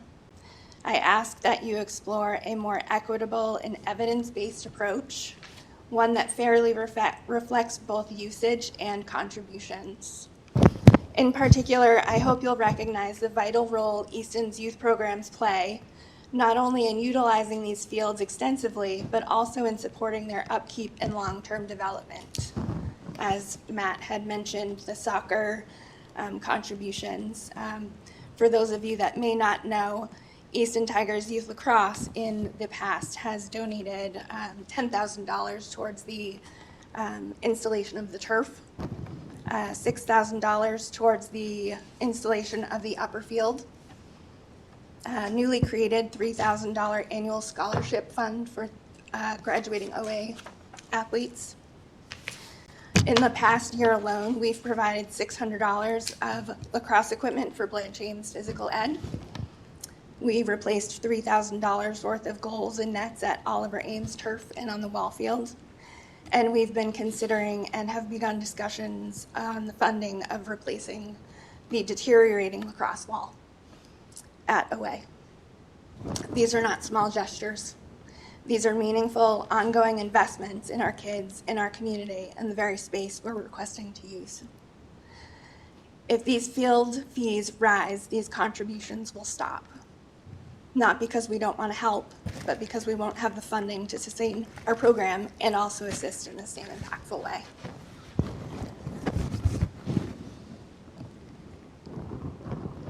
Thank you. Thank you. Thank you.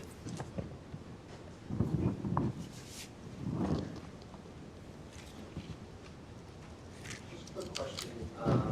For donations to the school, do those need to be accepted at the meetings as well? Because I did want to, especially with Mr. Getchell spending the time with Mr. Seabaum, but we did want to donate some soccer balls to both the schools. Well, I'm not sure if that's something that needs to be addressed, so I can just deliver them. I can't talk to you. It needs to go through the chair. Oh. So look at her, please. It's okay. That's okay. I don't want you to think I'm ignoring you. You just you gotta go that way. You can go ahead. Yeah. Yes, please. Sorry, it threw me because we're not supposed to answer questions, but she said it's okay. So you're good. That comes with your commitment of staying so long. You get a little Keep the cost low for our families. We Yep. have different arrangements in place for Yep. some of this equipment we get. We use for our team for monitoring similar schools as well. Yeah, no, we really appreciate that. But as we discussed a little bit earlier, the school committee does like to recognize donations. And so if you reach out to us, we can make sure that you don't have to be present. You can be present because we want to recognize donations, but then they accept it and then we deliver it right to the school. Or you can deliver it to the school. Thank you. And Nikki, if you want to send around a sign sheet for everyone, that would be great so that we can have your contact information. Thank you. Any other public comments? No? Okay. Superintendent notes. I was going to talk about the tremendous loss we're about to experience with our Director of Finance. We appreciate, she has been extremely generous in giving us an extended window to August 1st to try to find a replacement. It is a difficult role to fill and almost impossible shoes to fill of the particular individual. As you know, she's been completely invaluable to us. So that is that has been posted. If anyone knows of anyone that is interested in public school finance, has experience in public school finance, which is a very rare, unique beast in itself.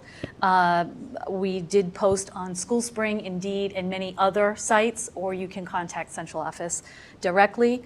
And probably Mrs. Pruitt is going to talk about the fact that our summer programming is about to begin, our SEA and ESY programs, and everything else is not time sensitive, so I will put that off. So I'm good, thank you. Assistant Superintendent notes.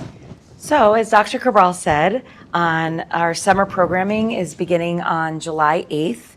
We have a very restricted SEA program this year, so it did not go out to everybody like it has previously in the past.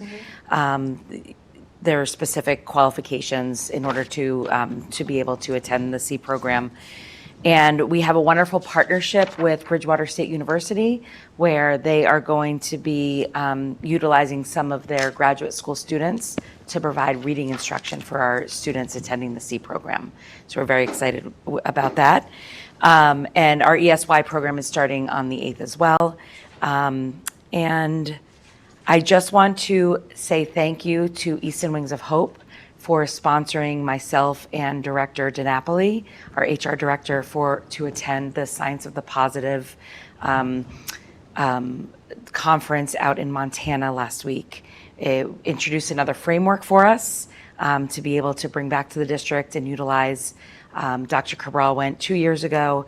We had a group of people that went last year, and so we're really excited to bring everyone together to create an action plan on moving forward with this framework, and really starting to look at all the wonderful things that are happening within the district and really promoting the positive. Because in these difficult times, it's really important to stay focused on all of our accomplishments, and we're really excited to do that. So that's all I have this evening. Other things can wait also. Thank you. School committee notes? Colleen, do you have anything? I do not. Lauren? I do not. I hope everyone's enjoying their summer. Jim? That's it. Hope everyone has a nice 4th of July holiday next week. Oh, yeah. Kelly? I just want to thank the community members who came out to speak to us. I appreciate you coming and staying so long. And your comments certainly gave me some things to think about as well. I cannot reiterate enough that I wish we weren't in the situation we were in. As a parent who has kids in many of those sports, I am painfully aware of the consequence of our financial status and take it very seriously. And I also think kids get a lot of benefit out of seeing classmates on the field and forming friendships that they bring into the school. And it is part of an important part of equity for them to have access to all of that. So I appreciate and support all of your comments. We just need to continue to try to work through a really difficult situation financially in town at the moment. Thank you, Kelly. I think I've heard my voice enough tonight. So I'm going to make a motion to adjourn. Do I have a second? Oh, sorry, go ahead. Yeah. Would you be amenable to amending your vote on the discounts to include a delay on implementation until perhaps August 1, so that we have time to get together and discuss the discounts and the fees? So that's not something we would even be able to do tonight because it's not on the agenda. It's certainly, with your contact list, it's certainly something we can all talk about or in July, but you don't, I mean, we can figure something out. You could talk to a couple of us, you can talk to Dr. Cabral and Tony, and we can figure something out. Thank you, sorry. No, that's okay. Okay, motion to adjourn. Do I have a second? Second, Loomis. Roll call vote. Elder, yes. Wiseman, yes? Loomis, yes. Hamilton, yes. So yes. Thank you all for staying for a very long meeting. Thank you for coming and speaking. Thank you, Tony. Thank you, Mr. Getchell. Thank you, Andrea. Thank you, Carol. Thank you, Stephanie, for attending your last school committee member meeting. Good to see you.